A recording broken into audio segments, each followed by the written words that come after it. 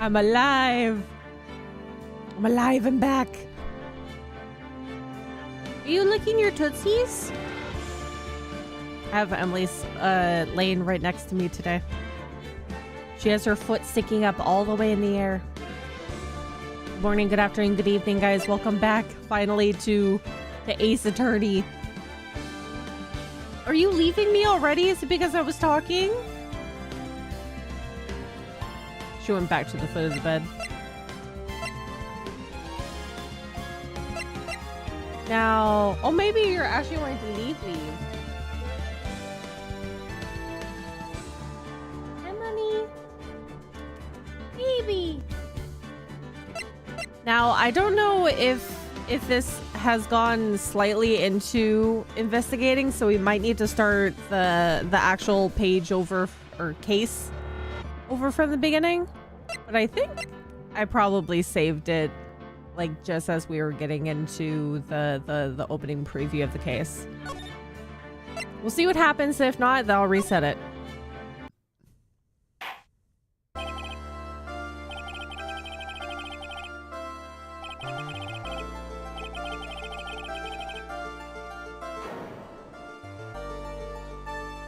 Oh no, maybe this is the beginning bit. Evidence and testimony we have seen have heard are conclusive. The victim was... Oh. Why did they always have to have the text go so fast? Is it because I have the text on fast? It shouldn't be the same case for cutscenes. Oh. Are they gonna try to pin me to be the killer? Again.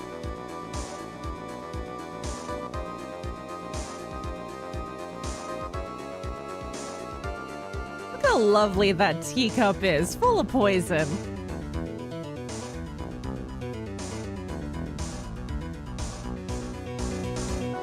The bringer of plague has returned. I wasn't the plague bringer.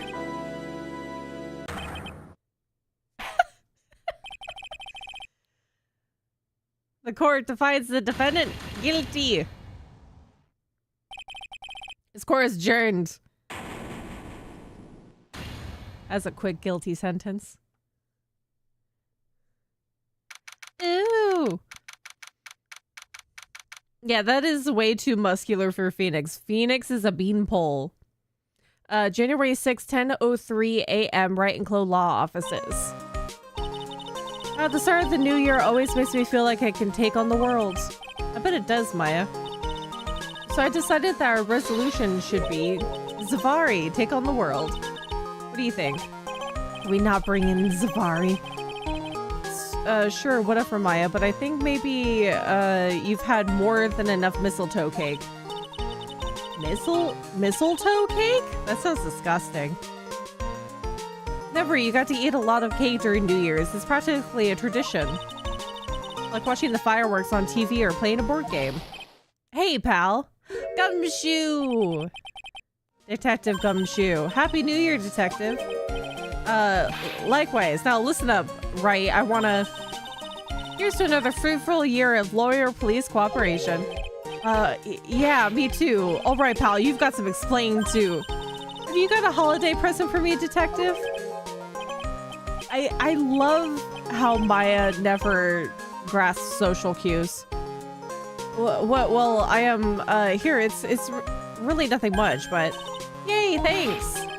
You're asking for a Christmas, New Year's present from Gumshoe, who's living off of ramen, if even? Look, pal, we need to have a talk. Take a seat. Hey, what about Pearly? You haven't forgotten her present, have you? No, I mean, yes, I mean, no. Are you doing this on purpose? Ah, I guess I'm busted. How did you like my first practical joke of the year? Very funny, pal. Now let's, see how funny you think it is when I show you this. That doesn't even... Other than the hair, the face is not quite right. That's not quite Phoenix. What is it, a magazine? Hey, I want to see. Deadly poisoning brings guilty verdict. Defense attorney Wright trounced.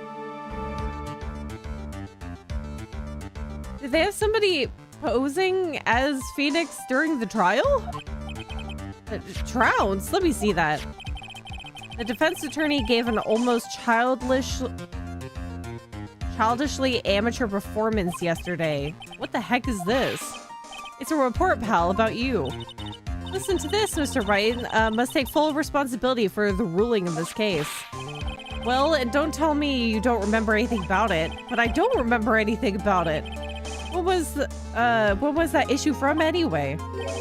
December of last year, which I guess makes it last month.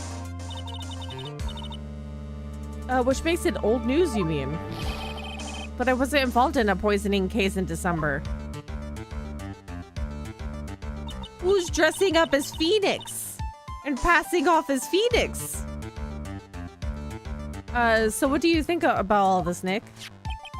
If it wasn't you, pal, then that leaves only one possibility. No way, you don't mean a phony Nick? It's so phony Nick. Phoenix. It's supposed to be Gumshoe's idea of a joke. Guess he's starting off the year with one too. An article from December 5th says I was trounced and my client was found guilty. I haven't had a guilty client once! An imposter. Hi, No Face. Also, hi, Legend. Added to the court record. What else? What's currently on my court record? Oh, nothing.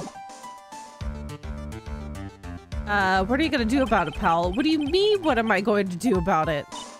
Well, it's your fault that the judge found the defendant guilty in this case. I wasn't even there! My fault. How do you figure that? Because the Phoenix Wright is super famous now. Well, maybe only sort of. Yeah, see what happens when you hotshots start getting too full of yourselves? But I didn't do anything wrong. At least, not that I can remember. What? Sir, I think you need to announce to the world that you were never in the courtroom on that day. You better make this right, pal, now. And that means taking the case back to court, got it? Seems like we've got our first case of the new year. Let's tackle it with gusto. I don't know. The judge already issued a guilty verdict once in this case. It's not going to be easy to get it overturned. I guess that New Year's resolution is going to have to wait until next year. So you're taking the case, right? Good. I'm gonna head over to the courthouse then. After that, I'll go back to the precinct. Drop by if you need something, okay, pal? The New Year's is starting off strongly in this game. I guess people are starting to know the name Phoenix Wright. If a client entrusted a case to me based on my reputation, I guess I'm kind of responsible. But why would someone want to impersonate me? What sort of guy would do that?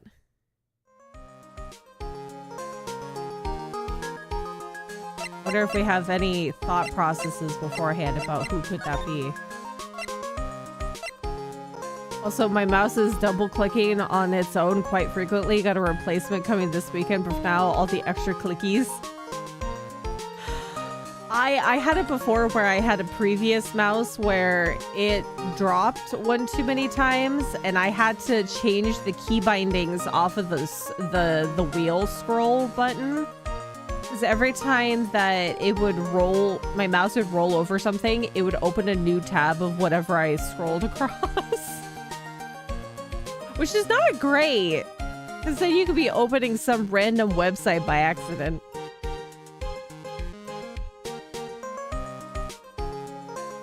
Thankfully, that was like a few mouses ago.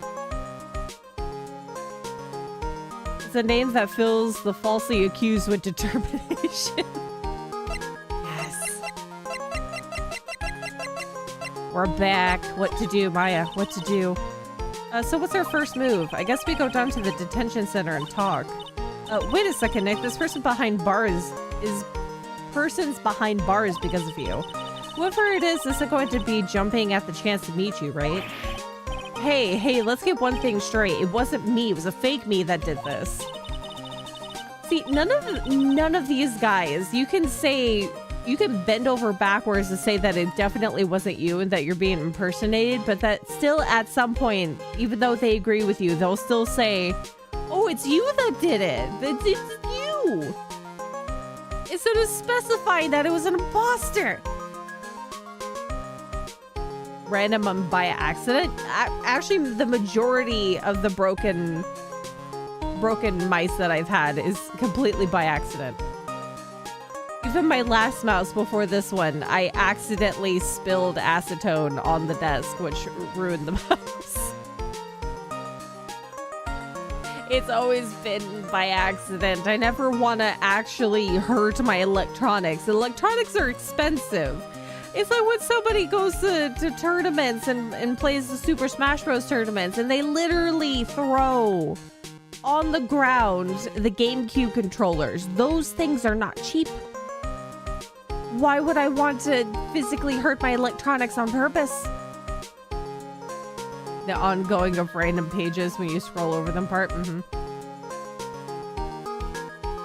I have a mouse or a hamster? I mean, if we're going off of size, it could be hamster.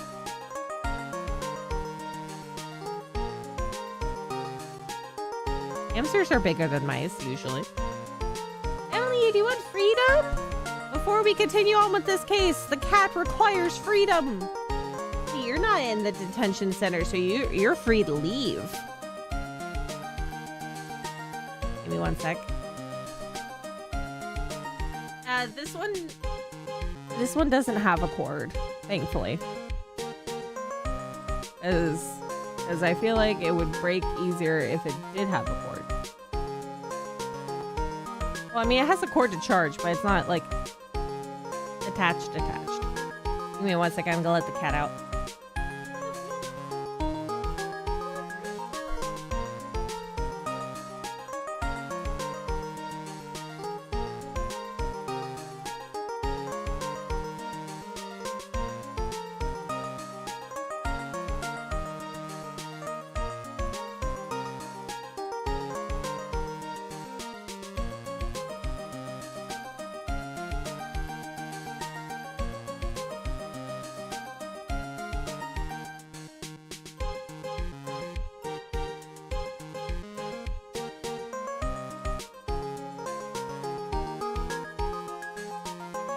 Kitty has been freed.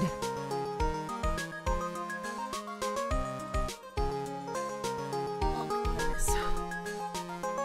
Hello. Give me one second. I'm gonna put everything back in place.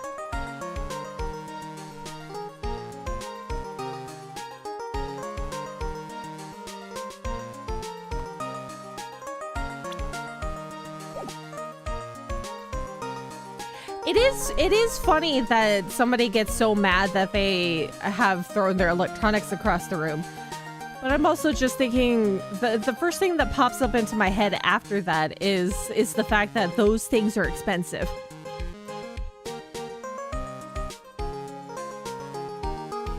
5 minutes tops and the cat wants back in the room, probably. Somebody will let her back in. She has learned the tactic of, if I'm not letting her back into the room immediately, she will find somebody else to open the door for her. Which is equally as cute as it is annoying. Because she wants to leave, but she wants me to follow her. Because she wants company when she goes to snack on her crunchies in the kitchen. But sometimes it's specifically me that she wants to be following her to get her snacks.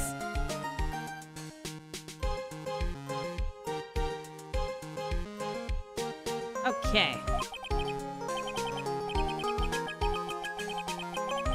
What kind of name for an evil double is Zen E-Hop? Zen E-Hop. Nick, I got it. If you're going to ask whether I've got a twin brother, the answer is no. Spoil sport. Okay. Move to the detention center.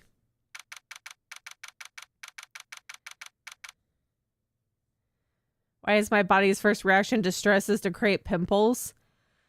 I feel like that's the I think it depends. There's a lot of stress reactions, and people can have like combinations of them too.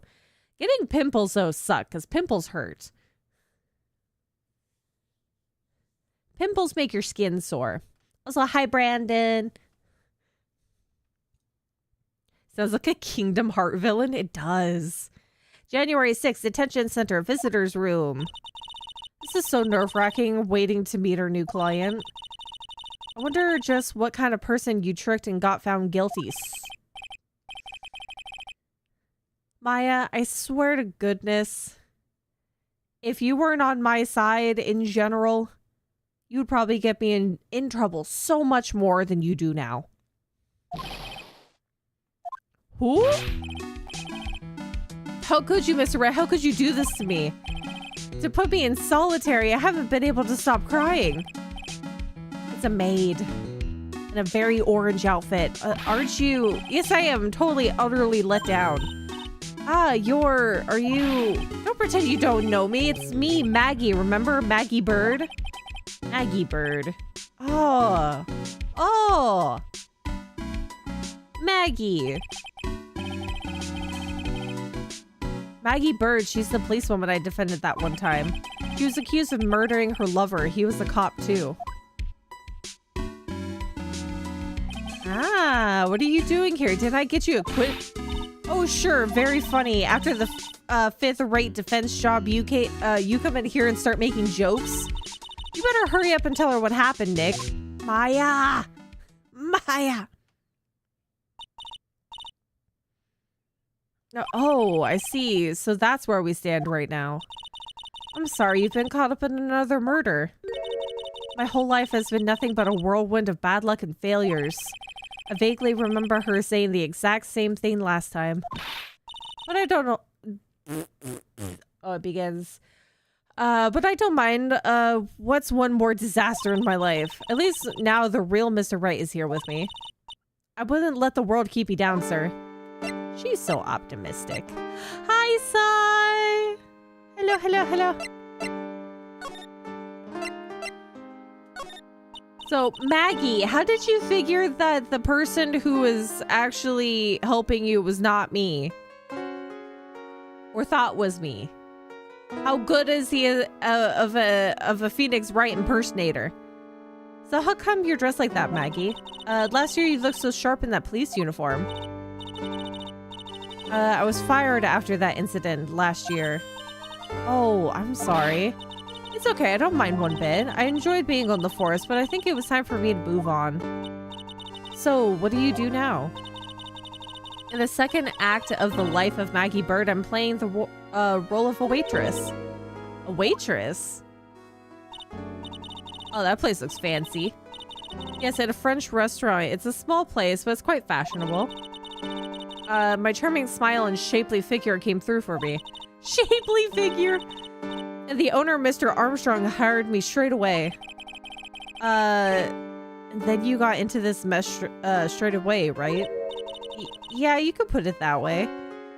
God, is every new job she's gonna get is gonna lead to a murder investigation?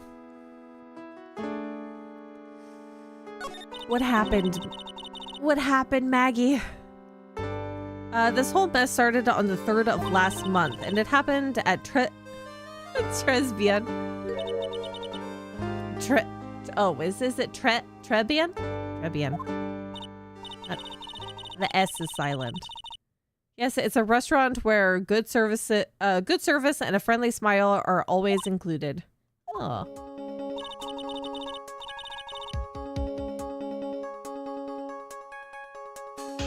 Look at the popped collar. What is on his eye? Trebian. I will probably, without a doubt, read the S every single time. There were 2 men at the table, both drinking coffee, and then...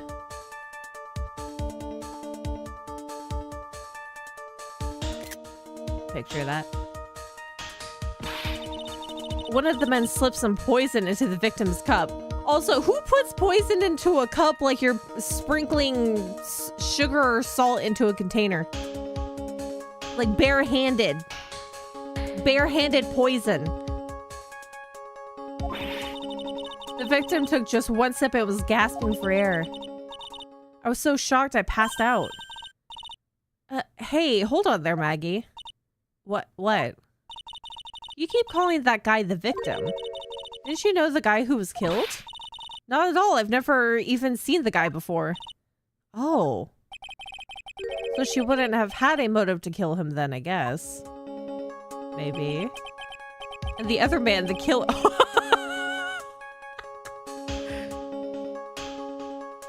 God, that's a built face. Oh my goodness. The other man, the killer, you saw him, right? Of course, a good waitress must be attentive to the clientele.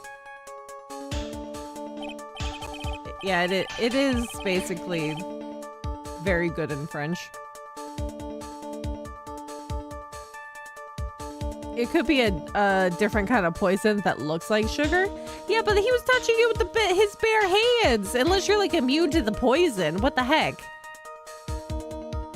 So you saw the killer, but you were found guilty of the crime anyway? How come? You tell me, Mr. Wright. I guess the answer to my question is my phony. Anyway, she saw the killer, but better see if I can get a description of the guy. The description's gonna be the fun part.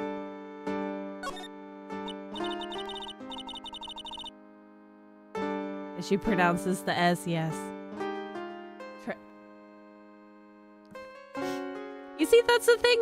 That's the thing about French is that you have... This is why it's so hard to be dyslexic and read things. If the letter is there, it's gotta be pronounced unless I know the word.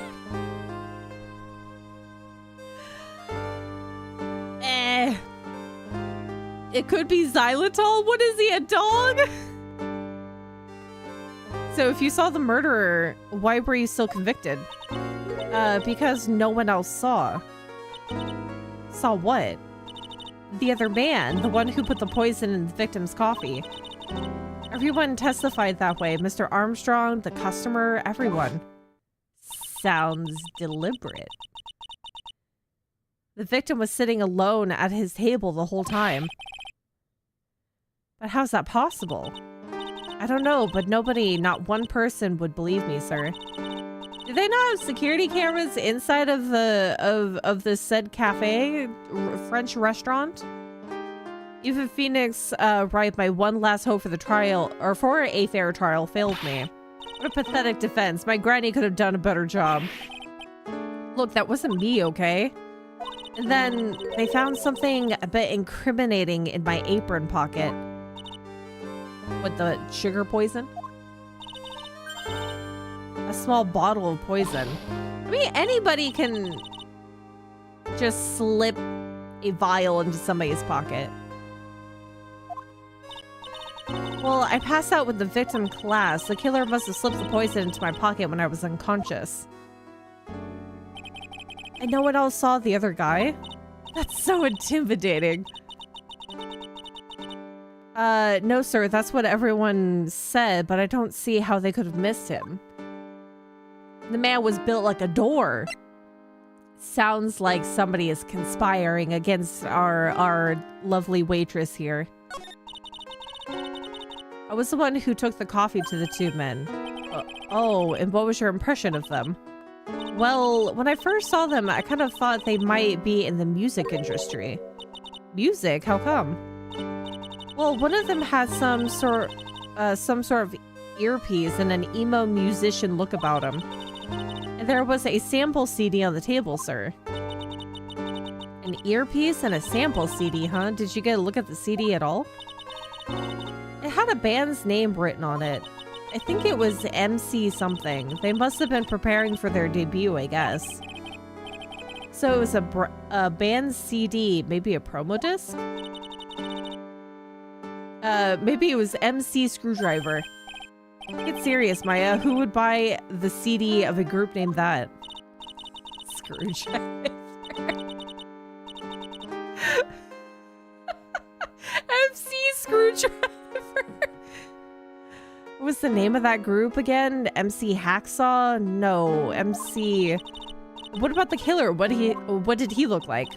Well, I don't really remember. Only that he was a young man, well built like the victim, really. MC Screwdriver. MC Lawnmower. Maggie! Okay. There. Present this. A newspaper. Oh yeah, I need to ask you about this. Hey, this article's about my case. Can you tell me anything about the guy who was pretending to be me? Yes, sir. It was the morning after I'd been arrested. I met you in the visitor's room here. You were wearing one of your super sharp suits. Me? Yes, you, Mr. Wright. Hey, Maggie, was my evil double I am here too? No, I don't remember a phony you, Maya. Oh, that would have been so cool. Then you got really worked up and passionate. I'm gonna get you cleared of this crime? Oh, he has an accent. Okay, I get the picture, but you've met me in person before, so how come you didn't realize that guy wasn't the real me? I guess looking back now, it was a little strange. Only a little? Well, okay, so you were a bit taller than normal, and you looked a bit shady. And your voice was a bit weird. Oh, and you had this kind of funny accent, and... So the guy was nothing like me then. But he had your spiky hair and blue suit. Everybody's a moron. Is that all it takes for someone to imitate me? Is the very specific spiky hair and blue suit? MC Power Drill. How about everyone else in the courtroom, like the judge and the observers? Didn't they realize he was an imposter? The judge is not gonna notice anything. He could be manipulated so easily at any time. And the guy that's across the way from you that is defending the said murderer, who's helping to get a guilty conviction on your side, he doesn't care.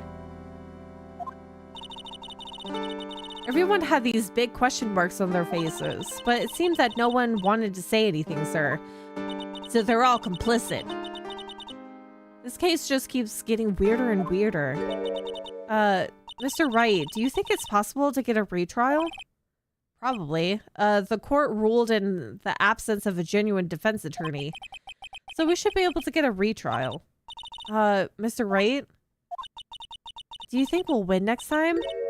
Sir? Oh, most definitely, because it's not an imposter. You got a full team back here. We have so many brain cells back here that are going to be working together. My life has been a full course meal of bad luck, complete with defeat for dessert. Since I was 6 months old, when I fell from the 9th floor of my apartment building.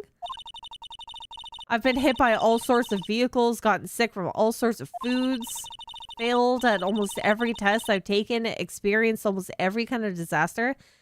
If she failed the test, how'd she become a police officer?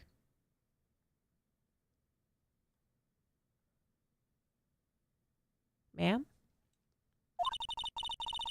I even landed a phony lawyer when I had the misfortune of being accused of murder. But I will survive because Maggie Bird always lives to fight another day. And one day I'll find it. Just you wait and see, sir. I'll find that one single moment of good luck. Well, I think that single moment is today. Zen E-Hop is really gonna pay for this.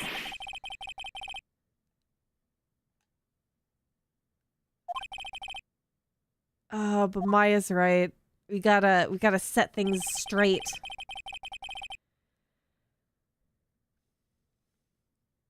But honestly, sometimes the thing she describes sounds like a small, like skill issues. Always loses at tic-tac-toe, for example. That does sound like a skill issue.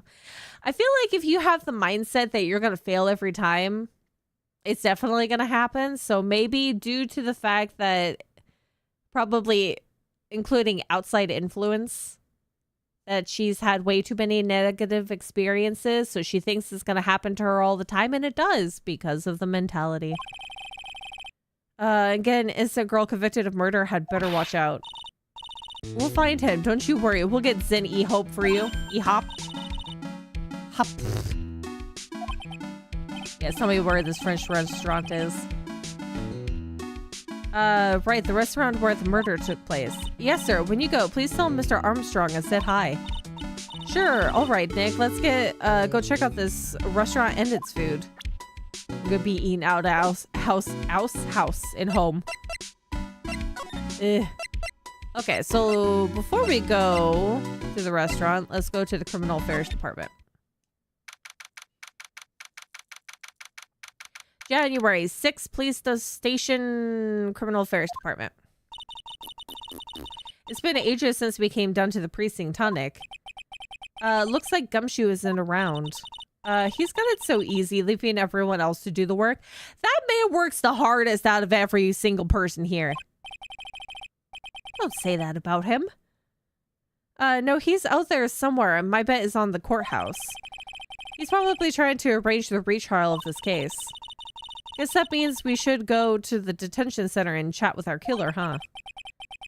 After being convicted without a fair trial, I'm not sure killer is the right label. Okay. Now we can go back here. Back over to the restaurant.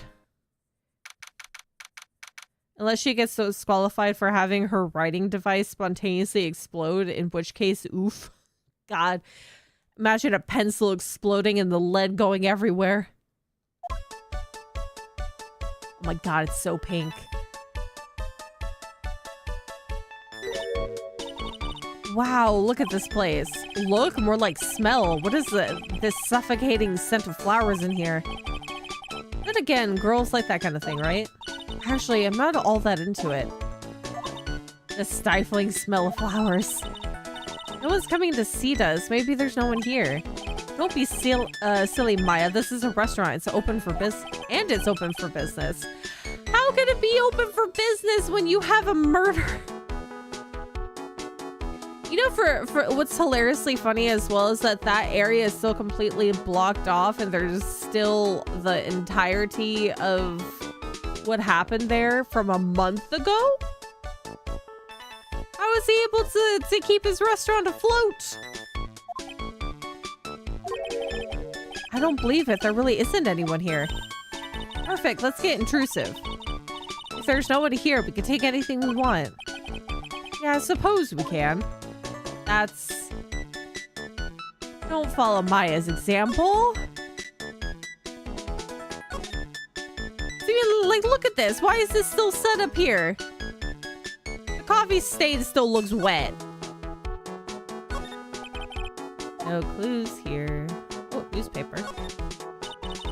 It's a rack full of fashion magazines, and they're all in French.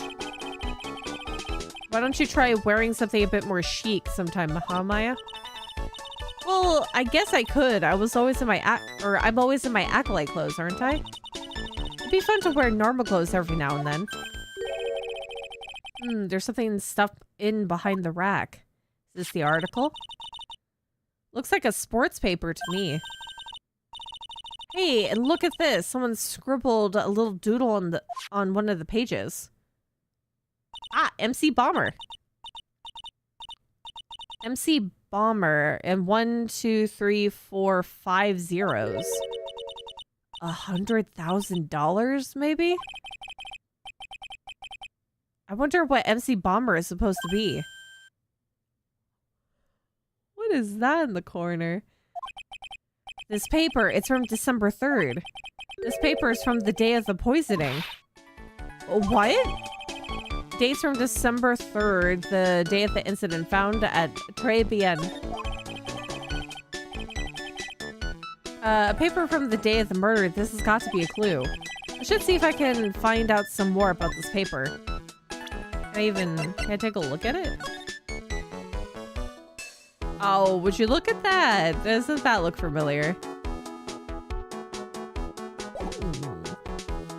Yeah, it's always the big text box that are in the way, but I can't remember if you can remove the text box with those. Yeah, it is mask to mask.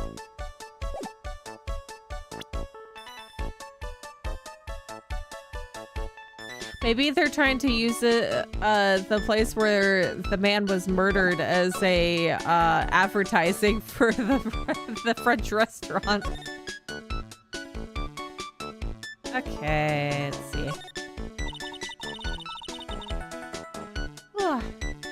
Look at all of the little trinkets tucked away in here. I bet Mr. Armstrong collected all of these personally. Let's see, a bouquet of flowers, some potpourri. And look, fine bone china cups? I never knew you were so cultured. Why do you look so concerned? Come on, Maya, this is common knowledge. Any Joe Schmo knows this much. Bone china? The heck is bone china?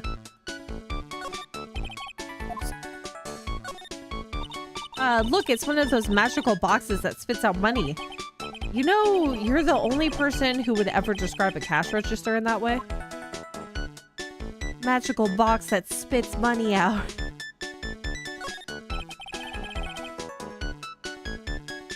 It's a restaurant's front entrance.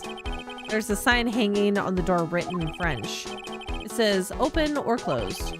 Must be one or the other, but I don't know which, since I don't know. I don't know shocks about French. Don't know about French. That is really interesting.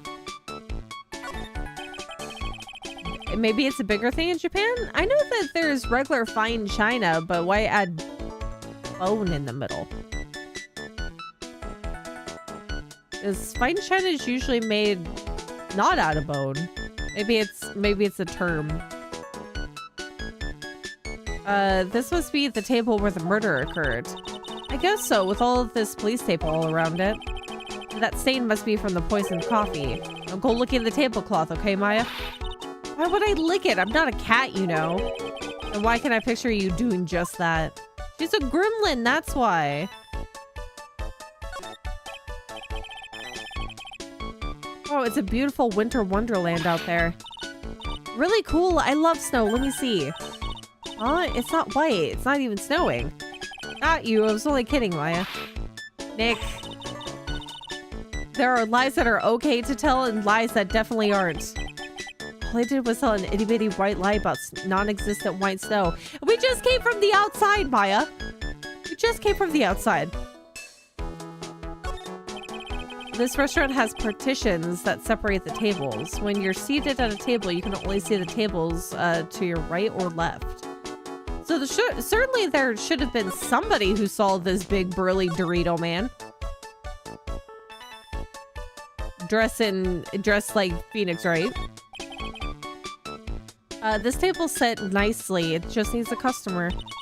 What do you think this flower is, Nick? Let's see. Well, it doesn't look like a tulip, but it's not a sunflower, I don't think. Sir. Sir, how do you know about fine china? Fine bone china, but you don't know what a sunflower looks like. Even I could have told you that.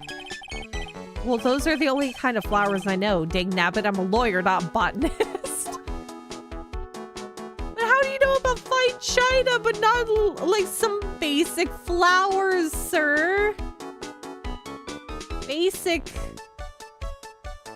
Most people know what roses, tulips, daisies are. Let's see. Must be more to look at. Oh, can we do this again? Oh, fashion magazines, all in French. Yeah, we found the sports magazine there. It has such cute music here. Oddly enough, Zen Ehope. Eop. Knows a lot about flowers, but nothing about fine china. Where's the rest of the clues? Is there anything that looks suspicious?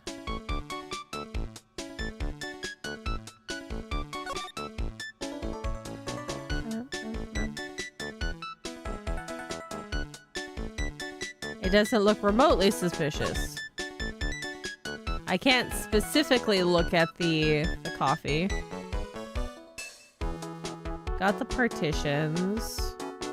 Got that.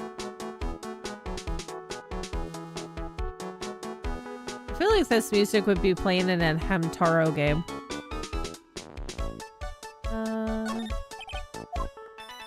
There's something. There's something else. Is it the weird jellyfish lights?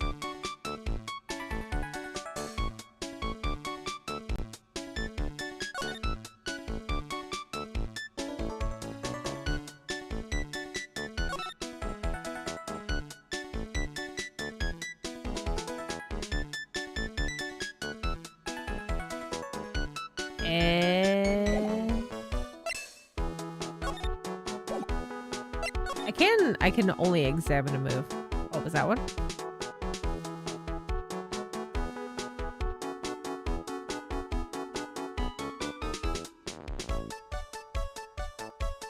Those look more like Lily of the Valley, but Lily... Oh, yeah, the lambs. I had to wholeheartedly agree that it looks like Lily of the Valley. These ones kind of remind me of poppies. I think poppies are not quite this shape.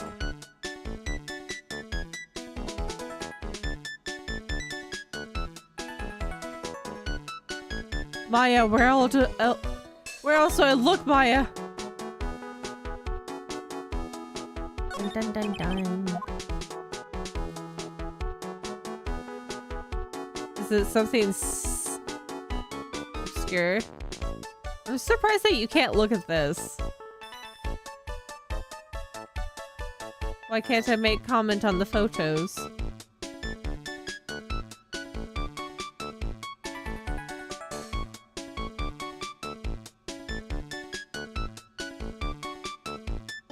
This music sounds like a summer excursion.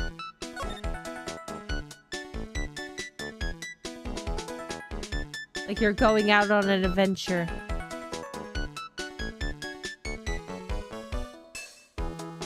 What the heck? There's nothing on the floor.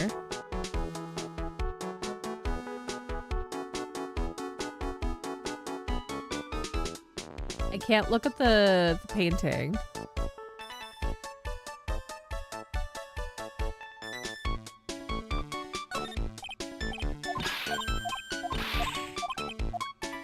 That's just a snow joke.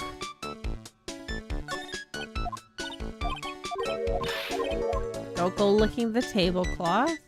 Partition. Nothing.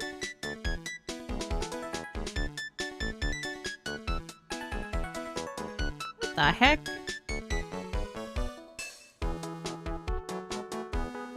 It always has to be something so small, doesn't it?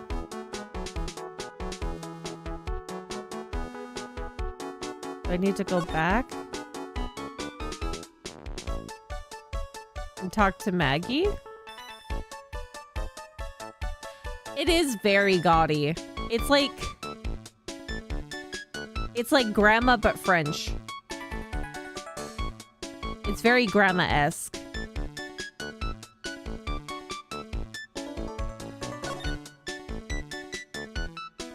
Okay, wait, let's try... Going back to the detention center real quick. And present this to you. Oh, it's a sports paper. Let's see. Did Gustin Braun manage to defend his heavyweight title? Sorry, Maggie, that paper is actually a month old. It's from the day of the murder. And Gutson got knocked out yesterday, I'm afraid. Oh, no. I found this paper in the magazine rack at Tribulations. Really? That's strange. Tribulations doesn't get newspapers. Mr. Armstrong says he's not really fond of them. He's probably going for the complete aesthetic route. Then maybe one of the customers left it behind. Anyway, what I want to show you what I want you to take a look at is this scribble here. That's it, sir. MC Bomber. That was the name of that was written on the CD. Just as I thought. Why is Mask to Mask drawn on the side of this newspaper? I guess it wasn't MC Screwdriver after all, huh? So that 100,000 must be a down payment for a record deal, right? If someone gave me 100,000, I'd sing for sure. The Master Kurain, the Spirit Song, or even Maya's theme. Oh, okay, Maya. So if the sample CD was on the victim's table, that means the newspaper may have belonged to the victim. Oh, you're right. So the victim left this behind on the day of the murder, huh? I think we better step up the investigation, don't you, Nick? Okay, back to here. Okay, cool. That worked out. That's what we need to do. January 6th. Oh God, there's gonna be so many words I'm gonna butcher.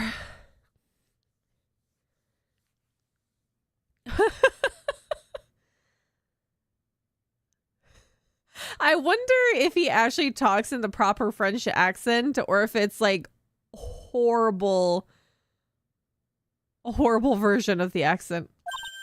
Bonjour. Oh, hello. What happened to Maya? She's frozen stiff.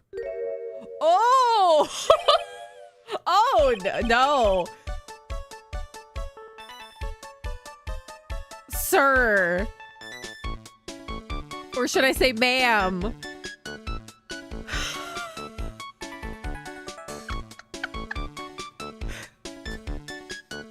Welcome to my petite restaurant. He did a full-on shimmy. Oh my God. Holy crap. B Avenue? Oh no, my petite tulip. Oh my God, he has no pupils. Sir, how could you be so ripped but so fabulous at the same time? Me? Look at this face, like God, I can't, his face. Look at this face, like La Kitten, La Kitten rejected by its own mother. Are you fatigued? None? None. Oh God. Look at his eye. Oh no. Alores, you need this. God, I can't do it. An aromatic bath oil melange. Melange? Oh my God, they're just gonna slap all sorts of French words in here. My personal Neroli and La Rose, my personal recommendation. You think I need what? I think he's saying you're stinky, Maya. Just add a couple of drops of this mixture to La bath water and voila. It will soothe your body and mind. It's simply fantastic. Really? For me? You see his eyebrows too? Everything has like this wavy bit to it. Oh my goodness. Me? Huh? Look at that face, like La Puppy rejected by life itself. You're fatigued, non? For you. That's the same thing! Oh my God, he's just JoJo's character, but much less flamboyant? Oil of bergamot. Maybe a hint of wee wee? I will add La Peppermint and La Polari sage for a fragrance exceptional. Why do you have to add la in front of everything? That's not how it works. Such an invigorating recipe will bring out your delicious beauty. Delicious beauty. Oh god.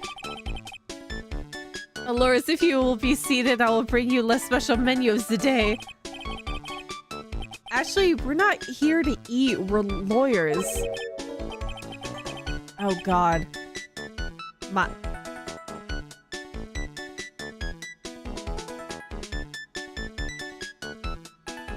Can I say I'm uncomfortable? Can I say I'm uncomfortable? Are you La Phoenix right now? Yes, you know me? We never forget a man who flirts with me, especially in court.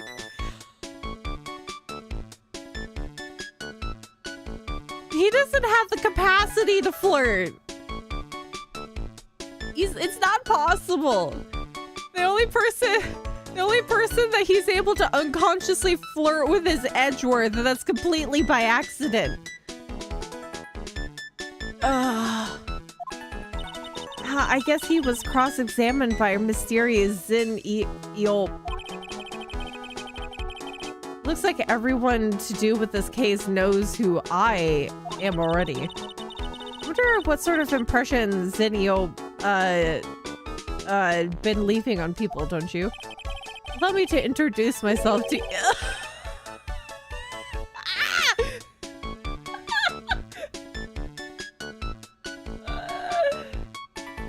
Oh god, I hate it. Allow me to introduce myself to you again. I am Jean Armstrong. Jean Day. He's such a character. Oh, sir, I need you to unpop that hip and put your hands down. Oh my god. He is 39. A witness in the case who is also into aromatherapy. Okay. Okay. Can we put those away, sir? So what does Tribulations mean? I know Trey, that means 3, right? Oh, no, none. Tribulations is... In English, you would say very good. Oh, very good. Exactment.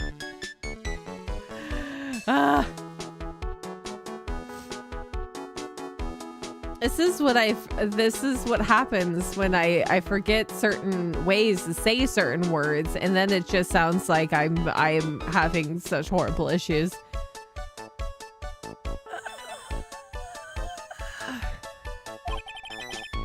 If the food's good, so why aren't there any customers in here? My cuisine is not for all. Some people's they do not appreciate the hot cuisine. Oh my god, I know all the pronunciations of this and it's painful, but that's the thing, is that you can't... The dyslexia is taken over. I can't not read it without having certain letters in there actually have vowels and actually be a part of the word. Oh my god. I thought everyone liked hot cuisine. Since I have lost Maggie and I do not have enough hands. So you're running this place on your own now? For the moment, no one has answered my advertisement au pourboire. Oh, please don't eyeball me while you say that. I am la chef. I am la manager. I'm also a trained aromatherapist. A roaming what?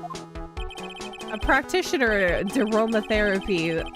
The art of soothing the souls with the delicate floral aromas.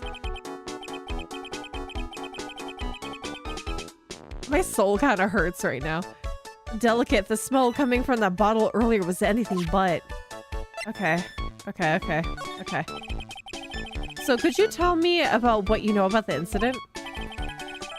Bien, it makes me sad to remember it, yet I remember it so well. More than a month has passed since it happened. Yeah, I guess it's been about a month since Maggie's sentencing. So it was the 3rd of last month after one of the after 1 in the afternoon. This is the other hard part is that specific words, okay accent, whole sentence, like 3 accents in one. A man who was in here for a coffee suddenly became ill because of the poison in his coffee. That is the truth as I know it. It was Maggie who took his drink to him. I was in the kitchen. I heard the sound of someone collapsing. When I came out to see what it was, he was already slumped in his chair. He was dead?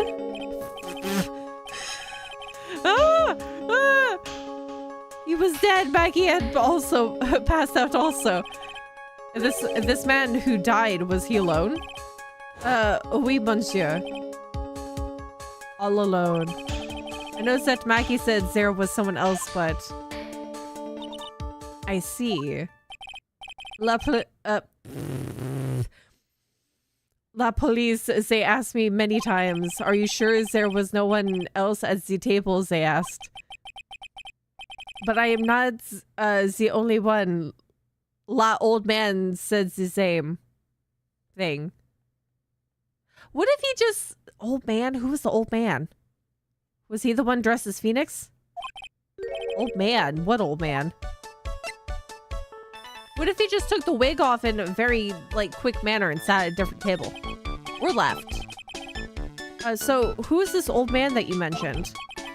At the time of La Murder, there was another customer in here. What? Someone else saw it?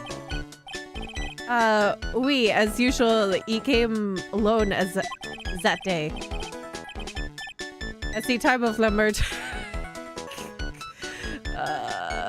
he was here, he saw it too.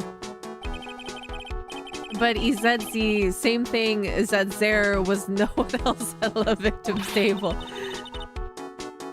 Is that gross pervert old man? Oh god. Oh, we'll see what happens. But Maggie swears there were 2 people. Mademoiselle, the lawyer, it could not prove this none. About the lawyer, that was me, I suppose.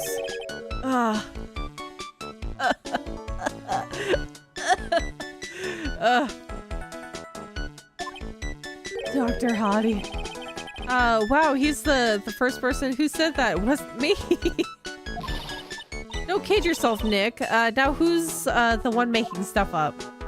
Okay, let's present the newspapers. I'm not a lawyer myself. I do not wish to speak out of turn. But your defense in the court, in court that day was a little, how you say, lacking, perhaps. Perhaps. Even a Frenchman who cannot speak any English could have done a better job. You're very cool, though. Oh, oui, so handsome. Wow, I wonder just how bad the defense could have been. Every time you opened your mouth, the old courthouse stirred. Oh man, that is something I don't want to imagine. Okay, what about this? We found this sports paper in the magazine rack here. One of my customers must have left it behind. Do you have any idea which customer it was? It's the only ideas I have, mademoiselle. I saved from my kitchen. You lying to me? Okay, Maggie. Maggie was a policewoman once. Nessipa. But she had to quit for, reasons beyond her control. She was less suspect in la murder investigation, no? Oh, you know about that. That is why I gave, to her la perfume for la happiness. Happiness perfume? We blended from bergamot. Do you put bergamot in everything? Like I have given to you before. But she's been arrested again and found guilty this time. This is true, her natural aroma of unhappiness must have been very strong.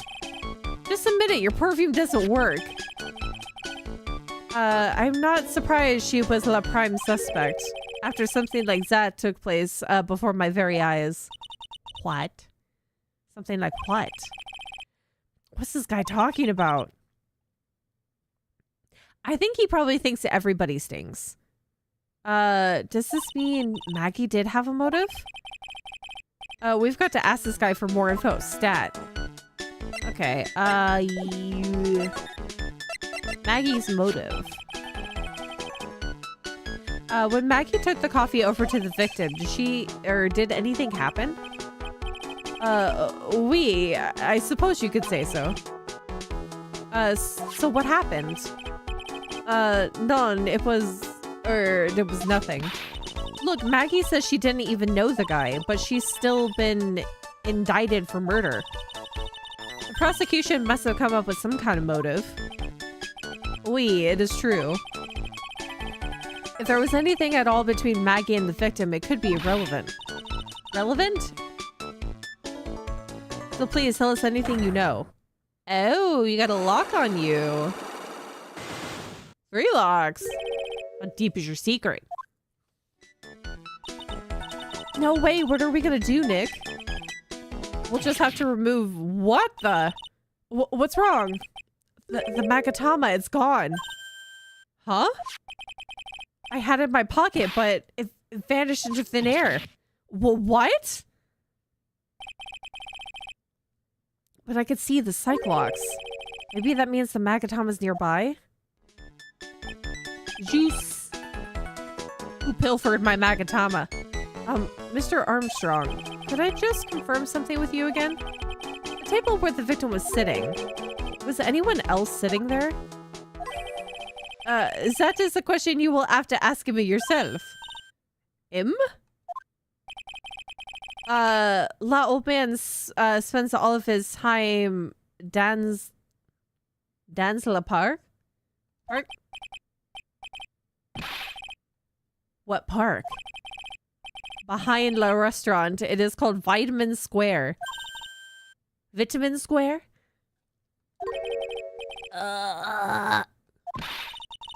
Let's go check out this Vitamin Square right now, Nick.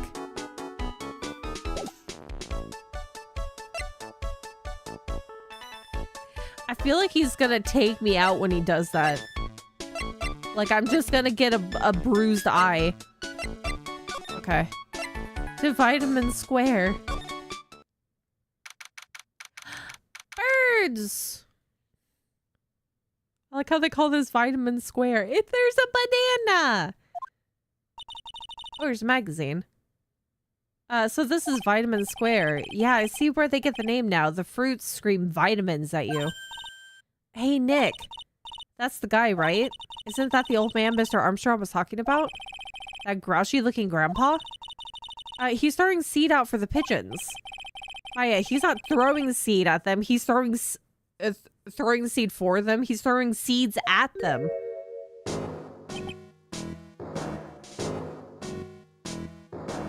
Oh.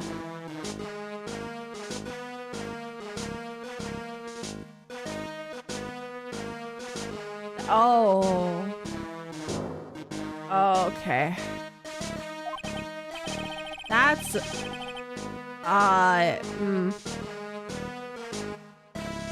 my grumpiness threat level has been raised to red.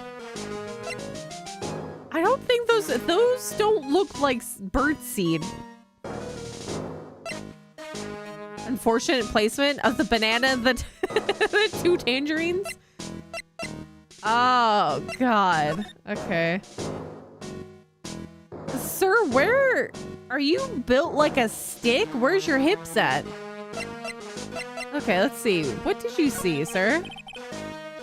Excuse me. It does look like natto.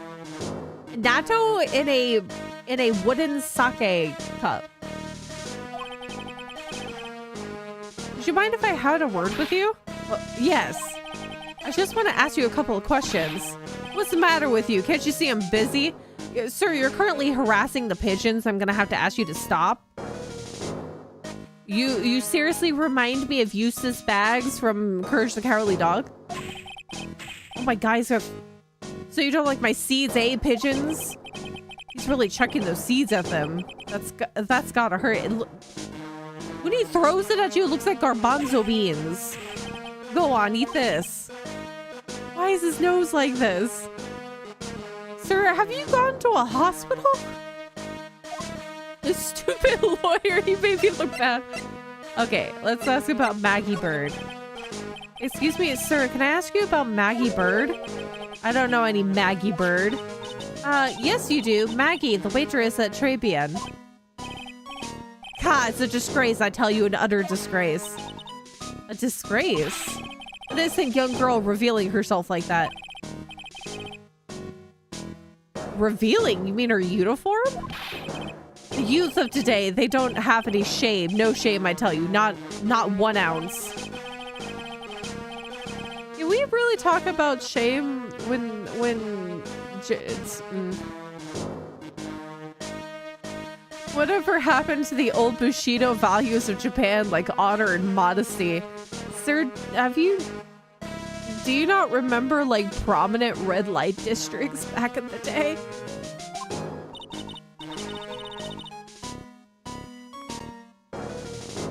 What about me? I'm not wearing anything revealing. Your problem is you lack any sense of grace. Talk about hitting a girl where it hurts. He just sounds like a complete butthole. Do you go to Tribulations a lot? That miserable excuse for a restaurant? That garbage they serve in there is not food. Where's the sushi, the tempura, the rice? Tribulations is a French restaurant, sir. Where do you think we are, a boy in Paris? I want real food, not those snooty snacks. Oh my god, he is built like a stick. What about those shameless girls? You mean the waitresses? You can see all the way up there. Yeah, the waitresses. They're practically naked. It's a disgrace, isn't it? Well, isn't it? Okay, so he is a bit of a pervert. Listen, it's not my restaurant. It's a miserable excuse for a restaurant, that place. Miserable. He certainly knows the place. He must be a regular. But if he hates it so much, why does he keep going? Because he's there to complain. Look at all those pigeons! Are you a regular at that restaurant, sir? It's just that if you dislike it so much, why do you keep going there? Yeah, we already know why he's going. Sir? There you are, you filthy pigeons. You want food? Haha, take that. He must be hiding something, right? If he is, I should be able to see a sight block or two. Oh, wait. I don't exactly have the Magatama right now, huh? Remember, Nick, that Magatama is only on loan. You better find it or else. If Pearls ever gets wind of this, I'm going to be in a world of pain. See, it's probably in the restaurant because we were able to see the sight block of the restaurant owner.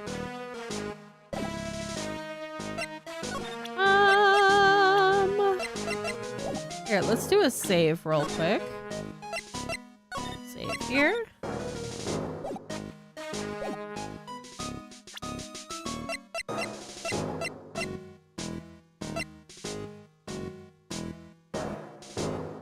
Okay. Let's examine real quick. Look at this.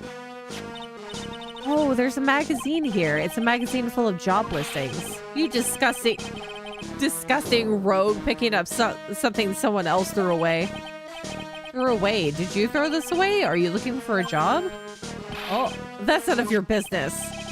Sorry, guess I'll just take the magazine with me then. I don't want anyone else having it. Give it back. Too bad. Now that you want it so bad, I don't want to give it up. Picked up from a bench in Vitamin Square, thrown away by the old man. Hey, that's mine. Okay. Orange. Look at this. Looking at this orange reminds me of what? That you're supposed to eat a lot of them to ward off colds in winter. You can't have fun during the holidays if you're sick in bed, you know. That's very true. You don't have to tell me twice. Pigeons! There's a white pigeon! Hey look, pigeons! Yeah, and heaps of them too. Did you know that pigeons are a symbol of peace? That's a dove, not a pigeon. It looks like there's one dove in there. Poor things, so they can't be symbols of peace and harmony just because they're gray, is that it? You're overthinking this one just by just a smidge, Maya. There is one singular white one in there. Strawberry. This place is so fruity. That's not a bad thing. Besides, I love apples. They're among my favorites. Then that apple slide is perfect for you. And what is so perfect about it? Oh, come on. Don't be a stick in the mud. Slide down it a few times. Go on. Woo. No way. I'd get covered in sand if I slid down that slide. Anyone can see that. Yeah, you're right. Otherwise, I'd give it a try too. It's a very big slide. Banana. Pigeons are cute, especially if you see the really, really fat ones. Big fat pigeons. I used to love sandboxes like you wouldn't believe. Really, you? Sure. Finding iron fillings in the sand with a magnet was my favorite thing to do. Iron fillings? Wow, that's too exciting for words. It was my ambition to collect every single shred of iron in the sandbox. I was such a kid back then. So, did you manage to get all the iron? No, I never did. I think I came close, though. Come to think of it, I still have all the iron fillings I found way back when. You want them? No. No, thank you. Anything else to look at?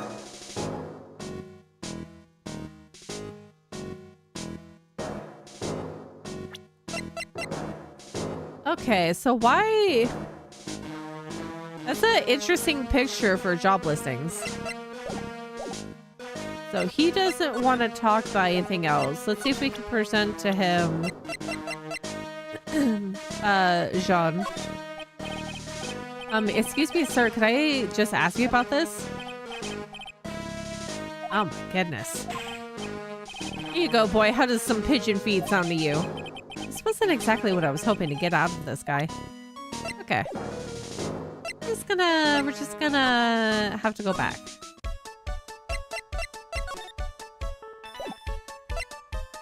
And present... Oh, he's not even going to tell us anything about himself, so... Let's see... Oh, that's not what I wanted to do. Not that one. Okay, let's talk about Maggie. Excuse me, sir, can I just ask you about this? He's all... I'm really concerned about the fact that his nose is literally the size of a cloud nose and bright red.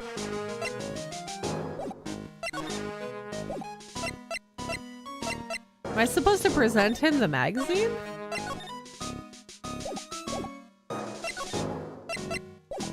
We gotta go look for the Magatama, so maybe we need to go back to...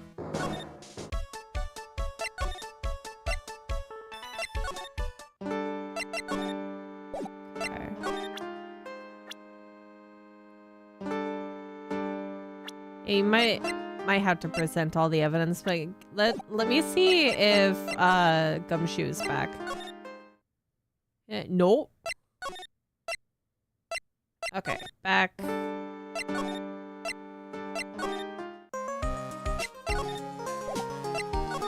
Okay.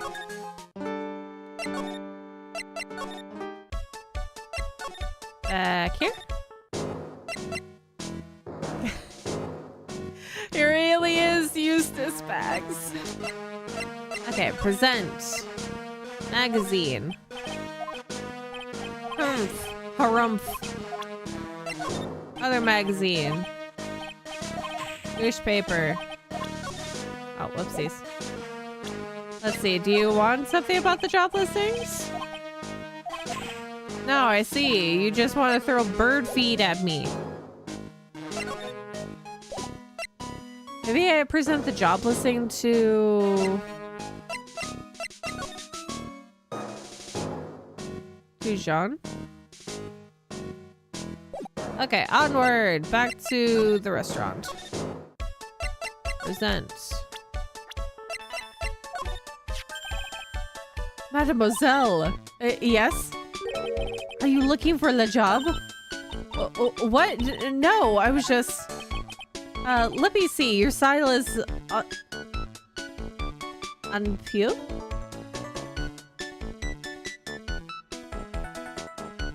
Is different, but you have a good face. Different. But...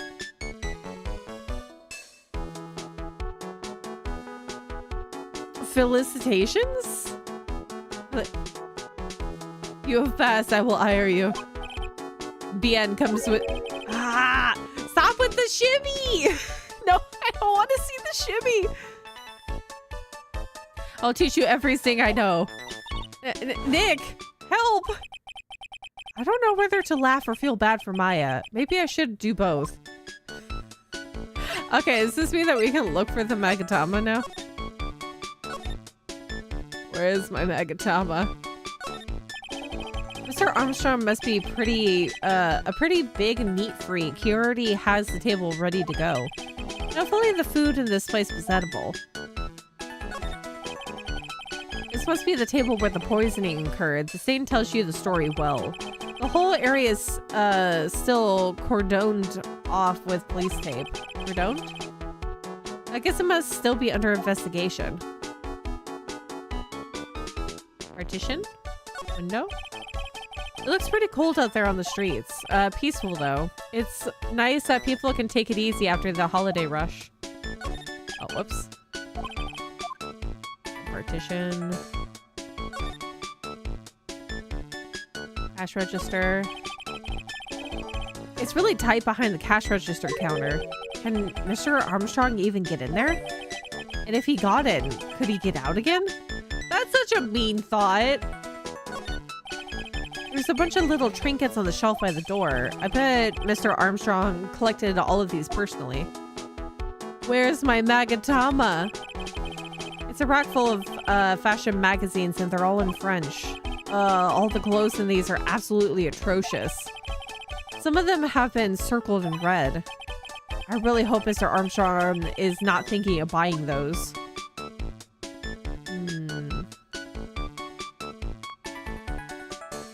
Am I supposed to leave and come back? Am I supposed to go back and talk to our resident angry man in the park?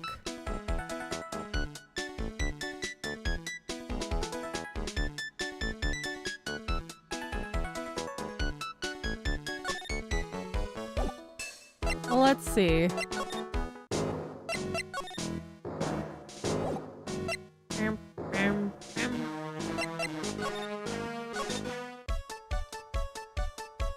Poor thing is probably being tortured in the back. Okay.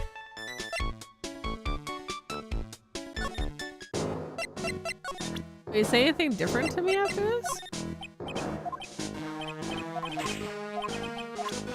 No. What do you... Maya? Goodness. The Tribulations regular?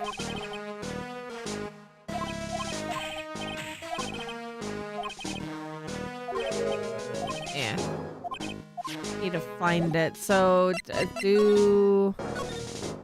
So it has to be somewhere in here. The question is where? And why is it here?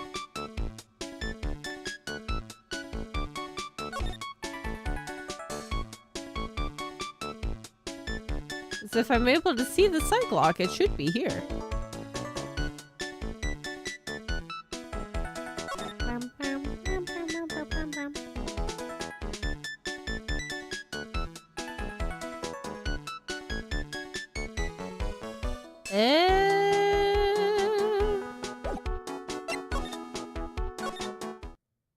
Oh. January 6th Detention Center Visitors Room. Looks like they have Maggie in questioning. I guess I asked her pretty much everything. I'll come back if there's anything else I need to ask her later. Okay, then, Wright & Co. Ah. January 6th, Wright & Co. Law Offices. Poor Maya. Looks like Mr. Armstrong's really taken a shine to her. I suppose I'll just have to let her work at the restaurant for a while. I'll go pick her up from, Tribune once things have cooled off. But there's nothing here. It's my desk. I don't get to use it much, so it's still super neat and tidy when Pearls cleaned it. From when Pearls cleaned it. So, to Criminal Affairs? Mr. Gumshoe? January 6th, Police Station, Criminal Affairs Department. Well, pal, have you found the evidence yet? The one that's gonna find her innocent? No, not yet, but we've only just started our investigation. Well, whatever you need to know, I'll give you the dirt on it. I'm putting off all of my other cases for now, pal. Gumshoe! Gumshoe's really fired up about this. Oh, yeah, one more thing. The retrial's been approved. Court sittings at 10 a.m. tomorrow. And Godot's gonna be the prosecutor. Oh, him. Now listen up, pal. If Maggie's found guilty again, yes? I'll make sure you get locked up for good. You got it? You got it, sir. I'll do my best. Maggie Bird. Victim. Maggie Bird. So the guilty party was Maggie Bird, huh? Yeah. Back when she was on the police force, you were her mentor when she was a rookie, right? Yeah, I kept a close eye on her. I mean, not too close, you know. Hey, what's with the funny looks, pal? I was just her. It wasn't anything like, look, sure, I was her boss when she was doing her training. But that was it. Nothing happened. Gumshoe sure is sweating up a storm over there over nothing. Oh, so that's it. Our big old Gumshoe has a little old crush on Maggie. I don't think it's little if that's the case. I don't like her or anything. Note to self, gossip with Maya about this later. We're gonna have to get back on Maya's good side after leaving her at the restaurant for who knows how long. Look, pal, don't tell anyone, okay? You gotta keep it secret, got it? Sure. And would you mind not guessing what I'm thinking all the time? Hey, tell your face, pal, not me. You'd have to be blind not to see what's on your mind. Well, Phoenix isn't technically actually, like, think thoughts in his head, so it's all out there. Let's ask about the victim. So, I was wondering, could you fill me in on the victim? Oh my god, why does he have what? Oh, he thinks he's from Dragon Ball Z. Glenn Elg. He was a computer programmer. I see, a programmer. He was just a regular Joe working for a small-time computer firm. Maggie never had any contact with the guy before that day, and all she did was take him his coffee on the day of the murder, pal. Yeah, Maggie also claimed to have never seen the guy before. Did the victim go to the restaurant often? Not according to the chef. Said it was the first time he'd seen the guy. A programmer and a first-time customer at that. What possible reason could Maggie have had to kill a guy like that? That's what I thought, but a motive was still somehow established in her trial. You're kidding. What was her supposed motive? Sorry, pal, I'm real busy. I haven't even got enough time to sift through these papers. Look into it yourself, okay? What could this motive have been?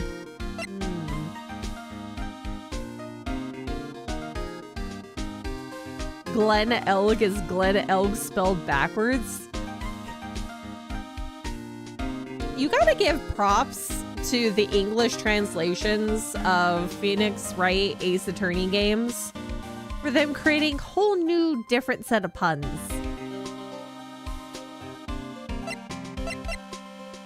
The work that had to go into this. Well, I'm gonna take a sip of my coffee.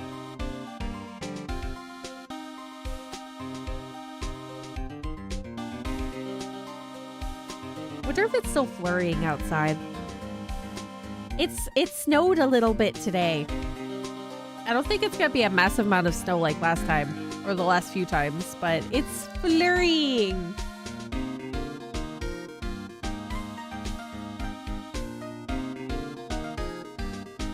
It is particularly cold in this room today, which is very nice because I can keep my feet underneath the blankets. This isn't really a proper investigation. I'm kind of working on it by myself. Oh, that's right. The judge already ruled on the case and all the evidence is in already. The only problem is with Maggie's testimony. Yeah, it doesn't sound very good for us, huh? Look, pal, I got a mountain of papers on this case to look over before tomorrow. So I'm just gonna say this. Maggie Bird's no liar. Okay, so she's a bit out there and a bit off base sometimes, but she was a good cop. That's not exactly complimentary, you know. So what do you think really happened? And just how contradictory is her testimony? Contradictions. The biggest problem with Maggie's testimony is the number of people at the table. Yeah, my thoughts exactly. It still looks so funny. Maggie still insists there was another guy sitting with the victim. Right, but get this. Everyone else in the place says the guy was alone, even the chef. And then there's that CD. CD? Oh yeah, she did mention something about a CD. And there was a sample CD on the table, sir. But the guys turned that place upside down. There was no CD. What? Not on the table, not anywhere in the whole restaurant, pal. But didn't Maggie say the victim was wearing an earpiece too? I got cat hair on my nose. Ugh. Yeah, but that was for the portable radio in the front pocket of his hoodie. Portable radio?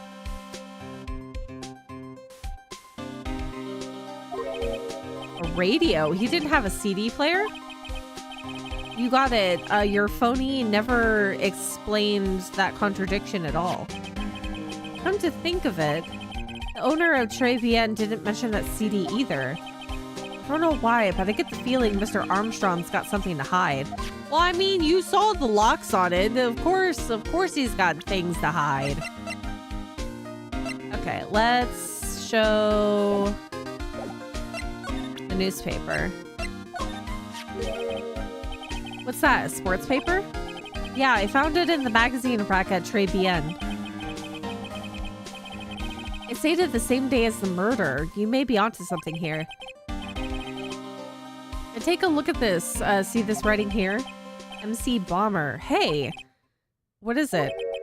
I've heard that name somewhere before. Yeah, MC Bomber.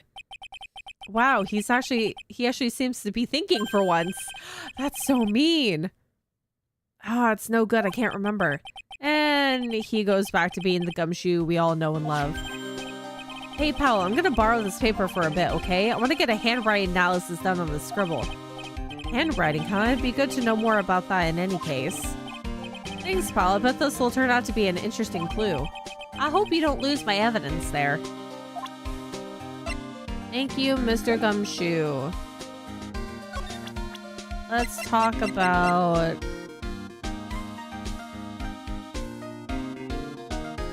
It's such an interesting looking face. Okay, so let's ask about Armstrong, maybe. The chef of Tribulations, huh? You know what that chef said to me? Ooh la la, your body is full of toxins. And then he gave me this bottle. What's in it? I don't know. The label says juniper. I'm under orders to put a few drops of it in my bath every day. Under orders? Yeah, you know, there's something about that lady. I mean, guy. You can't stop thinking about him? Not like that, pal. Give me a break. He's not my type. I mean, I can't stop thinking that he's involved with this case somehow. It sounds like he knows a little something more about our charming chef. Oh my goodness. Okay.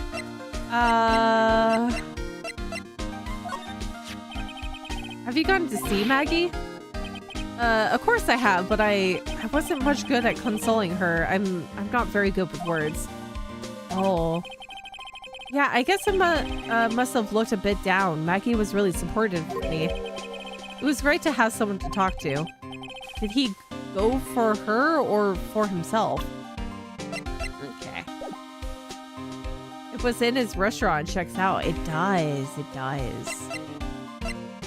Okay, so let's go back. Back to Tribulations? No? None? Vitamin Square?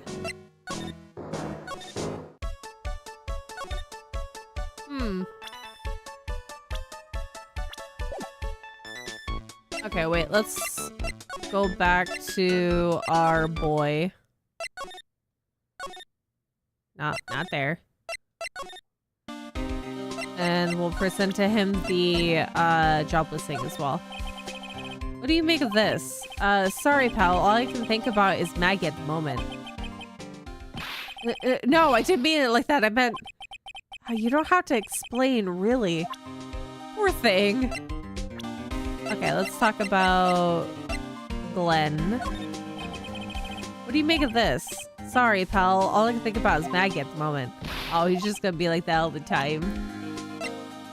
This baby. Hey, so how come she's not with you today? She's working down at the restaurant right now. Working, huh? Yeah, it's tough being broke. I would know. Okay. Next time I see her, I'll show her how to make the world's best instant noodles. We low earners have to sit together. It's the only way. Why is he shaking my hand with such enthusiasm? I love Gumshoe. Ah, the charming chef. There we are. So what exactly is it that caught your attention about the chef at Tribulations? It's kind of hard to say. The guy's probably not even connected with the case anyway. Hey, come on, detective. Didn't you say that you'd give me the dirt on anything? Well, this sort of stuff is kind of unimportant, gossipy stuff, you know, pal. Look, how about this? You go to Tribulations and investigate the place yourself. And if you find anything anything suspicious about the guy, you report back to me, okay? I mean, there's so many things that could be suspicious about this man. Person. Pink thing. Don't suppose I get a choice in this, huh? Guess I better find out more about the chef and Tribulations and then report back to Gumshoe. Cool. Okay, so I think that means that we can probably go back now. Maya! Maya, are you alive? January 6th, Tribulations. The scent of flowers sure is strong. It's almost making me dizzy. Oh? Whomst? Oh, hello? Who was that just now? Customer? She had sort of a dark aura about her. Ah, welcome, B Avenue. Wow, what a cute voice. Aw, Maya, look at you. Oh, it's just you, Nick. Maya. Well, how do I look? Maybe you should quit being a spirit medium. Maybe, but it's kind of boring being a waitress. I mean, you're my first ever customer. And who was that woman I just saw? A ghost? Oh, since you're here, you might as well have something to eat. I'm kind of hungry, actually. You know, I would be more worried about Maya eating my food on the way of her delivering it. Yeah, was that Wednesday Addams? That was a pretty looking lady. She's very gloomy, very svelte. Okay, Maya, are you okay? Waitress. So how do you like your new job, Maya? I never knew there was so much for a waitress to do. Take people's orders, bring them their food, make coffee, work the cash register. Of course, we need a customer before I can do any of that. Yeah, it's a nice looking restaurant. It's a shame more people don't come. Don't forget about the ultra cute waitress. Check out my gimme a tip smile. Give me a tip smile. Hey Nick, why don't you order something? The chef's preparing a tasty lunch set at the moment, or so he says. How much is it? It's the twin tea set, so it's $20, of course. 20 bucks? That's so much. The twin tea set, I believe I'll be taking a pass on that. It's kind of expensive. Oh, what? But you can't. Come on, Nick. It's not not every day I get to be a waitress. I want to try carrying plates and working the cash register. How about cleaning the toilets? That should keep you busy. Yeah, right. Maybe later. About the lunch. Oh, a fine choice, sir. No, Kitchen, a lunch special, please. With all the extras. Drink, side salad, dessert, and gift. I don't need any of that. That's probably like $100 right there or more. Just a moment, please, sir. Maya's really getting into this. So how much is this set lunch then? $20, huh? No, it's gonna be definitely more than $20 after this. A drink, a dessert, a gift, it's a lot. But with the drink, side salad, and dessert, it's $45? You know what? That's not as much of an increase as I thought it was going to be. Hey, wait a sec, Maya. Sorry to keep you waiting, sir. Here you are, our deluxe fortified lunch set. Didn't we just ask for the twin tea? Why is there one singular shrimp?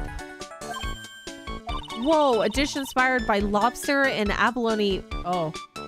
With a balsamic vinaigrette. Bon appetit. Thanks? Come on, Nick. Hurry up and try it already. Lobster, huh? That doesn't look like a lobster. No, that's a lobster. Yeah, why is the head still here? All right, down the hatch it goes. Well? Are you hungry, Maya? I'm starving. Here, it's yours. Oh, really? Oh, remember, Maya, my wallet didn't print money, so you better polish off that plate. Doesn't print money.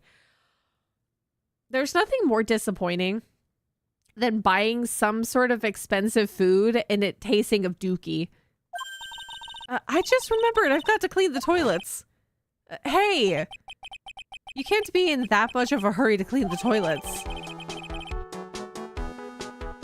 Trabian lunch special costs $20 despite how unbelievably bad it tastes. I'm surprised that's not more expensive. How does that guy manage to make good food taste so bad?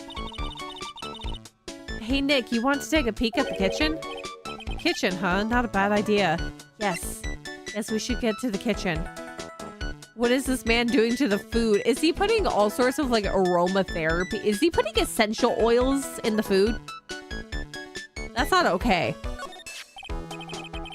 Now, what was it that Maggie said again? In the kitchen, you'll get to see all of the chef's greatest secrets.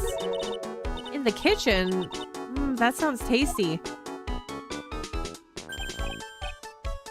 Hey, wait up, Maya. What is it? I'm pretty busy right now. Weren't you going to show me around? Oh, there goes my plan to find some cool clues and show it off in your face. I'd better conduct the search in the kitchen myself. Okay. How bad's the kitchen and what are you using to cook the food with? Is this a violation? Oh my god, look at all the same bottles there. Also, this seems like a fire hazard with all these additional pink sheer curtains. Over the stove? There's the Makatama. Ah, here it is. The famous Tribulations kitchen. It's my first time in here too, actually. There's a weird atmosphere in here, that's for sure. Mr. Armstrong will be back soon, so we better search quickly. Chop chop. What if it was him that was dressed up as me? That... He's built. No, I don't know how he got the chiseled chin. Maybe he's a master at makeup. There's my Magatama! Okay, first, let's look at this. What's this? It looks like a treasure chest or something.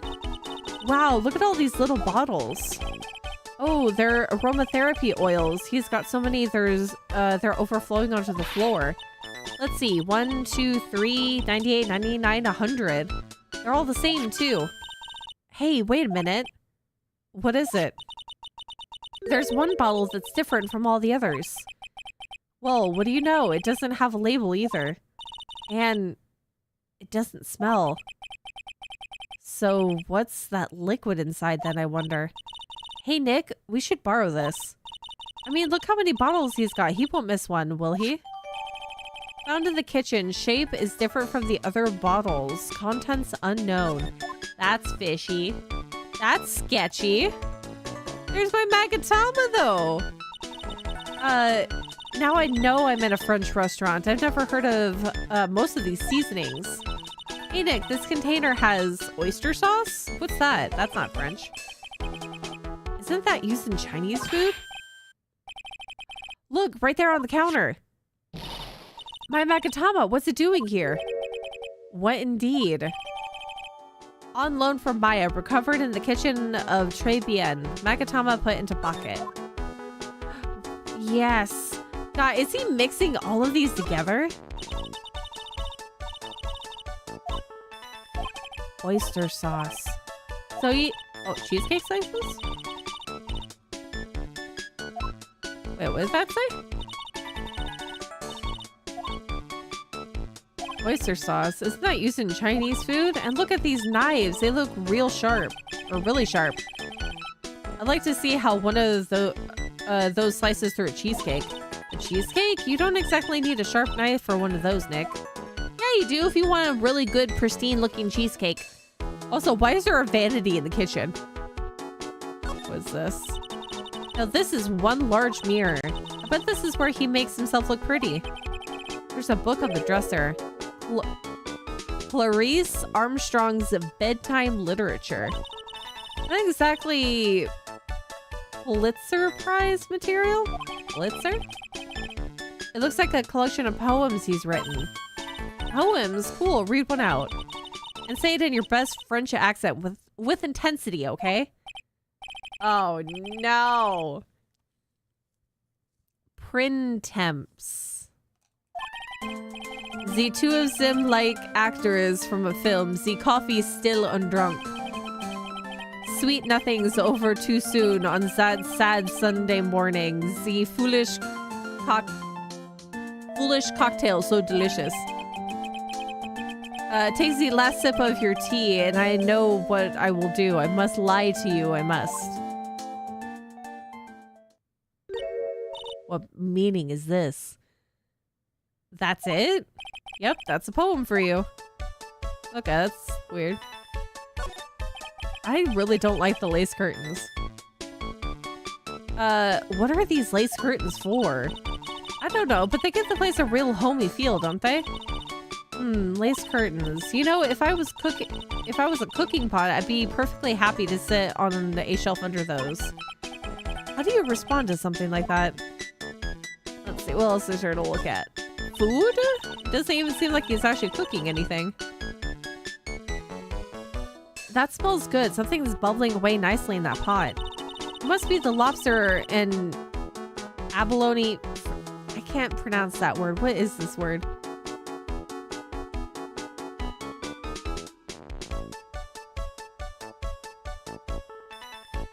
I'm not even gonna pronounce it.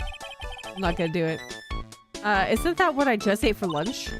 Maybe, what you ate is the only French dish I know the name of. Oh dear. What else? Even has roses back here too.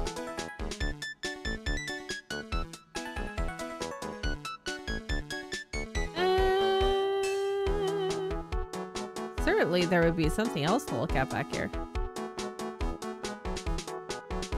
I guess since we got our Magatama and figuring out he's mixing some really interesting sauces together. Probably go back.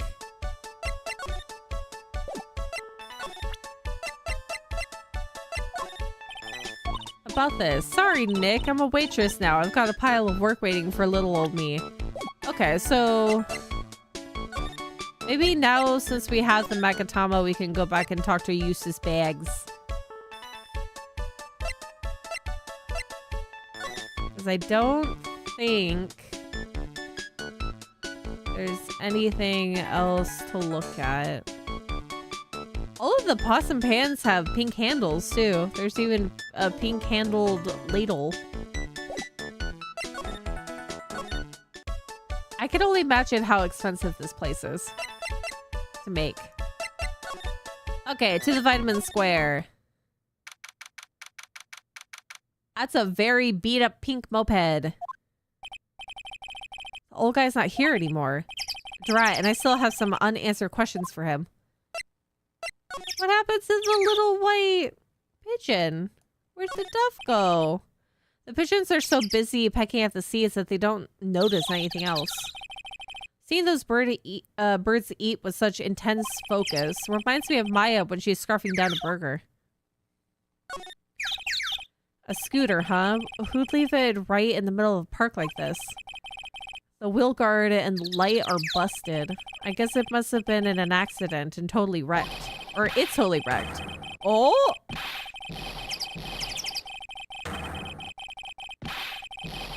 Oh my god, did somebody break bones? Are you okay? Oh!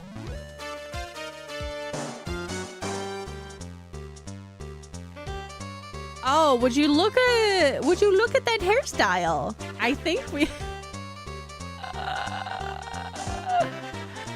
I think we have found our imposter. Oh my god. Who else would literally have a hairstyle like this? What do you think you's doing with my bike? No, oh god.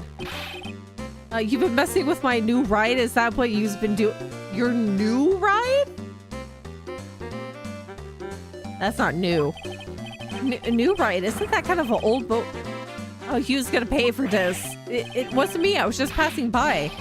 Hey, then who's the one that covered my saddle and crap? The pigeons? Hugh's gonna pay. You catch my drift? Why are these characters have such thick text accents? Oh my goodness. How dare you copy my hairstyle and be like this? A wise guy, eh? I ought to beat you so hard it'll feel like you were smooching the express train. Smooching? You better watch your back. This ain't over. Why is he all red? I'm gonna round up a group of lawyers and then you's gotta pay up. Actually, I'm a lawyer myself. What'd you say? I'm Phoenix Wright, attorney at law. Oh my. This man's very eccentric and he has sideburns for days. Phoenix Wright. You say you Phoenix Wright? Yeah, I am. So you's a wise guy too, huh? Because I'm Phoenix Wright. The one and only.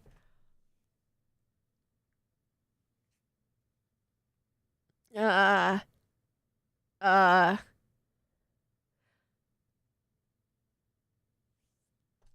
you looked at yourself in the mirror? The only thing that's even remotely similar. Phoenix is a wuss. Look at you. Out of my way, I gotta cruise. This man is going around on a beaten up pink moped. Dressed like that? With anger issues? Just yelling at all everyone he passes by? He's gone. Are you saying that's what he looked like the entire time and the only... They said he was wearing the blue suit. That doesn't look like he was wearing a blue suit, and the only thing that was similar was the hairstyle. You didn't notice? Nobody noticed that his skin was bright red? It was evidently enough to fool the judge, Maggie, and possibly the other lawyer. It's... Oh, God. The pain in the Brinkle department. His suit is there some color blindness going on? But I thought red didn't look blue when you're colorblind. Surely that guy wasn't my phony, was he? He wasn't anything like me. I guess I better make a note of the scooter. Written by my phony. The wheel guard is all smashed up. Ah, pathetic. Oh, he's back. Good. Oh, it's you. A few threats from a little brat like that. And you look like a pigeon that's got seed in its eyes. Have you been here the whole time then? Where were you hiding? I was in the strawberry. I had some thinking to do. I don't think you need to be hanging around the park here, sir. More like you had some cowering to do. What the heck? Okay, so we can ask him about the Tribune. Are you a regular at that restaurant, sir? It's just that if you dislike it so much, why would you keep going there? Sir? There you are, you filthy pigeon. You want food? Haha, take that. There we go. Oh, he has 3, too. I knew it. This old guy has got something to hide, but what could it be? Also, who the heck stole my Magatama? Was it our phony tiger man? What the heck? Okay, so let's save. Welcome back. Hello, love. Emily is back. Save and present the Magatama. Oh, maybe this guy also has issues with smelling. Because of his nose. Maybe he also goes for the aromatherapy, or maybe the reason why his nose looks the way that it does is due to the aromatherapy. Hi, love. Welcome back. Eat the baby. The baby's here. Okay, let's see if I can do this. It's time you told me the truth. Why are you a regular at the restaurant, or at a restaurant that you dislike so much? Isn't it obvious? People only have one reason to go to restaurants: to eat. To eat? Is that the whole truth? What do you mean? I don't think you go to that restaurant for the food at all. Unless he can't smell anything, then that means he can't taste anything. You insolent brat, how dare you accuse me? What proof have you got? I can tell that not you nor anyone else in the world would go to that place for its food. Yeah, because we have the lunch special. Present. The proof is in the pudding. Or in this case, the lunch menu. That's the twin tea set. The food at Tribune is terrible and expensive. You're wrong. It's cheap. Huh? I'm rich. I inherited money when I was a boy. Yes, I'm stinking rich. I haven't done a jot of work since I was born, other than feeding the pigeons. What a load of crock. The taste's another story, but the price is nothing to me. So you're saying that you go there because you've got money to burn? Exactly. I have so much cash, I go for a... Hold on, let me fix that. That was a sudden onset of crinkle. There we go. I have so much cash, I go for a swim in my money vault every day. What are you, the grandpa duck? I can't, Mr. Scrooge? Unfortunately, that's a lie. You don't have money to burn, you're flat broke. Yeah, because of the job listings, sir. Why would you look at job listings if you were swimming in money? Supposedly. My magazine. Why would a rich retiree be looking for a job? I was... oh, so what? I was looking for a job. I'm buying a lot at the moment, and I need spending money. Oh? I don't go to that restaurant for food. I just go for the Javachino. Javachino? Yeah, I think you mean a cappuccino. Anyway, how much does a cappuccino cost there? $8. Those had better be some golden beans. I feel like that's close to the average of what you would get for coffee nowadays. Like artisan style coffee. It's not just like your regular black coffee. What's your problem? You think a poor man would be better off drinking dishwater? Do you? Is that it? No, I wasn't thinking that. I was wondering if the coffee there is really that great. Probably because it's not made by the chef. No, it's not, but anyway, yes, the place has free newspapers to read every day. No, it doesn't. Newspapers? Exactly. They don't want me hanging around at home, so I go there. I'm sorry, sir, but there are no free papers to read at Tribulations. Oh, fudge. I don't...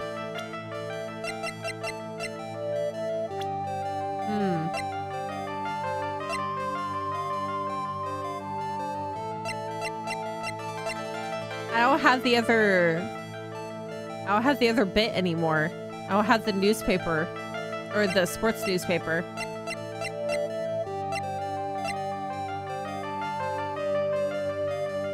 Would that even... Does the regular newspaper work?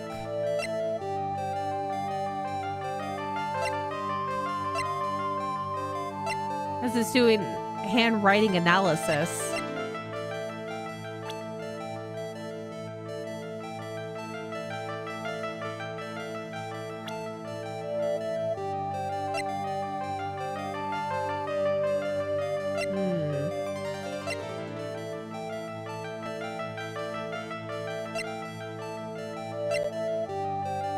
Maybe I could do... No, but it's a magazine clipping, not newspaper. Maybe I should present the chef itself. Let's see. You like seeds, do you, boy? If you like them so much, then how about them seeds? Now eat up, boy. You heard me. Okay. Let me try the magazine clip.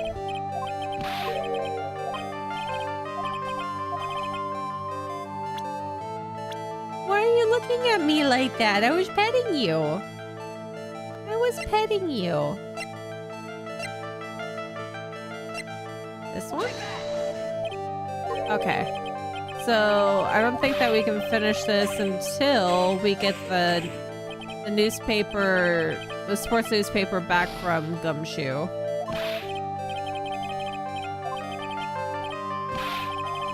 Goodness. Back it up. Back it up. Back it out. I don't think I have enough evidence yet. I should investigate and gather some more clues before I try again. So... Wait, if I... One second. Does it reset?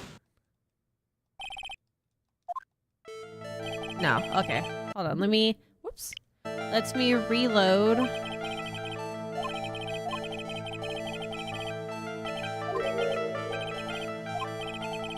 Come on.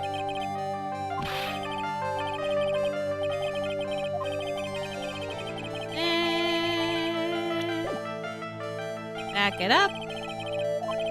Back it out. So I can get to the load files.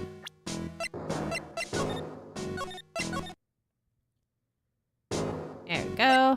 Okay, we're gonna move back.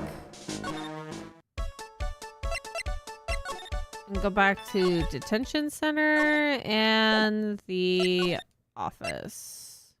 Or criminal affairs department. There we go. January 6th, PlayStation Criminal Affairs Department. Hey, you're just in time. What is it, Detective Gumshoe?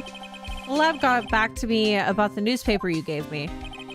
He must mean the sports paper with the memo scribbled on it. So, what did they say? Did the analysis turn up anything? He said the doodle was written by the victim, Glenn Elg. No doubt about it. I expected as much. The victim took the paper with him to the restaurant on the day of the murder. That's our best interpretation of the facts at the moment. Left by the victim, doodle is in the victim's handwriting. MC Bomber. I get the feeling I've heard the name somewhere before. Oh well, guess it'll come back to me. Don't forget to report back to me with whatever you find in the restaurant, okay, pal? Since when did I start taking orders from Gumshoe? Although, I get the feeling there's something I need to show him. I can show you the green small bottle. You got one of those aroma bottles too, huh? Only this one doesn't smell. Huh? I don't get you. This was mixed in with all the other aromatherapy bottles, but it's not the same. It doesn't even look the same, wouldn't you agree? A cologne bottle that doesn't smell, huh? It smells like a skunk to me, pal. Mind letting me borrow that bottle for a while? I want to send it to the lab for analysis. The victim was poisoned, so the contents of this bottle are pretty important. Small bottle given to Detective Gumshoe. I had a hunch there was something funny about that chef. You suspect Jean Armstrong? Or Jean Armstrong? I got that guy's number. I know what his secret is. This must be the same secret Gumshoe was talking about before. I guess I better fill you in on the details. About this Armstrong guy's secret, I mean. What secrets? So what's Armstrong's secret? You ever had lunch at Tribulations, pal? Yes. So how was it? To put it nicely, it was inedible. Hey, don't worry about being nice around me, pal. You and I both know the reason that place is so empty is because of the food. I mean, the place is clean and maybe he's got a girl like Maggie as a waitress, so... Yeah, I guess it's probably the food. The real scoop on the guy is he's up to his ears in debt. That's a motive for murder. Really? How much does he owe? This is a copy of his loan contract. He is about $500,000 in the red. Oh, are we talking dollars? Yeah. Hey, if it was sterling, he'd be really be in trouble. Sorry, that figure just took me by surprise. Yeah, this case is full of surprises, and I'd be willing to bet that the chef's got something to do with most of them. That's my hunch. Jean's loan contract added to the court record. That's a lot of money. Okay, let's ask about the scooter. What do you make of this? Sorry, pal, all I can think about is Maggie at the moment. What about the Magatama? Nope. Beep, beep, beep, beep. The lunch special? Will you say something about it? Okay. Cool beans. Now we can go back to the detention center and back to Tribulations. Let's present the loan contracts, because I don't think Maya's gonna get paid for this job. About this. Sorry, Nick, I'm a waitress now. I've got a pile of work waiting for little old me. Okay, that's not gonna work out well for you. So I can go back and talk to our old man. Back to Vitamin Square. And expose his lies. Present the Magatama.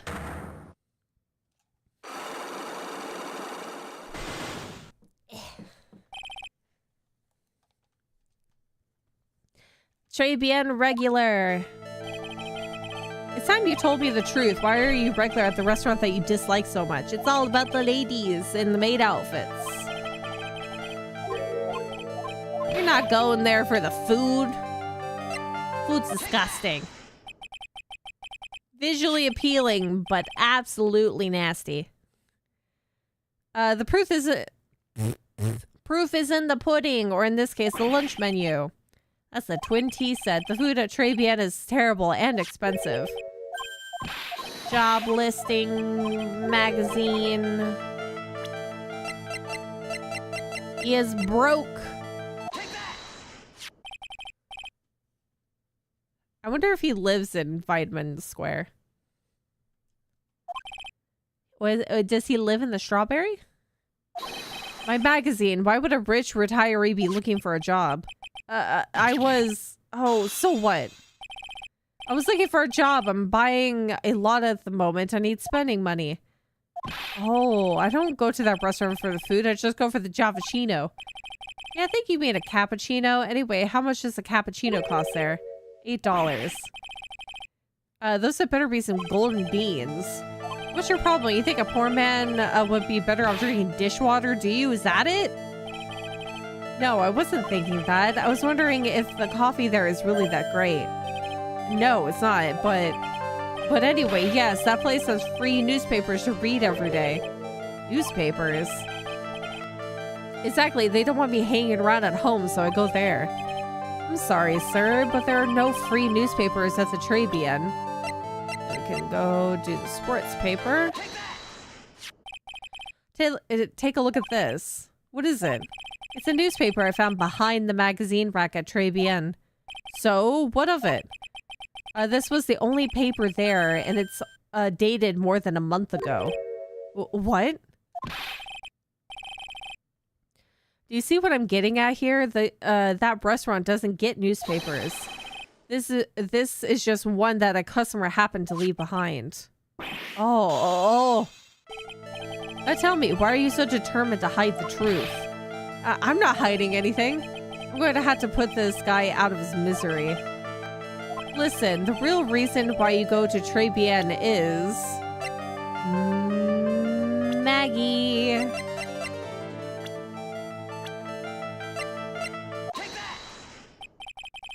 What are you asking me about that girl for?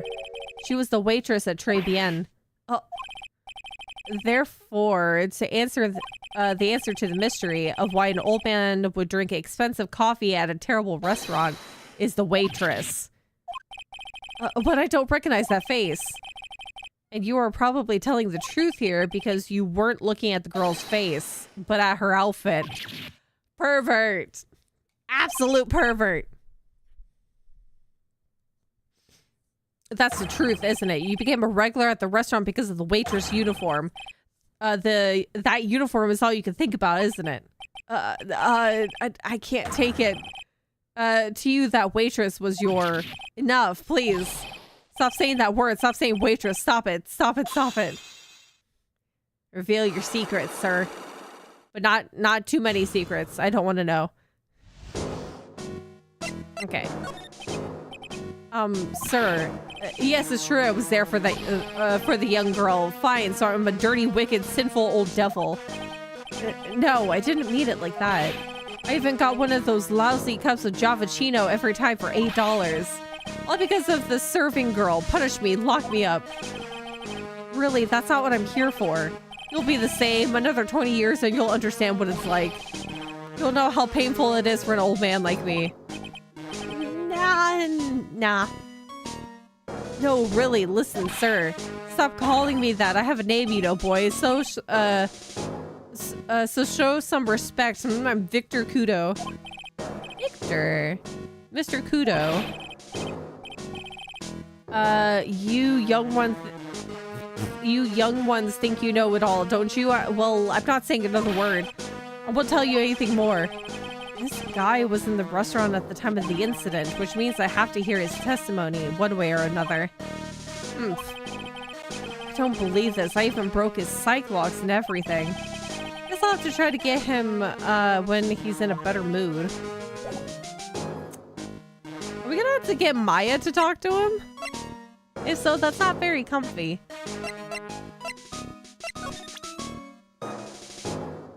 Okay. Back to Trebian.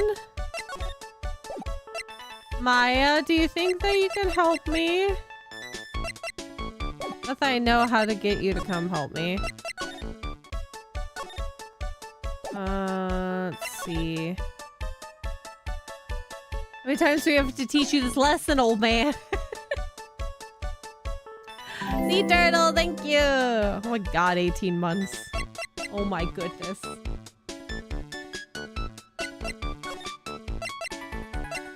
Anything at the detention center? Or... Okay. Back.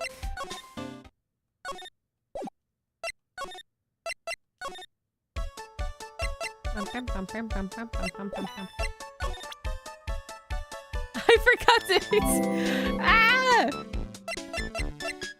Thank you. Thank you. Okay, Can I present a few other things to him?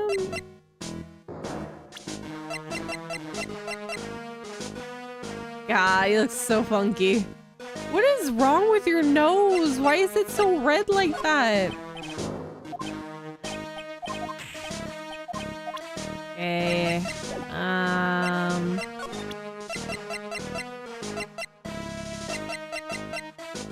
Wait! Oh my god! All at once. Thank you. Thank you. I present this to you? Or is he just gonna be in a bad mood? I have to go do something somewhere else. Oh, maybe I can go talk to Maya and present his as a thing for waitresses. What? Come up here. Baby girl. She's just meowing. What are you doing? What you doing? Oh yes, this works. Is that old man, is he still feeding the pigeons? Yeah, he fed me as well. I got a bunch of those seeds in my eyes. Oh, ouch. Hey Maya, would you mind coming with me for a while? Huh? Me? Why? There's something I really want to ask that old man. Sure, okay, I'll just get changed. No, hang on. Can you go like that? I guess? See, this is not comfy. That's not comfortable. Sir. You again? Oh. Well, I see. Nick, his eyes are burning into me. It's okay, I think it's going pretty well. Huh? You're still just a little child. Run along and play on the slide, alright? Play on the slide? Oh, we were so close. Just a little more and he would have spilled. Oh, pigeon? How can we crack this guy? Excuse me, please, sir. Quiet, can't you see him feeding the... Of course. Okay. Okay, hold on. Hold on a second, I'll free you. You guys get to stare at this for a moment. I'm gonna release the cat once more. Of course Mia's here! Of course it's Mia!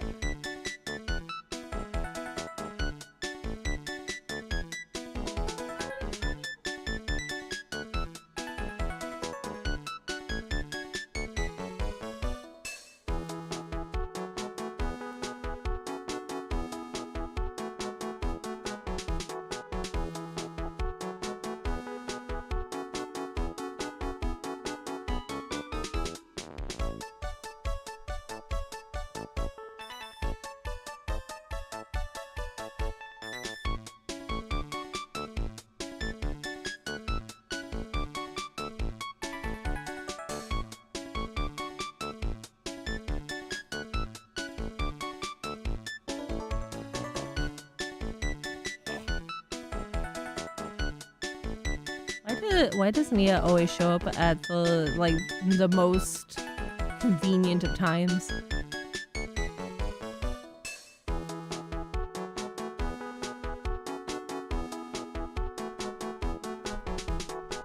How the heck is it containing her?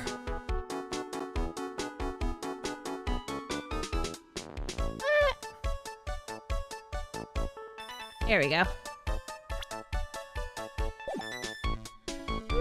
Mia! Well, if you don't mind, sir, I'd really love to talk with you. Yeah. Yes. Of course, certainly. I'm Victor Kudo. Thank you. Even from beyond the grave, wow. Oh my god, his nose! Goodness, okay. What you saw? About the incident. You mean the man who died after drinking the Javachino? It's like he's a different person. It was quite a shock even for me. He was a strange-looking boy. The girl took the Javachino over to him, you see. And was the customer alone? Definitely, he was the only person at the table. He took one sip of his Javachino and he says something like, "Oh," then collapsed dead. Oh, how terrifying. My god, Mia. You're so good at listening, aren't you? I'll tell you anything, whatever you want to know. Hee hee hee.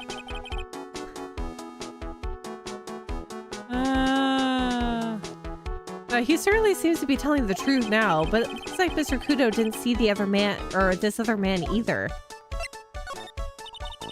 Did they all take... Does the aromatherapy have to do something with this? Is the aromatherapy messing with our memories? Do you like the food at Tribulations? Well, of course, I'm really quite a sophisticated man. I was a young businessman once, you know. I set up a casino in London. Really? How interesting. Eating the food at that restaurant really takes me back to my days in France. With the taste? Oh, what a lovely story. London's in England, not France. You're saying English food is funky? Oh yes, France is wonderful. I'd love to show you around the city sometime. It's too much. I can't take it. I want France. What? She's even doing the giggle. I can't believe Mia's laughing at that, at the guy. Oh my god. He has the reddest nose. I assume that he could also be drunk, but I mean, he seems coherent enough for an angry old man. You visit Tribulations a lot, don't you? Of course, I mean, yes. I'd like to come and see you there. Oh, really? Oh, you flatter me so. The owner would be delighted to welcome you, I'm sure. Be careful of that chef, my dear. The chef? You mean Mr. Armstrong? That's right, that's an ex-con. He's an ex-con? Armstrong's records. Whatever did Mr. Armstrong do? Oh no, those eyes, I can't take this. He has really got this guy eating out of her hand. He steals things from his customers. The Magatama! That's why the Magatama was in the kitchen. He probably has the CD too. From his customers. Gloves, handkerchiefs, little things mainly. He's a pilferer, so you'd be careful around him, my dear. Are you sure about this? Of course, he was arrested for it once. I was there when it happened, having my Javachino. He really is a regular. Let me write you a little haiku about it. Haiku? A Japanese poem. It'll explain all you need to know about that chef. Convicted before, a wicked man or woman, repeat offender. Haiku. If he takes anything again, you let me know. If it's not too expensive, I'll buy you a replacement. Poor guy, he couldn't do enough for Mia. Okay, Phoenix. That's about as much as I can do to help. Thanks, Mia. We got some really important information thanks to you. Honestly, I can't believe Maya called me for something like this. I mean, she got the picture. She had an understanding of what needed to be done. He's a kleptomaniac. Maybe this is why he has all these knickknacks on the shelf. I guess it's about time to wrap up today's investigation. Had enough of being a waitress? Yeah, plus no one came to the restaurant. Mademoiselle Maya, now, None, how can you leave me like this? You see, his eyes just make me so uncomfortable, and the fact that he shimmies towards me every once in a while, it's not okay. That reminds me. He has a psych lock. Mr. Armstrong had a psych lock or 3, didn't he? I'm gonna have to break those. Mr. Armstrong, I hope you won't mind, but I'd like to have another word with you. Of course. Okay. I like how he's so quick to shimmy, but then he also, like, hides his bosom. Mia really is Gandalf of our party, shows up occasionally and fixes the problems. At least Mia doesn't cause problems. Gandalf caused a fair few problems and then solved it later on down the road after everyone suffered a bit for it. Okay. Now we save. And we present the Magatama. Also, how dare you take this from me? This is precious. Oh, he's nervous. Maggie's motive. What is happening? I do not like this horrible feeling. I have to know the truth. What happened that day? Allures. I will confess everything. Just don't dirt me. Well, that's a new world record. It was a lottery ticket. A lottery ticket? Oh, there's a fair few of them on there. The man who died here had a lottery ticket for $500,000. $500,000? How did you know? How do you know that, you kleptomaniac? Do you have said lottery ticket? But after la incident, this ticket, it disappeared. The ticket disappeared. This was la motives that la prosecution gave for Maggie. They said that she poisoned the man to get the $500,000 lottery ticket. I'm going to assume that the chef is the one who took it due to the fact that you have a debt of $500,000, sir? Why didn't you tell me about this sooner? You've been trying to hide this information about the lottery ticket from me. And I want to know the reason why. No, monsieur, you doubt me, but I have confessed to you everything I know. Mr. Armstrong, the $500,000 lottery ticket, I think I know who took it. I think the winning ticket was stolen by this person. By you. Mr. Armstrong, I believe there is a very high possibility that it was you. Oh my god. That's a pose. You have one petal left on that rose. Wow, that was one piercing scream even for a man like him. Why? You have no evidence.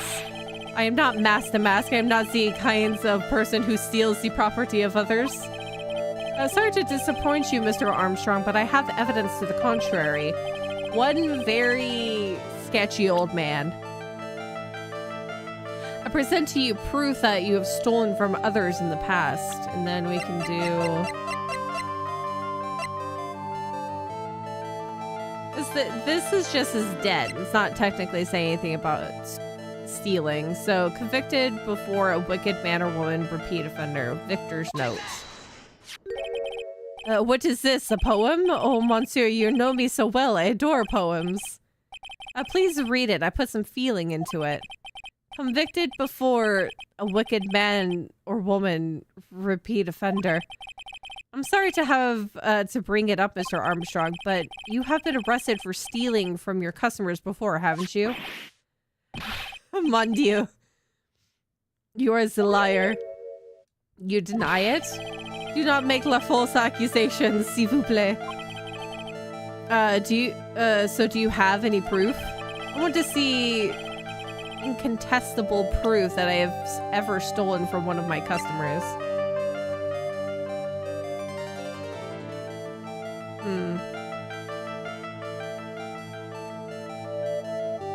The owner of the loan is... I like how it's called tender lender. Yeah, he stole from me because he stole the Magatama. It seems old habits die hard, Mr. Armstrong. What is that? This is my Magatama, and I found it in your kitchen. None. None. Wow, the scream just about broke some windows. Oh my goodness. I have a weakness for little trinkets and la figurines. My hand just slips out. I cannot stop it. You have stolen handkerchiefs, gloves, and other things from your customers, right? It is la truth. I'm just a I'm just a timid little girl inside.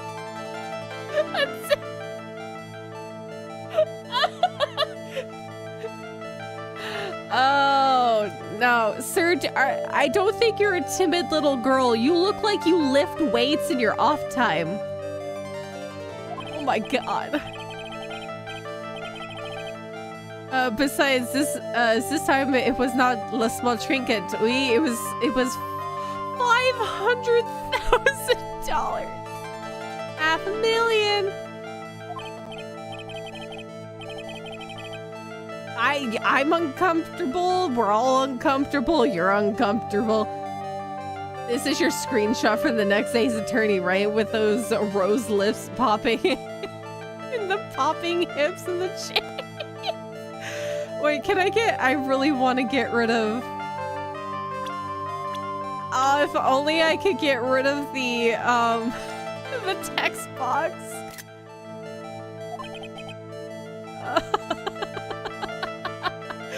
Oh my god. I absolutely hate it. Oh, Monsieur, what is it? Isn't it true that you're in some pretty serious trouble? That you're in a desperate need of a large amount of cash? Yes. What it? Oh, fudge! Whoopsies. Not what I meant to do! Dang it, I backed out! Ah! Okay, I gotta go back in. Gotta go back into the shimmy. No, I accidentally pressed the wrong button. I pressed B. Oh, when he gets back in.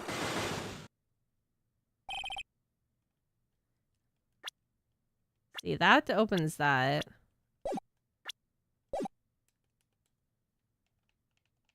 I don't think you can get rid of it.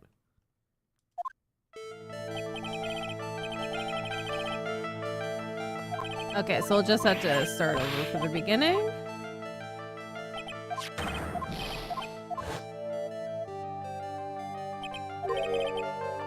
Yeah, because when you press ZL, it doesn't seem like it does anything. Otherwise, these would be perfect to get. Oh, hello. Oh, whoops.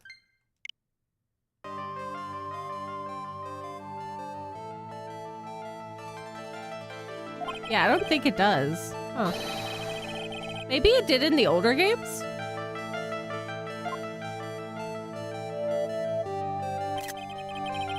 God dang it! It was so close!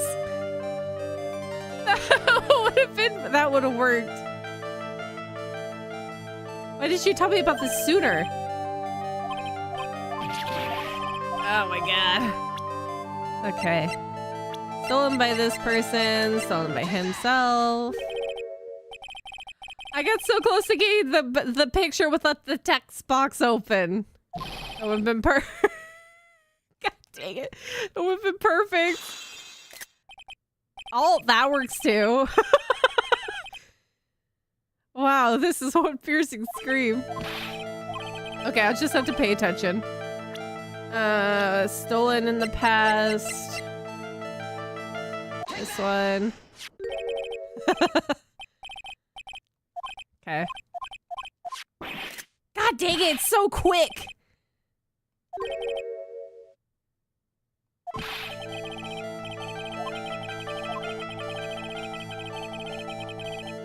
Okay. And then the Magatama.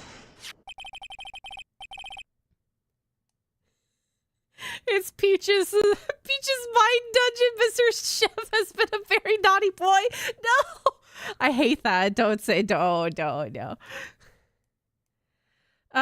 Seems old habits die hard, Mr. Armstrong. Okay, we're back to that probably also works. But I want it when he's in his regular pose. That works. It's still good though. Okay. You've sold handkerchiefs, gloves, and other things from your customers, right? It's the truth. I'm just a timid little girl. Besides, this time it was not a small trinket, it was $500,000. Why would I steal it? I have no need for such money. Really now? Oh, monsieur, what is it? Isn't it true that you're in some pretty serious trouble? That you're in desperate need of large amounts of cash? Yes, I have a debt for $500,000. The restaurant is deep in the red, isn't it? You have a loan to the tune of $500,000. That lottery ticket would have wiped out your debts. Well, Mr. Armstrong, what do you have to say for yourself now? See, no, it's without the locks, but the chains are there. Woo! Oh my god. Oh my goodness. Mr. Armstrong, you said that the victim had a winning lottery ticket for $500,000. How'd you know he had something like that in the first place? Zibani was listening to the radio with his earpiece. Maggie said something about that too. Oh, listening to the lottery numbers on the radio. The winning number was announced on the news, I think. All of a sudden, he exploded. Yes, $500,000, he shouted. See, you don't do... This is the consequences that you will have if you announce out loud your winning lottery ticket. And the ticket? Oui, he had all of his tickets spread out on the table. I was so desperately in need of money, so I put the poison in his coffee. None, you naughty man. I simply helped myself to one of his tickets. What? Yeah, you stole the ticket from a dead man. The victim collapsed and Maggie passed out. I thought to myself, he had so many of them. But only one of them was the winning ticket, right? How could you do that, Mr. Armstrong? Maggie was arrested because of you. Nuns, this is not true. Where's the winning ticket, you butthole? I did not take it. The ticket for $500,000, I mean. But you just told us you did. You said you took a ticket. It was not. That's enough. Ooh? Huh? Oh! Mr. Godo! Of course he's here to mess with the rest of my investigation. Certainly you don't get your coffee here, do you, sir? What in the heck are you doing here? Ugh. This is without a doubt the worst coffee I've ever tasted, Mr. Armstrong. You came in here for coffee? Does his craving for coffee have no bounds? Perhaps Mr. Armstrong stole one of the victim's tickets on the day in question. I am Airhead. No, I'm just a pretty little girl who everyone is laughing at. But in that case, Mackie shouldn't be the only one under suspicion. He had the wrong ticket. That means nothing! Just because he accidentally grabbed the wrong ticket doesn't mean he doesn't have motive. Mr. Armstrong made off with a winning ticket's pretty neighbor. So the ticket he took was worthless? Not quite. He did win something. $1. You see, I'm just a pretty face. Without my looks, I have nothing. So, what happened to the winning ticket then? The one he meant to steal? Indeed, what did happen to it? Are you going to tell me that it was in the waitress's pocket? Because you can't be serious. I don't like spoiling myself by watching trailers, so we'll just wait and see how the movie turns out tomorrow, won't we?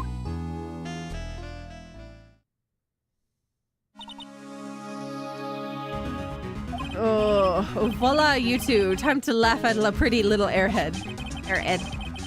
Looks like I won't be needing this note anymore. Victor's note thrown into the trash. Looks like we've got a new mystery now, namely, where did the winning ticket go? I had a bad feeling about this. Well, anyway. We can't let Maggie suffer any longer than this, and certainly not again.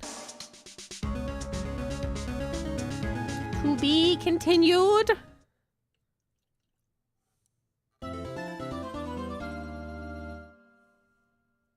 Yay, my coffee's still warm.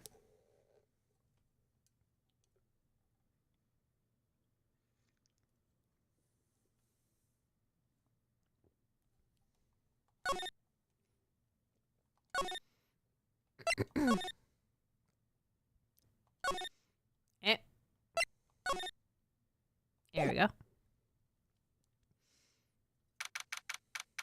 Yeah, but even if he didn't take necessarily the winning ticket, he still stole off of a dead body.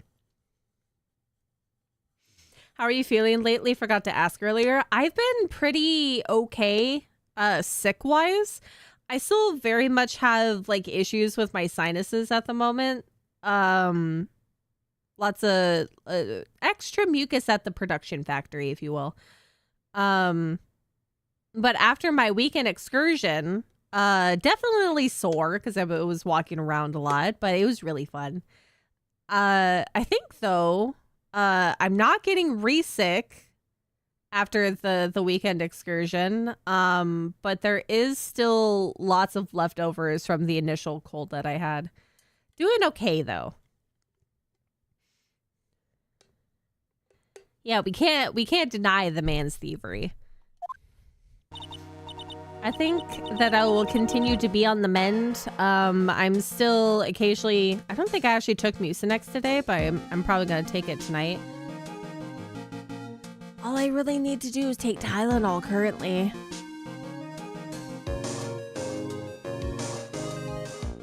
But for the most part, the cold is gone. We just have residuals. And I'm hoping to keep it that way for a while because I got things I need to work on. I need to finish the character sheet. I need to get back on the streaming train.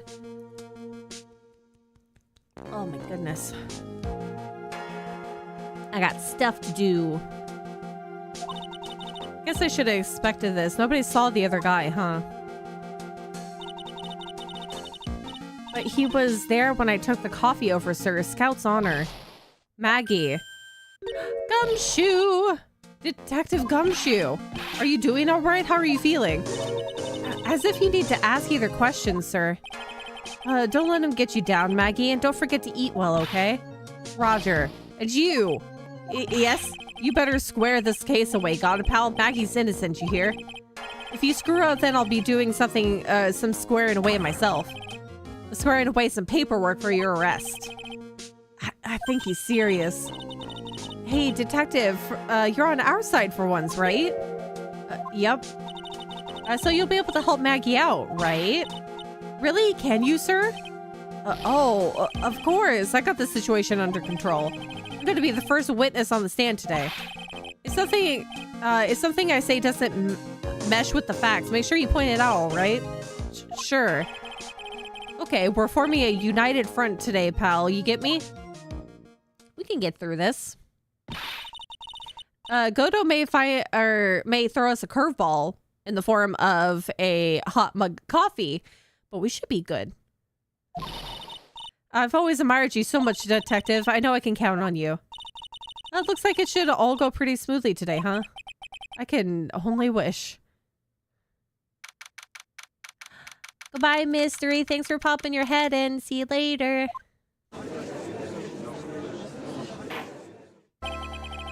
Court is now in session for the trial of Maggie Bird. The defense is ready, Your Honor. There he is. See, two can play the sippy coffee game. I just don't like bitter coffee. I wonder how he functions. Does he sleep at night? Is he able to get any sleep for the amount of coffee he drinks? Yes, Your Honor. Oh, what's wrong? Nothing. It's just whenever I addressed you in the previous trial, your response was, "You talking to me?" It was a little, well, intimidating. Oh, welcome back. Emily is back in the room. That took a little bit longer than I expected. Hi, baby. Did you come back to cuddle? Hello, little lady. That wasn't me. That was the phony Phoenix. Still baffled that nobody noticed squat. I see. So our trusty Phoenix is back with us now, is he? Our trusty. So Mr. Godo, your opening statement, please. Mr. Trite, whether you're a fake or the real deal, we'll find out soon enough through this trial today. What? You just meowing at me. What? Yeah. Love you. This is like the third time you've done this today, and the first time I wasn't even streaming. Emily, after my weekend excursion, got exceptionally affectionate. Because then she noticed, oh, it's like, oh, she's here! She didn't leave at 30 in the morning to go somewhere!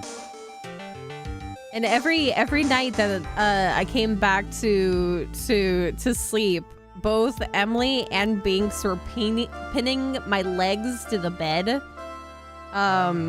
They were laying on either side of my blanket, pinning my leg there. Cat Mike, cat cam, not cat cam. I will see if she will meow with cat Mike though. You want to sniff it?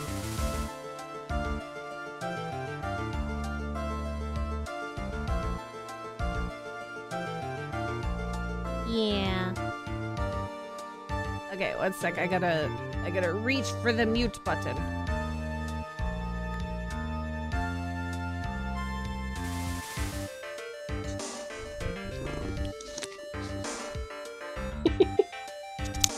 What are you doing? Are you being cute? You being cute? Can I get the belly? Can I get the belly? Can I get the belly? Get the belly? Yeah, you like belly rubs though.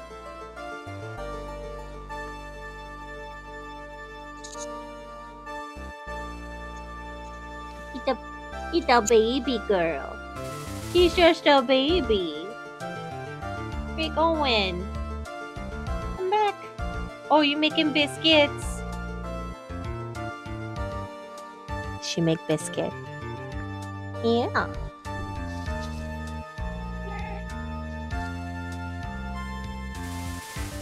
She's just a baby. You're just a baby. Yeah.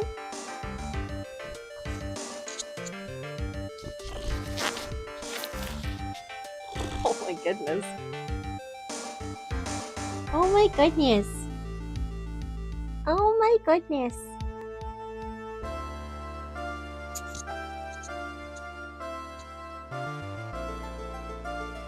She's a baby. She's a baby. Emily. Emily. I love you. Oh, I love you.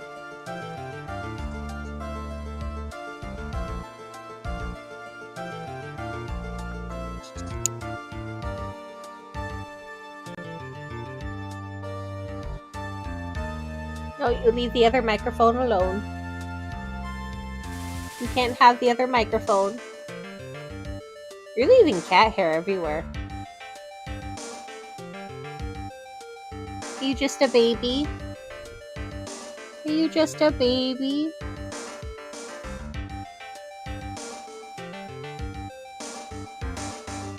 What do you have to say to everybody else? Can you tell them the secret to being cute? Come here. Come here, come back. Oh, she's making biscuits. Yeah? Can you tell the people how cute you are?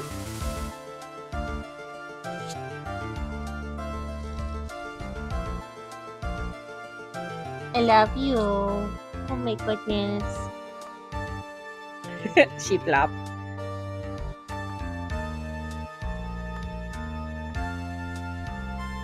She has flopped back down on the pillow. This is the cute baby time. It's a cute baby time. We're about to go into trial though. We can't continue this.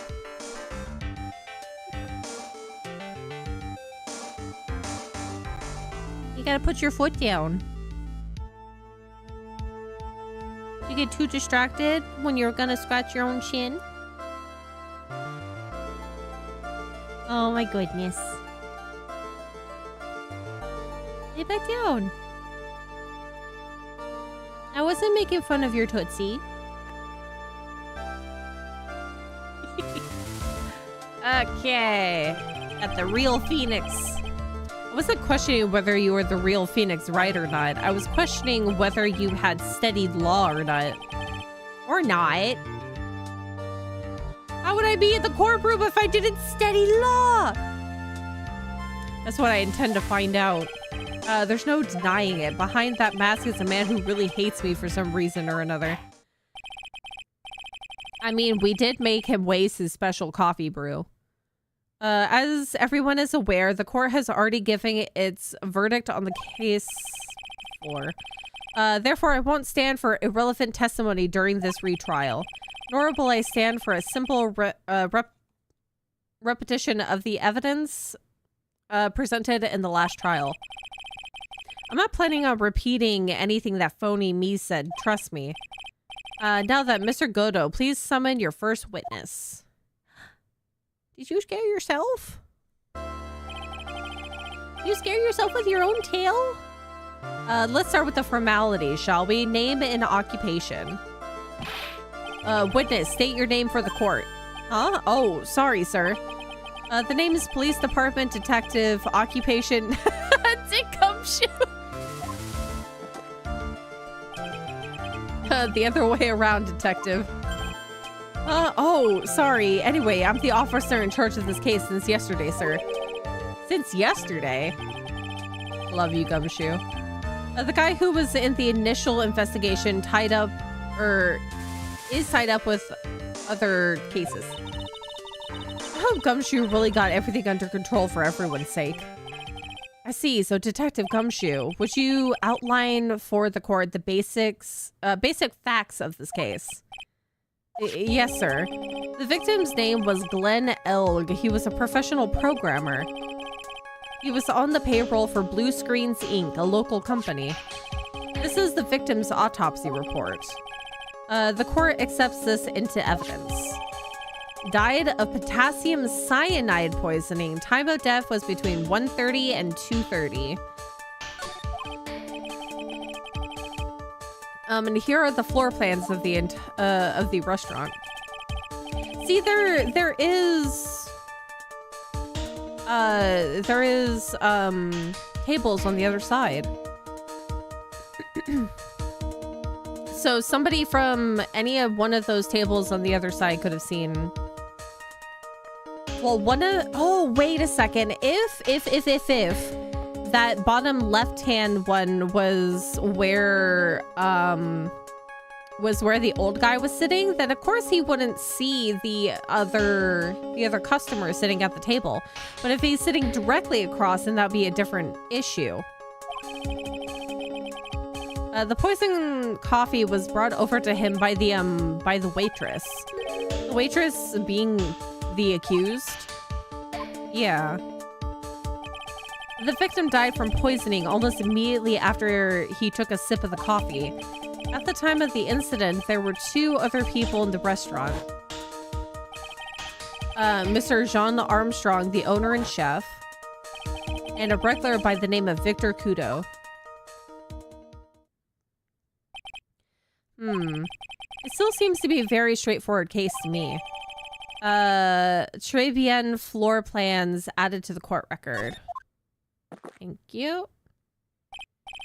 Come, detective, take up this hammer and nail the defendant's coffin shut with your own 2 hands. Now then, Detective Gumshoe, let's have your testimony. Yes, sir. The incident. When the incident took place, the victim was alone at his table, sir. We understand that the guy, Glenn Elg, was listening to the radio at the time. Traces of poison were found in his coffee cup. And what we found was potassium cyanide. That's, stuff really packs a punch. And, it looks like Miss Bird might have had, well, some kind of motive. That's it? That's it? Using the dark aromatic depths of coffee to conceal the poison. Classy lady. The facts of this case seems to be ironclad. Mr. Wright, I would ask you to begin your cross-examination, but let's give a little old save here. Please no intimidation tricks this time around. Is that understood? When has he ever done intimidation tricks? I already told you that wasn't me. The incident. Gotta press everything. Can I stop you for just a minute? What is it? Did I say something that contradicts the evidence? He's so desperate for that to be true. He's practically crying. Your testimony just now doesn't match the testimony given by Miss Bird. She claims that there was another man at the victim's table. Yeah, that's what she said, and what killer wouldn't say that when faced with a homicide conviction? Hey, sadly, her testimony isn't supported by the owner or the other customer. Isn't that right, Detective Gumshoe? Yeah, it's true. Their 2 testimonies tie up on that. They both said there was no other guy at the table. What should I do? Should I press this point a little harder or not? I would actually like to press harder because I would like to know where Victor Kudo was sitting. I haven't even considered that Godot prosecuting a case where the murderer's weapon is coffee. He's gonna have a field day. He is. He's gonna have a lot of fun. I, on the other hand, will suffer for it. Well, maybe the other witnesses just missed him. Perhaps their view of the victim's table was obscured in some way. Aha! I said that a moment ago. Ha. The argument is as weak as the coffee at Très Bien, right? I have here in my possession a ticket. A ticket? Looks more like a photo to me. Yes, a one-way ticket to Guiltyville, population the defendant. You are so corny. Coffee, disrespect. This is a photo taken from near the entrance to the kitchen. Okay, so if it's near the entrance to the kitchen, then they would... Oh, that is true. You would even see them in that back corner there. Where was he actually sitting, though? This is the scene as witnessed by the chef moments after the poisoning took place, correct? I think the court will agree that with such a clear view of the scene of the crime, how, Mr. Wright, could anyone have overlooked a second person at the table? I still feel that's a little weird. Where was Victor Kudo sitting? It certainly seems to show the victim's table extremely clearly. A crime photo added to the court record. Can I see that photo again?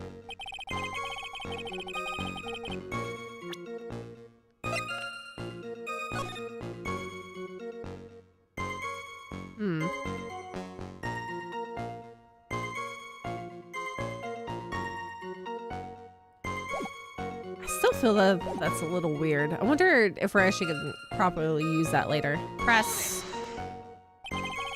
He was listening to his radio, you say? Yeah, he had a portable radio in his chest pocket. Maggie told us that too, didn't she? Something about how one of them had some sort of earpiece. What should I do? Should I press on this part a little harder or not? Can I just press harder on all of these? Why not? What was it that the victim was listening to on the radio, Detective Gumshoe? Huh? How should I know? Thanks a lot. We're now one step closer to the middle of nowhere. This isn't going very well, is it? Detective, could you perhaps tell us about the poison and how it was used? I like how it's rare for pressing to be a bad idea. I think it's only really when you're like pressing harder that's usually an issue, but it seems I can press harder in every one of these. So far, at least. So traces of the poison were found in the coffee cup and nowhere else. Not sure I get you, pal. Was the poison a liquid or was it powder? If I had to put it in layman's terms, I'd say it was a powdery substance. So the poison could have been in anything that was on the table. Sugar, salt, pepper. That's his third cup of coffee. Do you put salt and pepper in your coffee, Trite? Some people do. You put salt in coffee and it takes out some of the bitterness. The victim took his coffee black with no sugar. It seems that the poison could only have been in the coffee. What should I do? Should I press on this point a little harder? I haven't seen any harm so far. Are you absolutely certain that the victim even drank any of his coffee? What do you mean? Oh, that's such a silly point. According to this file, the poison was found in the victim's coffee cup. But what proof is there that the victim ever drank any of it? I mean, he died, so... He died of potassium cyanide poisoning, you goober! Oh, hey, you're right. That's what I... In case you were wondering, the last objection was for the detective there. Huh? For me? Oh, hey, you're right. You may be fooling the court, but I'm not falling for it. If you have time, the time to waste, you have time to present that piece of evidence. That piece, sir? Yes, that piece. What piece was it again?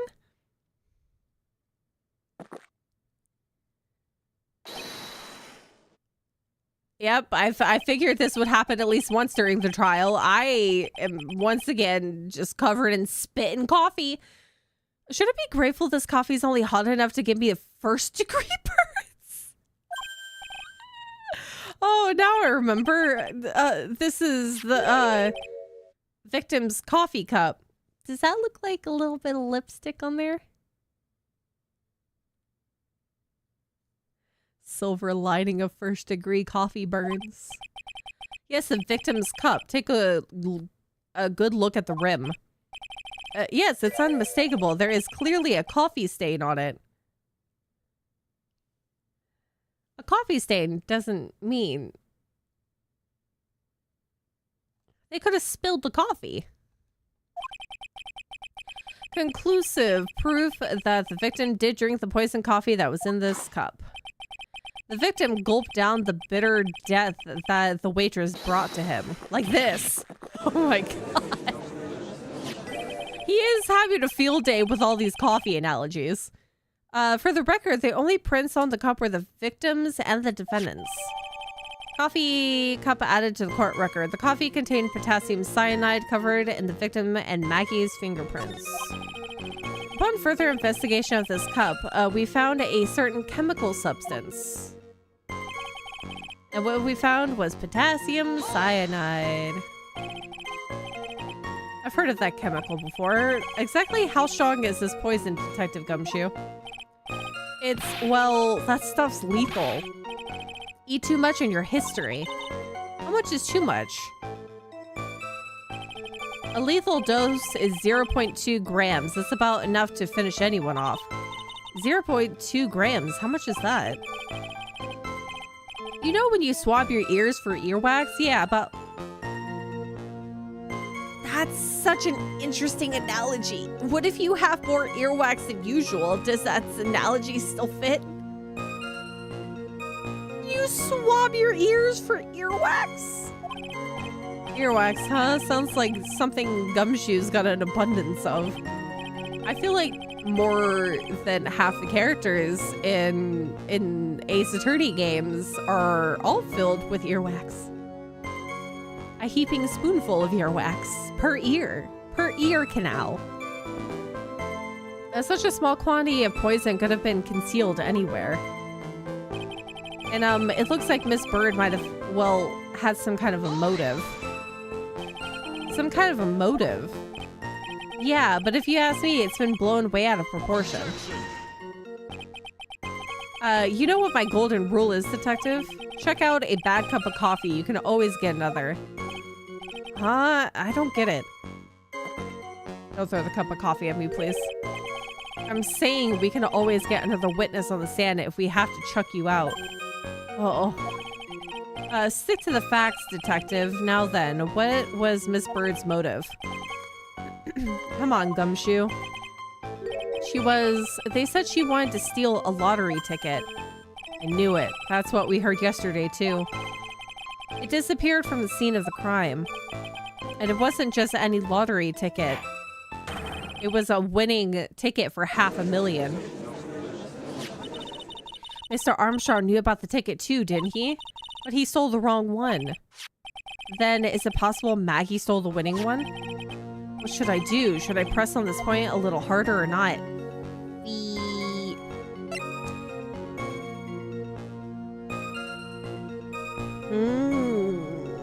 Pressing it harder might be a bad idea, but we're gonna do it anyway. Wait a minute. The mere fact that the lottery ticket disappeared in no way implicates my client. I have here in my hand the very ticket in question. Of course he would. Of course he would. That's the $500,000 lottery ticket? One of our female police officers found it when she was conducting a search of the defendant. I mean, already you had 2 things of implanted evidence on her. She's quite a lucky bird, our little waitress. You will submit that ticket as evidence to the court immediately. They didn't put this in the first court session? I better keep an eye on that ticket. The way the judge's voice is quivering. Winning ticket for $500,000 found during a body search of Maggie. The ticket was presented to the court in the previous trial too. Okay, so then why are you acting so surprised? But it feels heavier now somehow. $500,000, you say? It's just a scrap of paper. What matters is where it was found, Your Honor.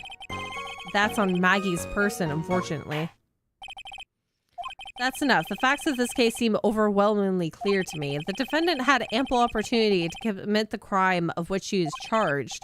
Furthermore, it seems beyond reasonable doubt that she did indeed commit this crime. I like an old man who knows the score.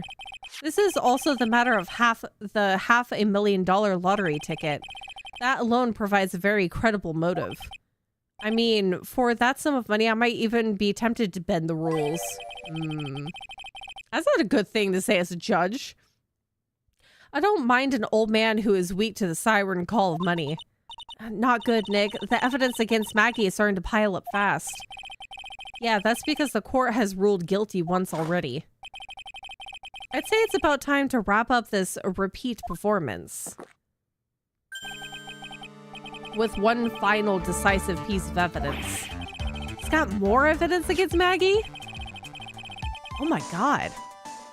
This is the apron the delightful Miss Bird was wearing at the time. See, where is the other blood from? There was no blood.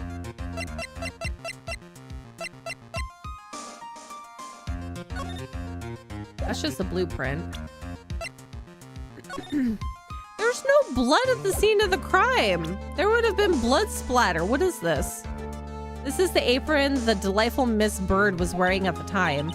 Wow, that's not the cleanest apron I've seen. That stain looks like it can't be blood, can it? Ah, it seems the star of our play was a little flustered and somehow spilled coffee on herself. The coffee? That's not exactly the first thing that caught my eye. See, that's weird. Did she previously spill coffee? Or... because the coffee spill is pretty centralized on the tablecloth.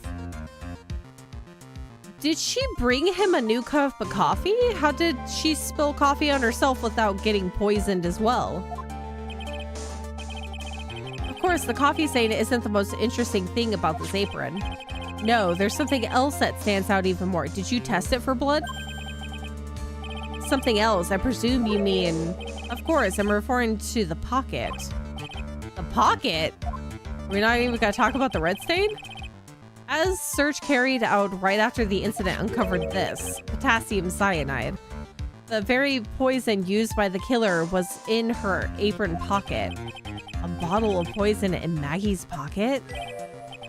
Yeah, and Maggie's prints were the only ones on it. Huh?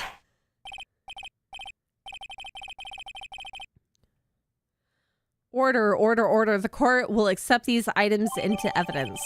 Worn by Maggie at the time of the incident, has a small pocket but big stains. Are we not even going to say it's blood? Because it's probably not blood?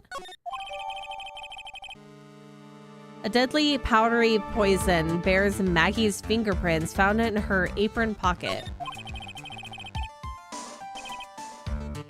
Godo can't see the color red because of his visor? Stupid. Oh my goodness. There's something still bothering me, Mr. Godo. Why have you not explained the bloodstain to the court? It's gonna get explained! Oh, what bloodstain? Bloodstain? What bloodstain would that be? Sir. Don't play games, prosecutor. The blood-colored stain that smeared all over the apron. That's ridiculous. No one told me anything about a blood stain. You don't need to be told. Just look at it. Well, detective, could this stain really be blood? They didn't even analyze it, did they? Yeah, he's living in his own caffeine-filled world of bitterness. No way, sir. It's just ketchup, sir. It's ketchup. Yeah, because if everything has a tinge of red to it, of course he's not going to see it. That's so funny. Ketchup. She must have gotten some on her apron while taking someone their breakfast that day. You could have spoken up a little sooner, Detective Gumshoe. Well, a stunt like that again, I'll have you drink 17 cups of ketchup, witness. 17 cups of ketchup? I don't like that. I thought everyone knew that, what it was already. Yeah, you would think. You would think that the majority would have taken this into consideration the last case? They said nothing about the blood the last time? That's so funny. The motive, the opportunity, and the supporting evidence. They all have been established clearly. Well, Trite, it seems you really are a phony after all. You really know how to drive a man nuts. Witness, please continue with your testimony. Describe for the court the crime scene and the findings of your investigation. We're in deep dookie. The crime was reported at 2:25 p.m. by a kind of scary old man, sir. Poor Maggie had passed out from the shock, and it must have been real tough for her. The victim didn't have any identification on him, but we figured out who he was pretty quick, and the investigation went smoothly.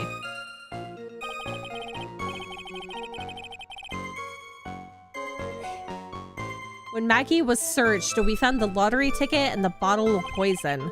That was it. There was nothing else missing from the crime scene. See, that still seems fishy to me. All of it's fishy. You identified the victim and secured your prime suspect. Very good. Last chance to convince the court you're a real lawyer, Trite. Don't count on any more cross-examinations after this one, so let the fun begin. No more cross-examinations. You are unfair. Let's save. Okay, press it. Scary old man, Detective Gumshoe. There's an old man who's a regular at the restaurant where the incident happened. We're obviously talking about the same old man. Officers were dispatched right after the report came in, but the old guy still made a fuss. What took you so long? Then he hurled abuse at them and seeds. Seeds. It was nothing. I caught each one with my teeth.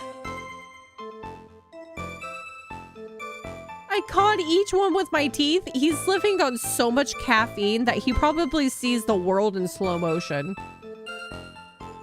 I caught each one of the seeds with my teeth. I guess not even the mighty Godo can avoid being attacked by that guy. The old man was the only other customer in the place at the time. He took his time finding a payphone, apparently, so he was late reporting the crime. So there's a small time frame that they could have messed with the evidence and the crime scene. Good thing they weren't red, so he would have been blindsided. You just throw pinto beans at him.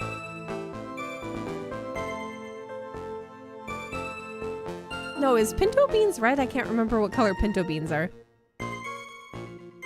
You throw Adzuki beans at him. Poor Maggie had passed out from the shock. It must have been real tough for her. How long was the defendant unconscious for? The officers got to the crime scene at around 2:40. Maggie was still out cold in the kitchen. In the kitchen? Why was she out cold in the kitchen? She passed out in the dining area. It took another 10 minutes or so before she came to. I would have liked to have been on the scene myself. I bet you would have liked to have carried out the search too. Don't say that. I would have loved to see Maggie asleep like that, all pretty and peaceful. Now that's creepy. You can't say that. That's a creepy sentence. You're a professional detective, Gumshoe, not a professional bird watcher. Save the romantics for your own time, detective. All we need to know is about the investigation. Oops, I guess I'm pretty red right now, aren't I? Not that he could tell. The victim didn't have any identification on him, so how'd you find out who he was? He didn't have any? Are you saying that it was stolen then? No, I don't think so. The victim didn't have a driver's license or even a credit card on him, pal. So how was he paying for the Javachino? All he had was 58 cents in his wallet. 58 cents? Yeah, I can't believe I found someone with less in their wallet than me, pal. Oh. The victim sounds like he was a thoroughly miserable young man. Or some kind of outlaw. Why not give him a bit of an edge? I think I'm onto something here.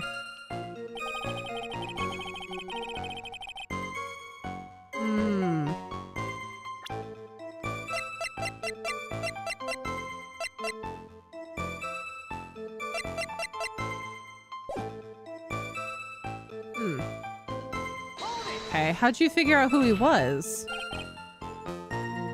Wait a sec.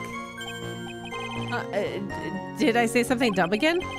Let me paraphrase what you just testified to this court. The victim didn't have a form of ID on him. That's basically what you said, yes? Yeah, basically. In that case, how were you able to identify the victim so quickly? Oh, that... He's so let down. He's got the whole sagging shoulders and puppy eyes thing going on. There was a prescription bag on the victim's table along with the lottery ticket. It seems Mr. Glenn Elg visited his doctor before he went to Tribulations. We got the victim's name for the medical records of the doc who prescribed the meds. What's the medication? And who was the doctor? That's a reliable enough source for the court. What should I do? Should I leave this alone or ask to hear more? Ask about his health insurance.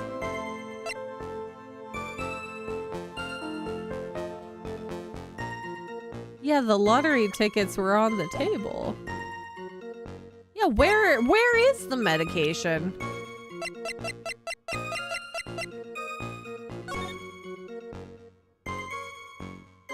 Where's the medication now? Ask about the prescription bag.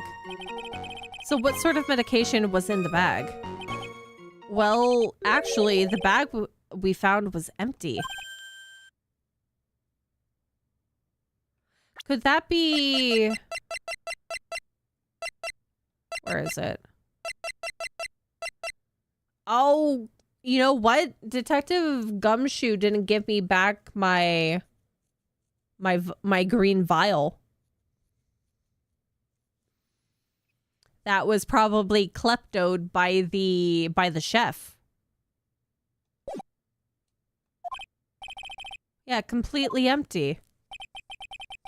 It was completely empty. Yeah, same green color too as the prescription bag. The victim got this from the doctor before going to Tribulations. The bag is empty. They didn't think to look up the medication that he got after identifying the victim?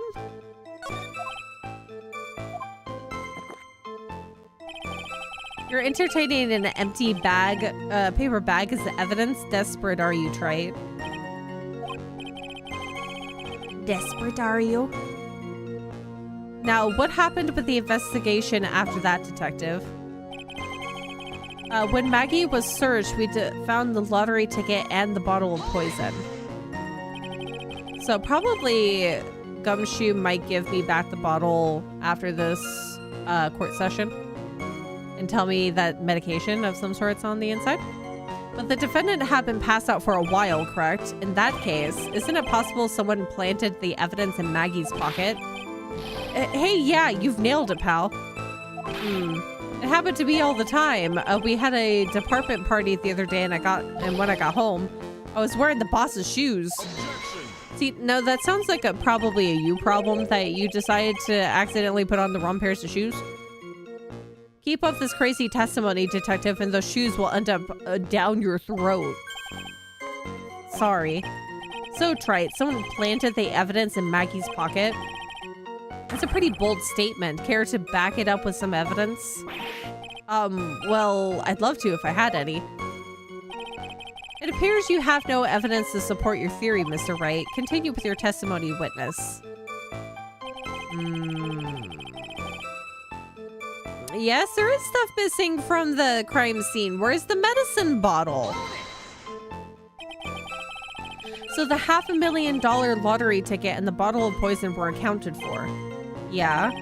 Interesting. It's true that those two items are accounted for, but wasn't there another lottery ticket that was stolen that day? Oh yeah, the one the restaurant owner took. You won a whole $1 with it. What a lucky guy, huh? A lucky guy for $1. Bye, legend. See you later. Hope you have a great rest of your day. You're going to bed soon. Have good dreams. If you're going out, I hope you drive safe. They're just gonna let him get away with it? It was just $1, detective.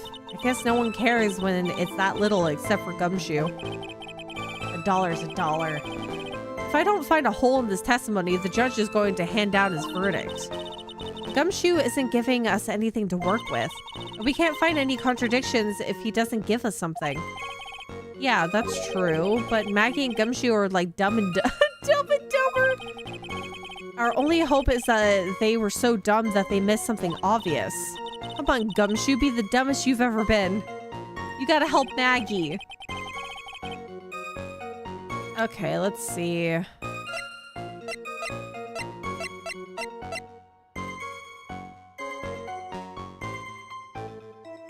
So if the crime was reported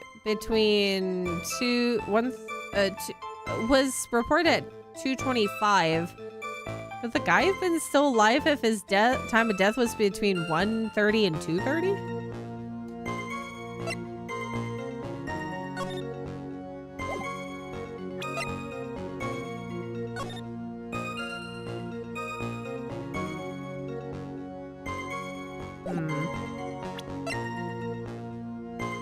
Covered in the victim and Maggie's fingerprints, winning ticket for $500,000 found during a body search for Maggie.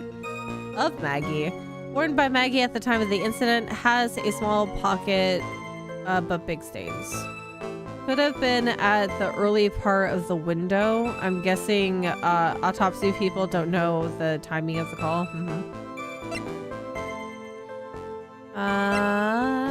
Let's see.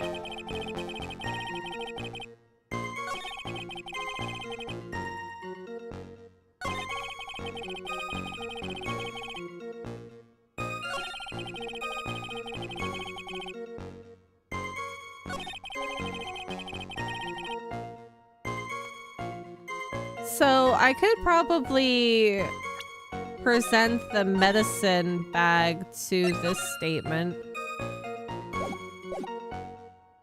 You want a hint? Are you gonna give me a vague hint? Because there's no way that somebody can go to the doctor's, get a prescription, and then not have the bottle in the prescription bag?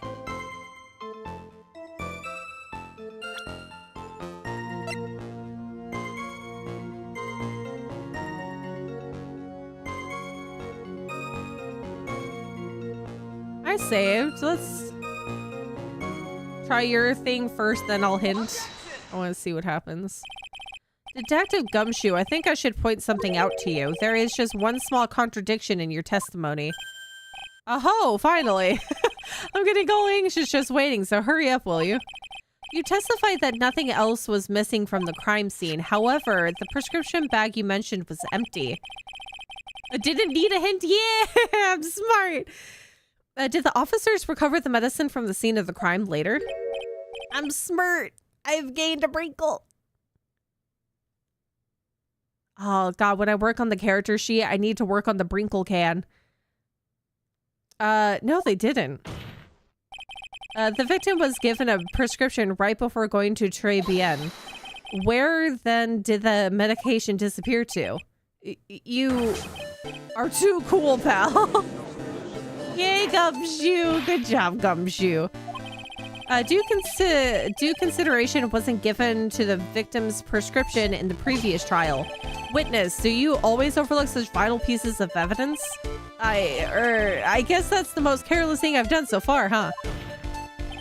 The victim was killed by poison, and the victim's medicine mysteriously disappeared. The victim's own prescription could have been the lethal poison itself.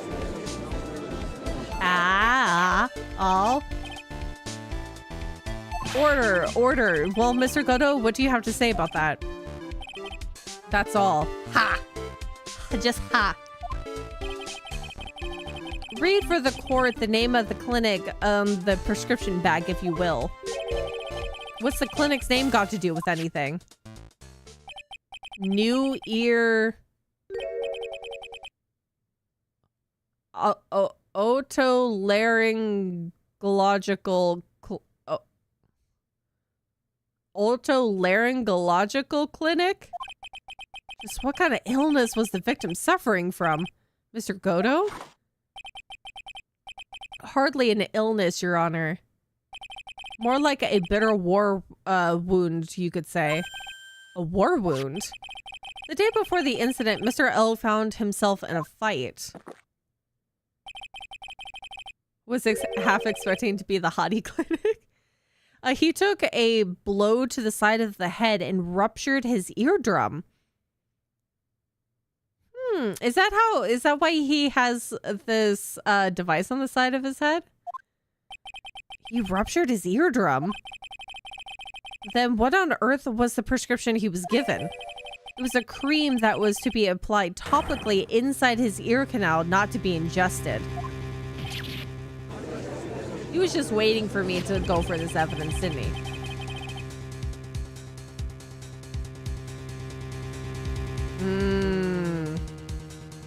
Yes, the Scouters. It's mentioned in the autopsy report if you read the fine print. If only you gave me the full autopsy report.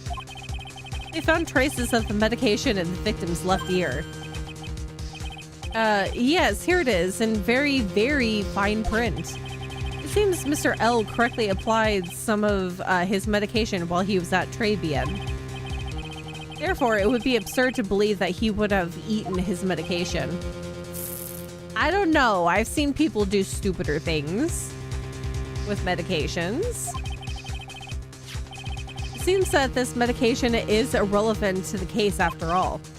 No. Nick, if you don't think of something quick, it'll all be over. She's right, but I can't get away with any old weak objection. What should I do? I mean, there's only one thing I could do, and that is push the medication issue. But because what the heck is gonna happen if I leave it? There's nothing else to talk about in that case. Hi, Wubs. It's so weird that the medication bottle is missing. Why would it be missing? It's weird. Push the medication issue. Only moments ago, Mr. Godo made the following statement. It seems Mr. L correctly applied some of his medication while he was at Tribulations. If that's the case, then why was the medication not found at the scene of the crime? Sir. But the medication in question was for topical use inside the ear canal. That doesn't change the fact that it could not be found at the crime scene. However insignificant it may seem, it's a lawyer's duty to pursue the truth. You know as well as I do that the medication is irrelevant. It hardly seems like a prescription drug would contain potassium cyanide. It hardly seems like that the coffee the waitress served would contain it either. But it did. The possibility is undeniable. Now he's overheating. Too much coffee. That's enough. Mr. Godo is the detective, the only witness the prosecution wishes to call. Mr. Godo? I've got my own witness I'd like to call, sir. It's the old man who was there in the restaurant on the day of the murder. Victor Kudo, the pigeon hater? Very well. The matter of the disappearing medication seems a little more than trivial at best. However, it wasn't explored at all in the previous trial, and this is something that bothers me. Yay, good job, Nick. The court will adjourn for a 10-minute recess, after which we will hear the prosecution's next witness.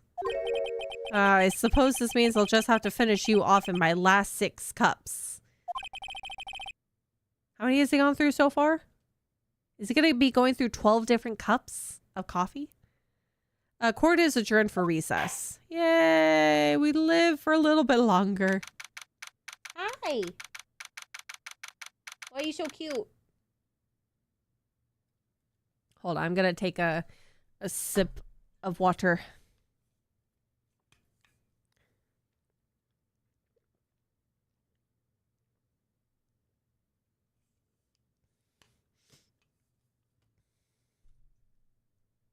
Maybe they did the earwax analogy because of the prescription medication that was supposed to go in the man's ear canal. January 7th, 11:03 a.m. District Court, Defendant Lobby number 1. Oh, that was close. Tell me about it. I nearly died in there. That's my line, sir. No, it's my line. I think I really did die a little bit. Looks like we all nearly died in there. I can't believe Detective Gumshoe. How could he betray us like that? Huh? He said he'd help me, but he totally set me up.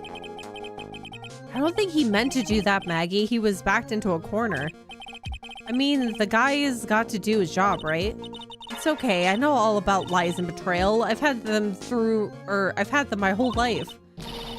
But it really hurts this time. It felt like someone punched me hard in the stomach. I hate that guy. I don't ever want to see him again. Oh no, you're gonna break his heart. Poor Gumshoe. So the next witness is going to be that old guy from the park, right?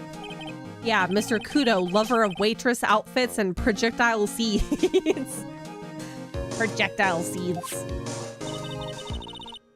I bet he's gonna be really stubborn. I mean, he's pretty set in his ways, you know. Yeah, he's a big old grouch. Are you going to be able to handle him, Nick? Yeah, I can take whatever he throws at me, even those never-ending bird seeds.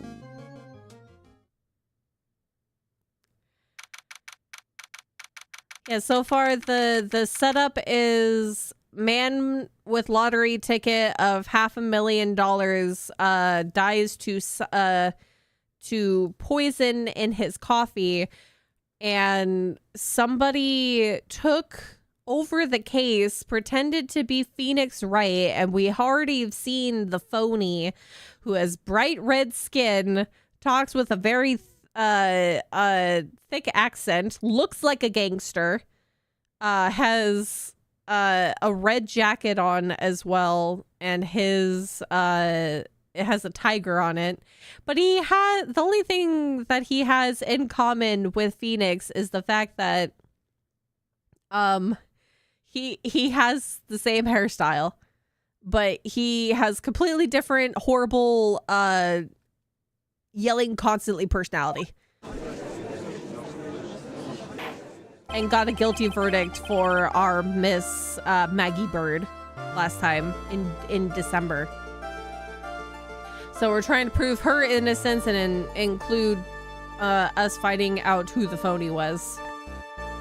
Court will now reconvene with the trial of Maggie Bird. We also have a very French chef who is the epitome of pink and shimmies whenever given the opportunity. Very, very uncomfortable experience. Mr. Goto, your next witness, please. The prosecution calls the lucky old-timer who caught the show over a cup of coffee. Will the witness please take the stand? There he is. Name and occupation, if you don't mind. The name is Victor Kudo, born and bred in the land of the rising sun. Honor and duty are what make me. Mind you, I can be quite emotional at times, too. We don't need to hear about that, Mr. Kudo. Just tell the court your occupation. My occupation? Listen, young'un. How much call do you think there is for kimono embroidery here? Kimono embroidery?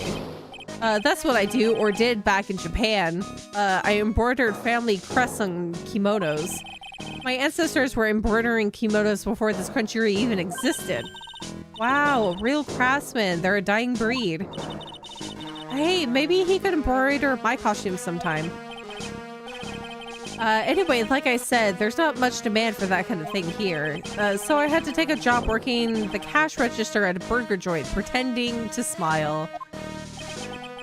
He works at McDonald's. That burger joint would have been better off putting him in the kitchen. I don't think so. With the amount of times that this man rubs his nose, you don't want him anywhere near the food. Now then, witness, were you in the restaurant at the time of the incident? Oh yes, I was eating some seeds over a cup of Javachino. He's eating the seeds? Seeds? Oh, what do you think these are, I see. So he was pelting the pigeons with it in addition to eating it. You saw everything that happened, Gramps? Did I? Oh yeah, so yes I did, so I saw it all. Then please tell the court, we're all ears. He gives me that one granny's vibe. I think these two would be two peas in a pod. Literally. Old Bag and Kudo would be such a bad time to have to deal with both of them at any interval of time frame. I'll tell you every last detail. He's really getting into this. What I witnessed. A young man was reading the sports paper. The serving girl brought him a Javachino, but she put something in it. The man took one sip of it, looked like he was in a terrible pain, and then collapsed. That's the serving girl right there in the defendant's chair. Remember her well. No, you don't. You just remember her uniform, stupid. Mr. Kudo, she is not a serving girl. Please refer to her as a waitress. You're as bad as the rest of them. All these newfangled words. What's wrong with old-fashioned ones, Newfangled? All these talk about of radios and glasses. It's wireless and spectacles. I tell you. Excuse me. Listen to me, everyone. Don't forget the old values. Don't let the good old days slip away. So he heard some stuff about the guy's, scouter-esque thing. I think it's time to begin the cross-examination, Mr. Wright. Yes, Your Honor. What I witnessed. The young man was reading the sports paper. So you saw the victim then. You saw Mr. Glenn Elg. I wanted to know if Gutson Braun retained his championship or not. So he was looking at the sports paper the victim was reading, huh? At the location in question, there are partitions between tables on the same side of the restaurant, right? So what if there are? If you say that you could see the victim, that means you were sitting at the table on the other side of the restaurant, correct? I go to that place to drink Javachino. I don't sit. I don't go to sit. I don't remember which table I was sitting at. See, that's a problem. You mean you go there to eye the waitress? Peach, I've forgotten to tell you how wonderful your spectacles look. I look forward to hearing your debut on wireless radio.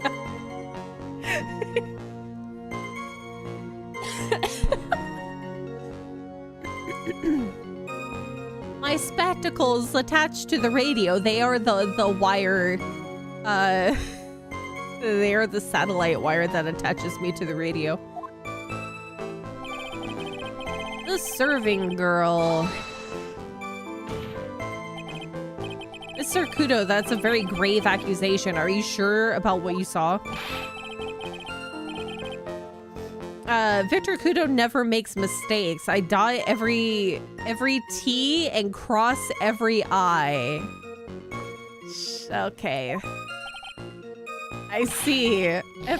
My eyesight's fine. The doctor said I only need spectacles for reading and driving. His eyes are only really fine when he's scoping out a waitress. And I saw what the serving girl put into the Javachino as well. What'd you see? I bet I know what's coming up, and something tells me I'm not gonna like it. But see, if he says something other than powder, that could be helpful. But it could also put me into a bad situation.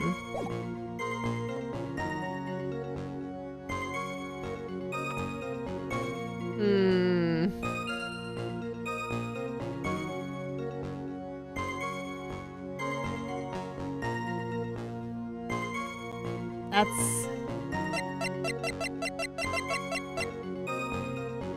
Okay, what we saved? What'd she put in? Your Honor, we need more clarification on what was put into the victim's coffee. I'd like to ask the witness to add what he knows about this to his testimony.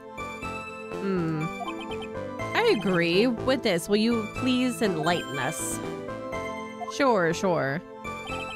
There's no question about it. She very conspicuously put some white powder in there. Okay. Let's press that. Did she really put that into the coffee? You doubt me, boy? She took some out of a small brown bottle and sprinkled it in. What if it wasn't even her? Because he doesn't even pay attention to the person that's in the uniform, just the uniform. Couldn't she have been adding sugar? Sugar in a small brown bottle like that? Like that? Witness, could you please describe the bottle in more concrete terms? A bottle like this, perhaps? Oh, there it is. That's the one. That's the bottle of potassium cyanide, I presume. And he said that the bottle was brown, but this could also be leading the witness. So what did the accused put into the coffee? I think it's clear, don't you? Ugh. The man took one sip of it, looked like he was in terrible pain, and then collapsed. He took one sip? You young guns, you waste everything. Those Javachinos cost $8. In the good old days, we would have drank every last drop, eaten the cup, and then died. Congratulations, you have earned the title of battiest man to grace a courtroom. So it was an immediate death. Well, with potassium cyanide, I suppose that is possible. But it said the death is between 1:30 and 2:30. Could that really be instantaneous? Yes, he slumped over without so much as a twitch. I felt the Javachino I just drank turned sour in my stomach. Oh yes, I know that feeling. And the waitress, I presume she is... That's a serving girl right there. So...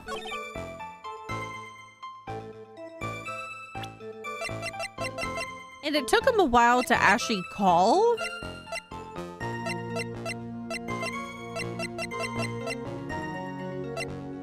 Because it was like 10 minutes after, between 1:30 and 2... 10 minutes after 2:30.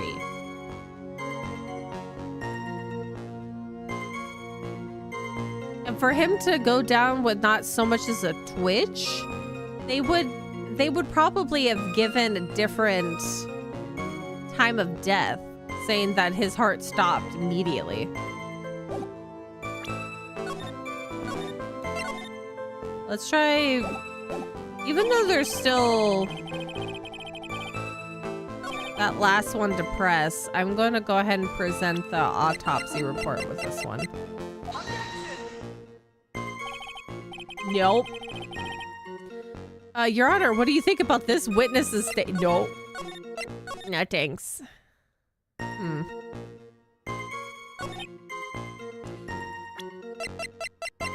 Or maybe it's the bottle itself I'm supposed to... Deadly powdery poison. Let's go ahead and press this then.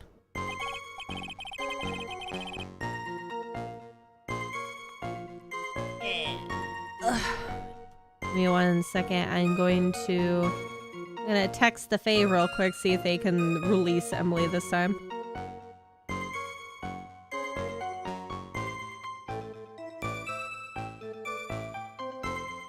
if I can spell.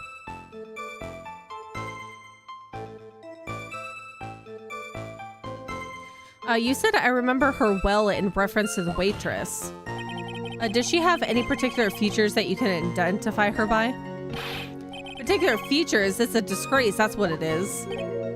Sorry? You can see all the way up her, you know. She's practically naked in that uniform. So the particular features you recognize about the waitress is her outfit. That anyone could wear just a uniform, even me. Mr. Wright, please spare the court of any further mental anguish from that image. Don't get all excited, Nick. You've got to keep yourself together. I guess I got a bit carried away. There are other things I recognize about her, too. He seems pretty sure of himself. What should I do? Let's press that. That's a good press. So you saw a waitress take the coffee over to the victim. But what matters is whether that waitress was Maggie Bird or not. Quite right. Mr. Kudo, these other features that you recognize are about the defendant. I would ask you add them to your testimony. Sure. There was a ribbon in her hair and her apron straps were loose. Does she have a ribbon in? Yeah, she has a ribbon in her hair. What color is the ribbon? What do you do seem to remember several details about her appearance, but what about the most crucial detail of all, her face? As if I wouldn't remember that. The witness noticed the straps on the accused's apron. He's unlikely to make a mistake about her face. That's right, I can even tell you the color of the ribbon in her hair was red. Yeah. You see, there's nothing wrong with the witness's eyesight. There's no doubt he remembers the waitress pretty well. What should I do? I get the feeling there's something more to this somehow. Ask about the waitress's back and ask about the straps. I mean, her uniform seems pretty... Oh! Her uniform is actually pretty taut on her. If we go across the person that we came across briefly when we were going back to the Tribune restaurant, there was that very svelte girl.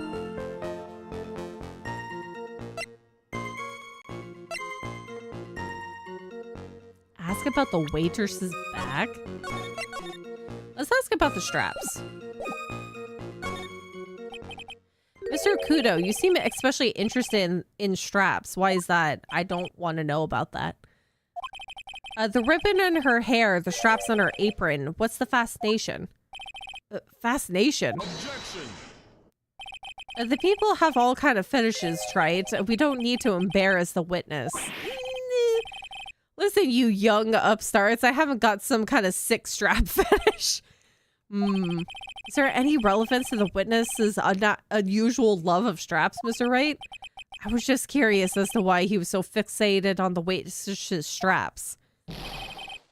I said I haven't got a strap fetish. How many times I have to repeat myself? Very well. Continue with your testimony, Mr. Kudo, and make it strapless. Do you think old CD really saw Maggie do it? Well, he probably had his eye on the waitress the whole time. That's why he was there. But he was there for the cute outfits, right? Not the waitress. I guess. She makes a good point, though. Hey, did I just say something clever? I wonder if the waitress Mr. Kudo saw really was Maggie. That's what we have to figure out, Nick. Okay, so we can go back to that last one.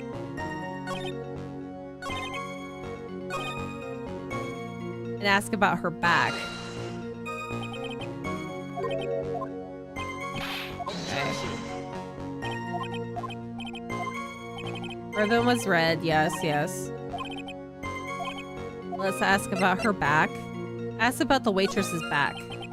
The identifying features you described. Yeah, see, look at that. The identifying features you described are all things you would see from the back. So what? Which means you're only looking at butt there, sir. Is it possible that you never saw the waitress from the front at all? He's got you there, Gramps. People normally talk about facial features when they're asked about, or they're asked to describe someone. But this witness's testimony is nothing but straps and ribbons. This is harassment. I'm telling you, I'm not obsessed with straps or ribbons. I'm just telling you what I saw. Mr. Kudo, the court requests that you add details about any identifying features. Features you observe from the front, that is, to your testimony. Sure. He's definitely a pervert. Like a big pervert. This old man's testimony is just getting longer and longer. And if I can't find a hole in it soon, it'll get even longer, I bet. There wasn't anything that caught my interest about her when I saw her from the front. Yeah, because you're a pervert looking at butts. You didn't find anything to be distinct, but you did clearly see the witness's face, yes? No question about it. I didn't come this far to back down now. Victor Kudo never backs down. You butthole. That's not the answer I was looking for, but okay. This has turned it into a matter of pride for old Seedy now, I guess. I wonder if he really did see Maggie's face or not. Like I thought, we need some concrete proof of this. Proof that the old guy didn't see the waitress clearly from the front. Do you think old Seedy really saw Maggie do it? Well, he probably had his eye on the waitress. Okay, so it's gonna put that all the way back at the end.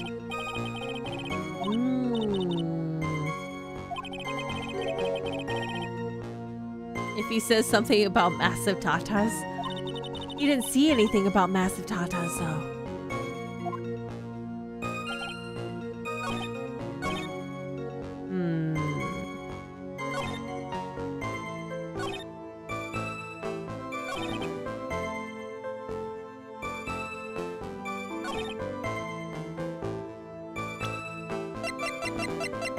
Because if there wasn't anything to note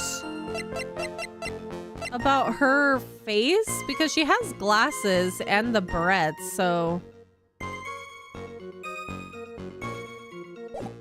I'm gonna go ahead and save again.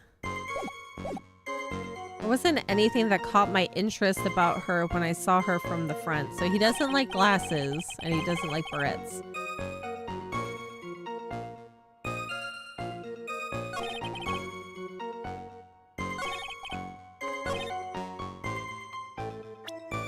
Can I just present her own profile?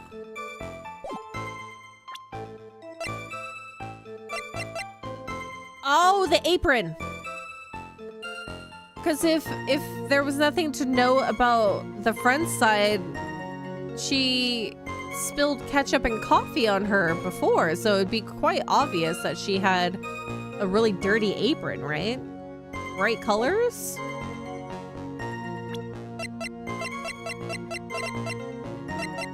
Present. Mr. Kudo, I would like you to please take a look at this. That filthy thing would suit filth like you just perfectly. Actually, it reminds me of what my grandson looks like just after he's done eating. Oh my goodness. Have you ever seen this before? Of course I haven't. I don't think... do you think I'd forget something as dirty as that? Well, you half-witted clot. Ah, you know, we got him. We got him, boys. He probably wouldn't have seen the ketchup with the coffee stain. He was already looking right there. That's so awful. Sir? What? What is it? Ever since I said you half-witted clot, there's been an eerie silence in here. Mr. Kudo, this apron is the apron worn by the defendant on the day of the poisoning. Just as, and as you just said yourself, you wouldn't forget something like this. Which means, if you had really seen this apron before, yes, you know what I'm getting at. You couldn't have possibly seen the waitress from the front. Oh, oops. Oopsie boopsie. How dare you? Witness, you can't just oops your way out of this. Well, looks like we finally have a genuine trial on our hands. Is that your 6th cup of coffee? Is that your other, is that your 12th cup? Are we done?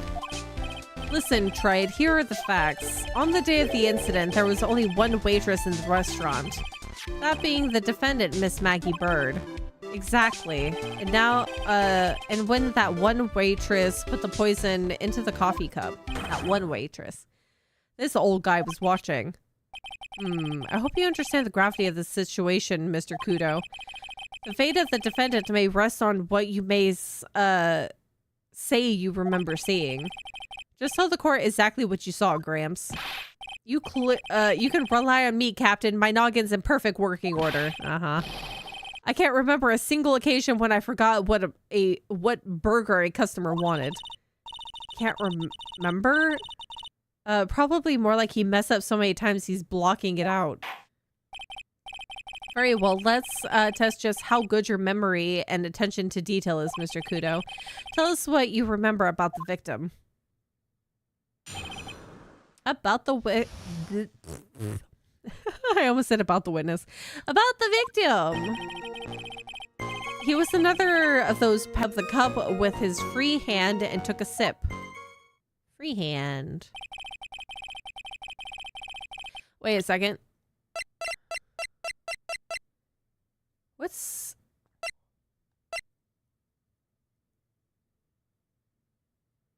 I'm gonna have to rethink that.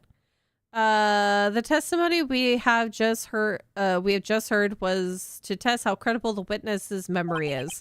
It seems to me that he remembered the victim in a great deal of detail. Oh yes, I hate those types of those you-know-what types who are so vague about everything. How are we going to handle this, Nick? We only need to do one thing. We just need to prove that the old man's memory is shot. Just trip him up, you mean? Isn't that kind of cruel? I suppose, but it's what I do best. That is true. Which hand did he say that?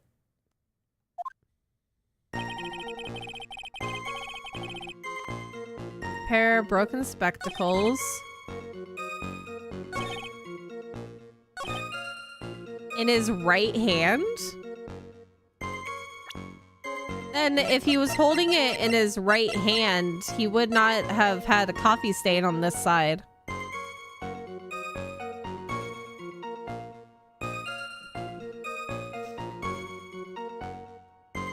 Because the holding it with your left hand, as he said that he was holding the coffee cup in his opposite hand, you wouldn't have the coffee stain on that side where they said that he took a sip of the coffee from.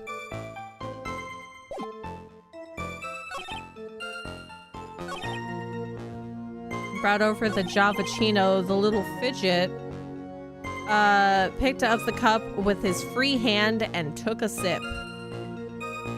Okay, let's press these two. The newspaper was a sports paper, was it? That young hooligan, I nearly asked him, can't you even read without fidgeting, How was I supposed to be able to read the back page with all that rustling going on? I need to find out if Gustin Braun retained his champion title. It was his papers, not yours. If you wanted to know so bad, why didn't you buy your own? What are you looking at me for? God, why does everybody like to throw things at Phoenix? Okay. Free hand. His free hand. Yes, which hand was that? Weren't you listening before, cloth ears? It's all the earwax, I'm sorry. He said he was rustling I said he was rustling the newspaper with his right hand, didn't I? If his free hand wasn't his right hand, then which hand? And which hand? Perhaps the great Mr. Trite has 3 hands. I hope that's not the case. That'd be weird. I was only asking. No need to gang up on me and treat me like a freak. The whole point of this cross-examination is to establish just one thing. This guy, look at him.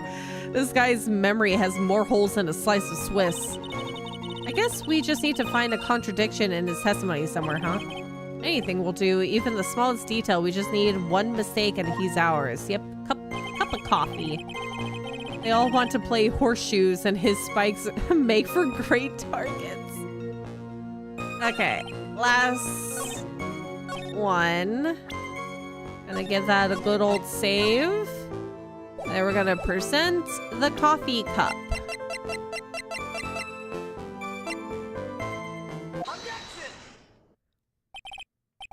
Mr. Kudo, do you remember what you were told at the start of this testimony? That this was a way of testing the credibility of your memory. I know. There's nothing wrong with my memory. I tell you, nothing.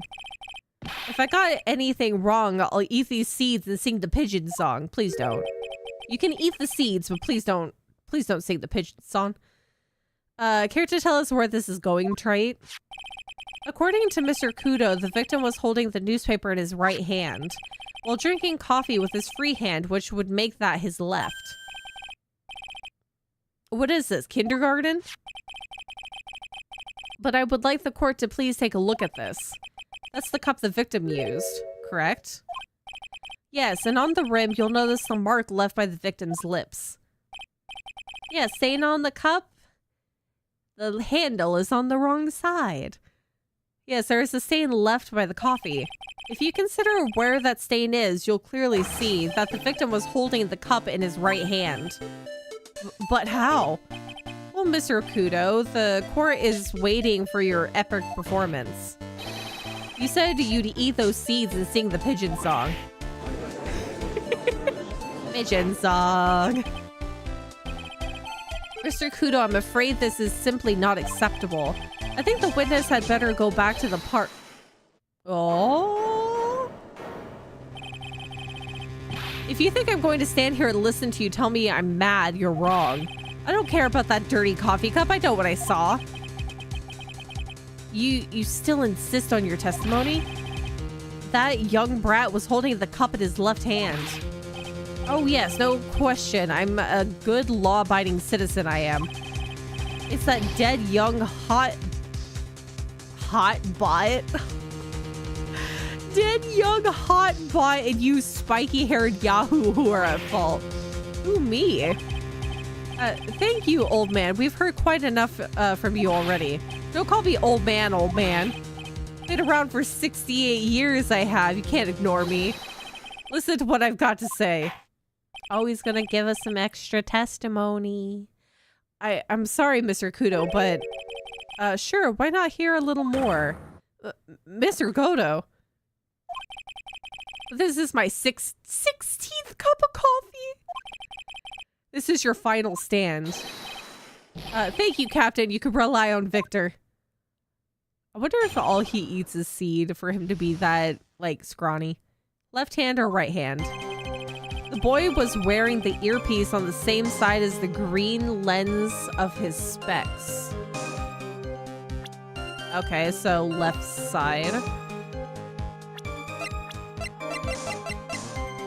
Yeah, be his left side. He kept fiddling with it all the time. He was fiddling with it just before he picked up the cup, too. Then he used the same hand to pick up the cup. His left hand. Wait, what? Huh? We know the victim was wearing an unusual monocle over his left eye. It wasn't a monocle, Your Honor. It was a small computer monitor often used by programmers. A monitor? You mean like a television screen? The inside of the lens is a screen that displays computer data. It's called HMD. It's a common tool in the victim's line of work. HD, TV, DVD, CD, all these newfangled letters drive me mad, but they don't matter. I know what I saw and I'm telling the truth. It's true. He doesn't seem to be lying. And those are the facts in good old black and white. Okay. We're gonna have to press all of these. The boy was wearing the earpiece on the same side as the green lens of his specs. So the victim was wearing an HMD. HD, TV, CD, DVD, what does it matter? It's none of them actually, but anyway. And you're sure that he was wearing the earpiece on the same side? No question, I could only see that side of his head from where I was sitting.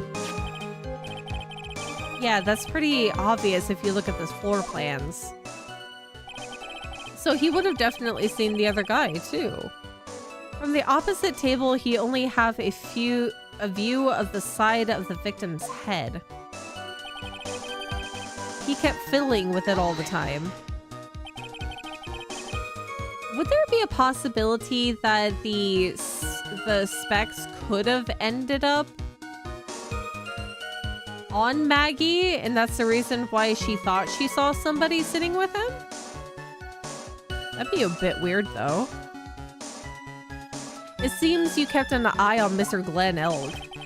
He was getting on my nerves, rustling that newspaper and fiddling with his earpiece all the time. And then he went and made all of that fuss dying from one sip of Javachino. I wanted to say to him, calm down, you young brat. But just looking at him made me suddenly speed up my speed eating. I could have choked. Or my seed eating, sorry. So I take it the victim was a walking ball of nervous energy. He was fiddling with it just before he picked up the cup, too. The earpiece you mentioned, which hand did the victim touch it with? You're one of those people, aren't you? You're the type that uses your left hand to get things out of your right pocket. Or fastens your left cup with your right hand. Can't you only fasten your left cup with your right hand? And when the tour guide says on your right side, you'll see the famous blah blah. You're the only one who deliberately looks left, well, aren't you? That is not what I asked, sir. No, I didn't mean. Obviously, he used the hand on the same side of his body that the earpiece was in. Oh my god. I'm losing IQ points as we gain one more seed pelt to the forehead. So if he had the HMD on his left side, then it was his left hand, I guess. But if he... And then he used the same hand to pick up the cup, his left hand. Okay. You seem very sure of yourself, Mr. Kudo. That's because I know what I saw, no matter what tricks you try to play on me. It looks like you really did see the guy picking the cup up with his left hand. This is a dead end. Hold on, I gotta fix the audio. I hear the crinkles! Stop with the crinklies. Thank you. Well, Nick, what do you think? I think the guy's telling the truth, but even so, something's not quite right. Then chuck evidence at him until he breaks. But if he's not lying, there wouldn't be any contradictions in his testimony, right?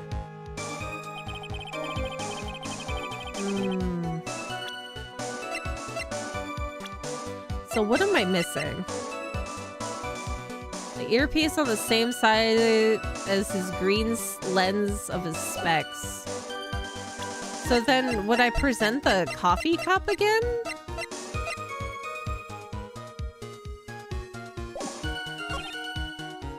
Kept fiddling with it all the time. He was fiddling with it just before he picked up the cup, too. Then he used the same hand to pick up the cup, his left hand. So it still solidifies the bit of information that then this cup is not the one that he drank out of. I'm gonna try presenting the cup again.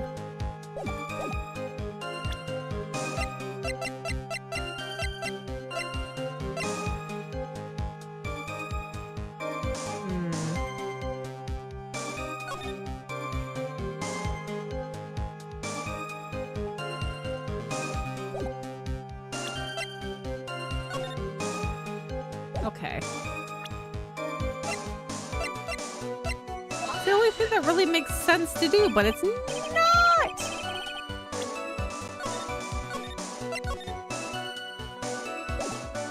I saved, dang it. That's fine.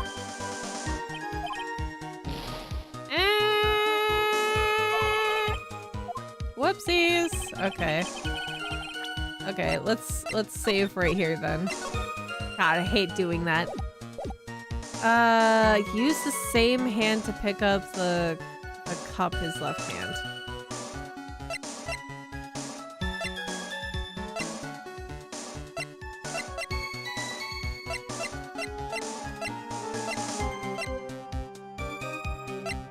I'm still what?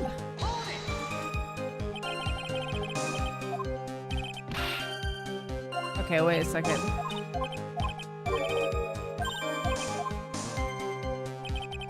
Where is this contradiction? Kept fiddling with it all the time. He was fiddling with it just before he picked up the cup, too.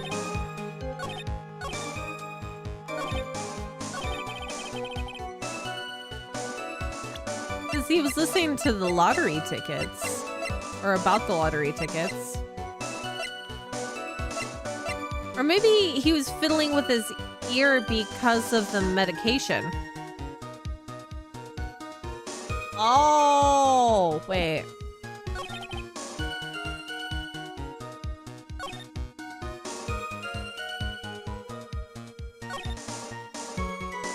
Can I do that?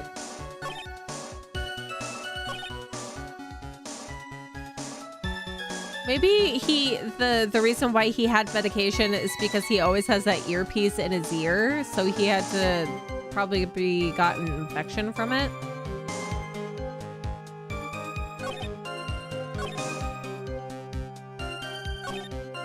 So then could I use the medication?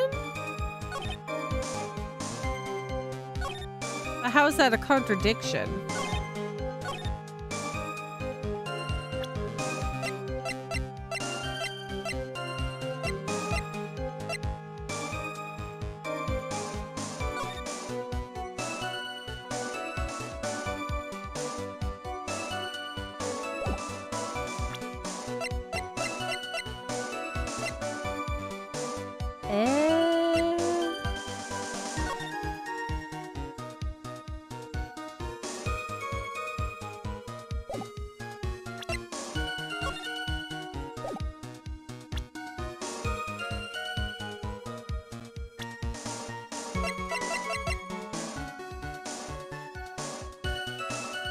Left eardrum was ruptured.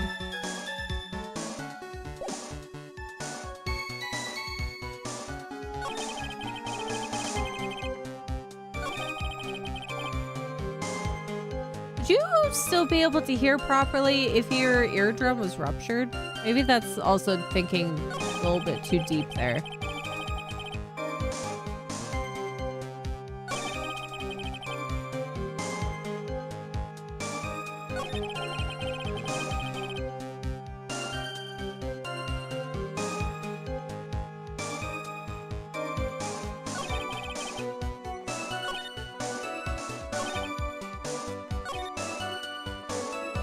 Be either temporarily deaf or extremely hard of hearing in that ear.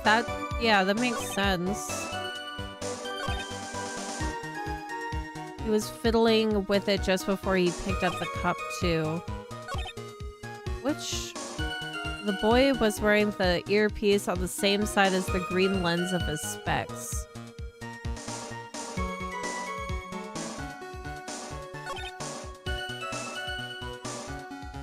You keep falling asleep, that's okay. That just means you're comfy. You better have already taken your break? No. It's because I wanted to wrap up the testimony.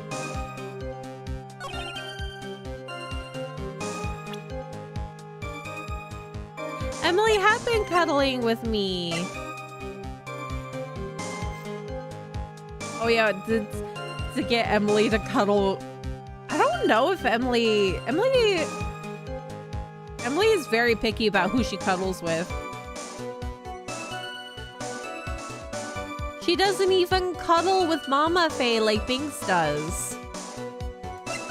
Okay, I'm gonna do a save and do some finagling here. Use the same cup to pick up the cup with the... Same hand to pick up the cup with his left hand.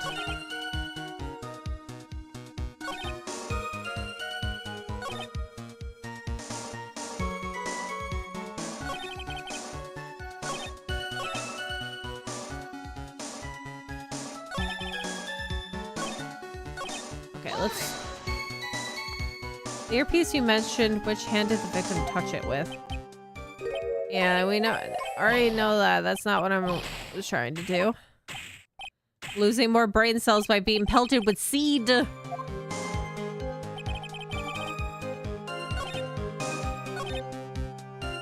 Okay, let's just try presenting the medication on one of these and see what happens. Oh. I'm not sure what the relevance of this is, but... Mr. Kudo, there is something very strange about your observation of the victim. What? You say he was wearing the earpiece on the same side as the HMD. No question, you can lock me up if I'm wrong. It was his left ear, without a doubt. I can only see that side of his head from where I was sitting. I don't think so. Yeah, because did it say which eardrum was ruptured? Yeah, left eardrum was ruptured. You're no doubt unaware of this fact, Mr. Kudo, but the victim couldn't hear with his left ear. His eardrum was ruptured. Traces of medication for his condition were found in his ear canal. That's right, it's impossible that the victim was wearing his earpiece in his left ear. There we go, I found it. Because he couldn't even hear in that ear. Is that true, Captain? It is. Pigeon. Pigeon.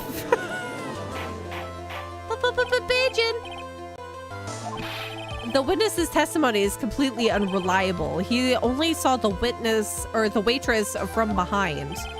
He claims the victim was wearing an earpiece when we know his eardrum was ruptured.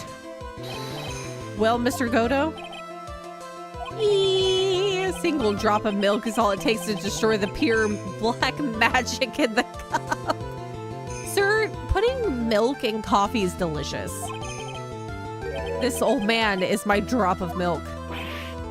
Captain, are you calling me a drip? This is the victim's coffee cup in which the potassium cyanide was found. The mark on the rim clearly shows that the victim picked it up with his right hand. I'll never back down, I know I'm right. The lad drank his Giavicino with his left hand. Let me put you out of your misery. Clearly the victim used both hands. He took a sip with the cup held in his right hand and then switched to his left. That's what the old man saw. How dare you? Impossible. The witness had already testified on numerous occasions that the victim died immediately after taking just one sip of the coffee. Oh, are you on your 17th cup of coffee now? Which hand the victim used to pick up his cup is irrelevant, Your Honor. No, it's not. No, it's not. The fact still stands. With one hand or the other, Mr. L drank the poisoned coffee. Like this. Sadly, Mr. Godo, that doesn't wash. The point of this testimony was to establish whether the witness's testimony is credible. And the results are clear. The testimony given by this witness is useless. Waste your coffee. I believe it is time to conclude today's proceedings. I am satisfied with the witness that the witness is not deceiving the court. But to be frank, his testimony is a farce. Did you have to be so frank? Take that, you pompous old foggy. How dare you throw seed at the very respectable judge? Mr. Kudo, you can't reach for me from there. am ordering the defense and the prosecution to investigate this case further. That is all for now. This court is adjourned. We've made it another day! Wait. Wait! If we stop now, where does that leave me? Leave you, Mr. You're just leaving and going back to your vitamin park, sir. Thanks to that blue-suited young upstart over there. I'm just a bumbling old man who can't even dot his T's or cross his I's now. That is not my problem. How is your bad memory my fault? I'm sorry, Mr. Kudo, but that's nothing I can do. Or there's nothing I can do. I've kept my mouth shut until now, but there's something else the court should know. We already know that your testimony is faulty, and now you want to give more information?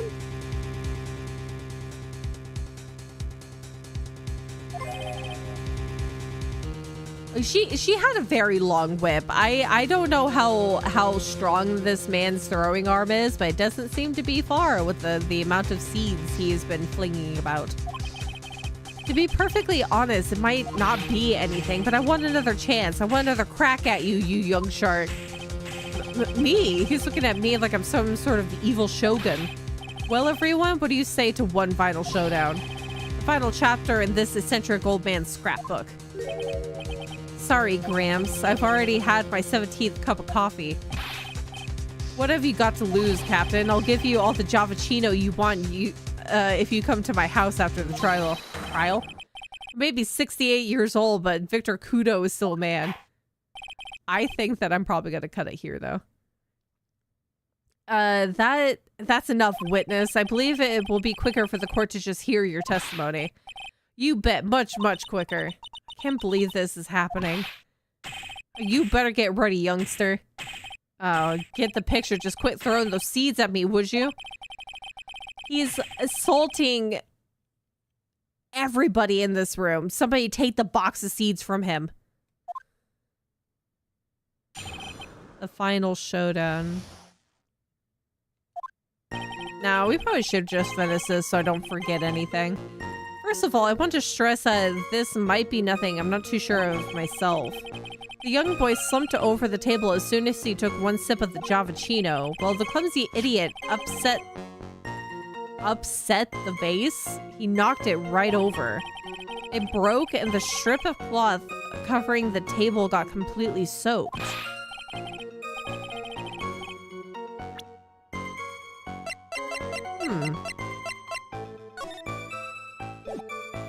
That sounds a little fishy.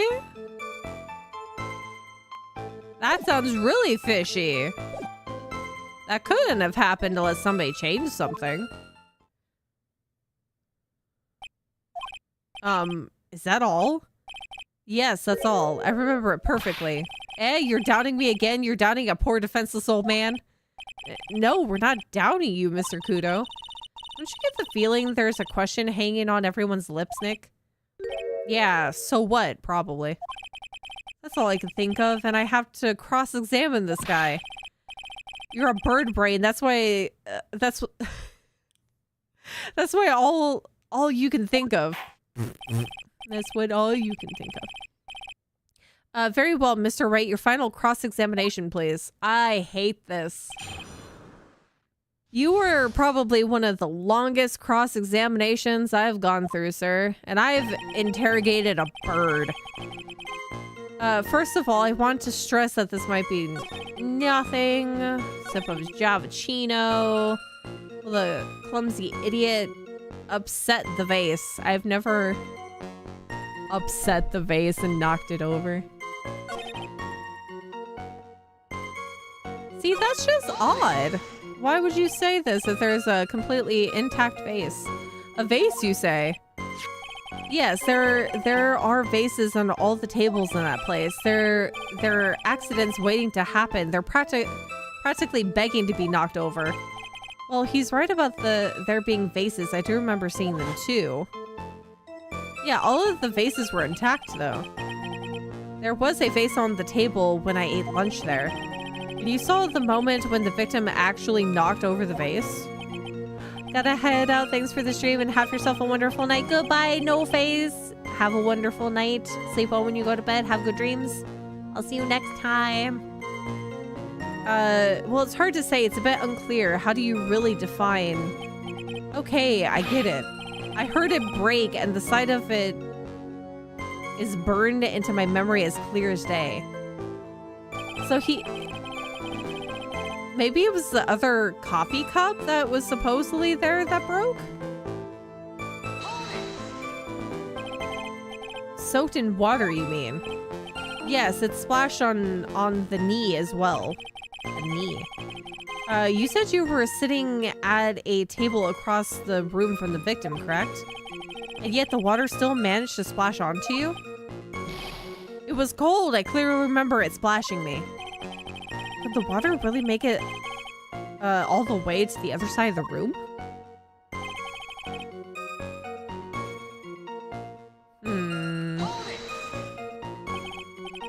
You mean the vase on the victim's table falling upside down and breaking?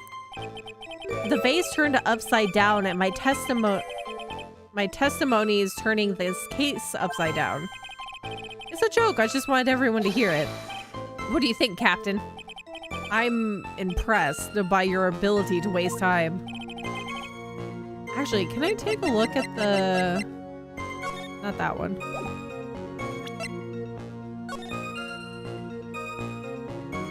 See, the vases also don't look like they're upside down either. Like, they're both the same, at least. Was there... It doesn't look like there was any staining on the floor, even though it is water.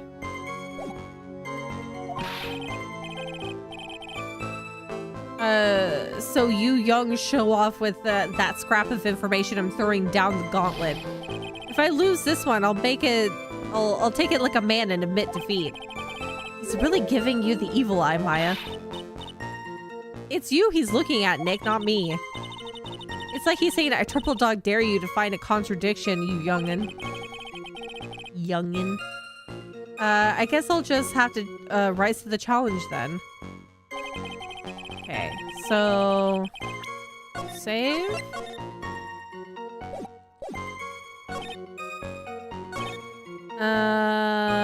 Clumsy idiot knocked the vase, broke it.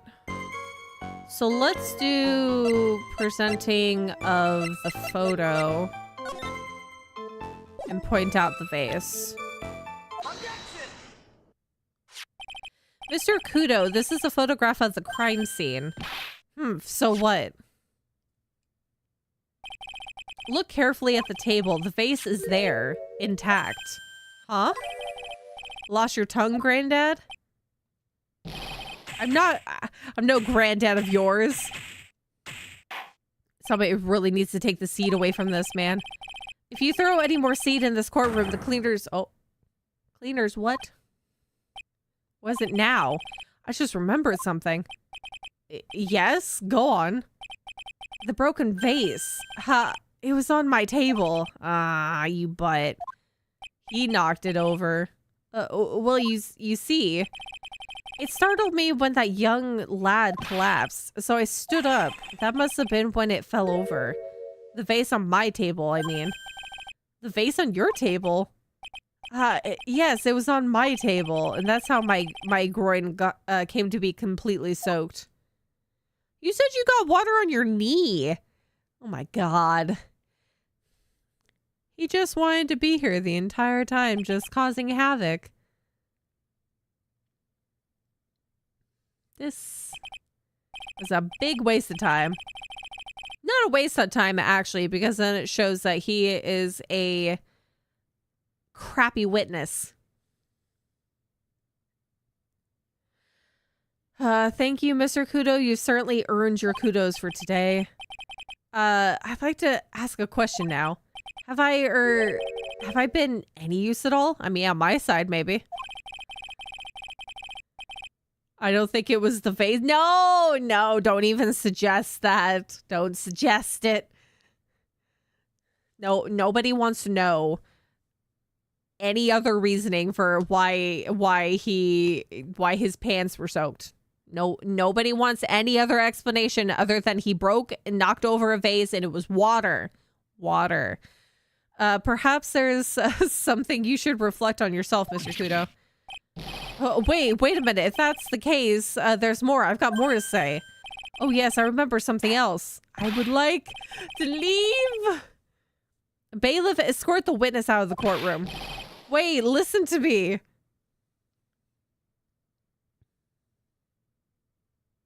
Oh, God, finally peace and quiet, and nobody helped me with seeds. Well, we seem to have been considerably sidetracked. I'm still not in a position to deliver a verdict. The defendant has not been positively identified as the waitress in question. Additionally, there are two disparities in the testimony we have heard thus far. The mark on the coffee cup that the victim supposedly drank from with his left hand, and the earpiece, which was inserted into his left ear, out of which he couldn't hear. Wow, Nick, you did it. I therefore require both the defense and the prosecution to further investigate the facts. Yes, Your Honor. There's one more thing before I call today's session to an end. One more thing, Your Honor? The witness we just heard from, he is most insistent that his testimony should be of use. So he summarized it accordingly into this statement. Oh God, he made another haiku. Okay. You may each have a copy of it if you wish. Whatever, the prosecution doesn't need props like that. Hoto's really mad, huh? Yeah, I would be too. Very well. Here you are then, Mr. Wright. There are 3 copies, my own, yours, and Mr. Godo's. Is that going to be relevant later for him saying there's 3 copies? Victor's testimony. When the incident occurred, I broke the vase at my seat. I'm sorry. I'm sorry. This isn't a piece of testimony, more like a 5-year-old's apology. What the heck are we supposed to do with 3 copies? Something, I'm sure. That is all. This court is adjourned. We're free. Free, I tell you. Freedom. Save. And with that, this is where I call it for now. We have spent 4.5 hours and the majority of this time listening to a very persuasive old man who pelts pigeons with seed. I am ready to call it tonight. Call it a day for streaming. And we shall pick this game up again on Saturday. Tomorrow we are playing a game called I Am Fish. And it is a very silly if you ever seen like that toast game or something, I can't remember exactly what it's called. We are a traveling fish in an orb. And I think it's not just an orb all the time, but we gotta figure out how to get to the other side and not die. It seems like a very fun game to me. I Am Fish. I think there's also piranhas and a puffer fish in there too. I am bread. Yeah. I am bread. It's like any Warriors games, Dynasty Warriors. It's all I am and something. This one is I Am Fish.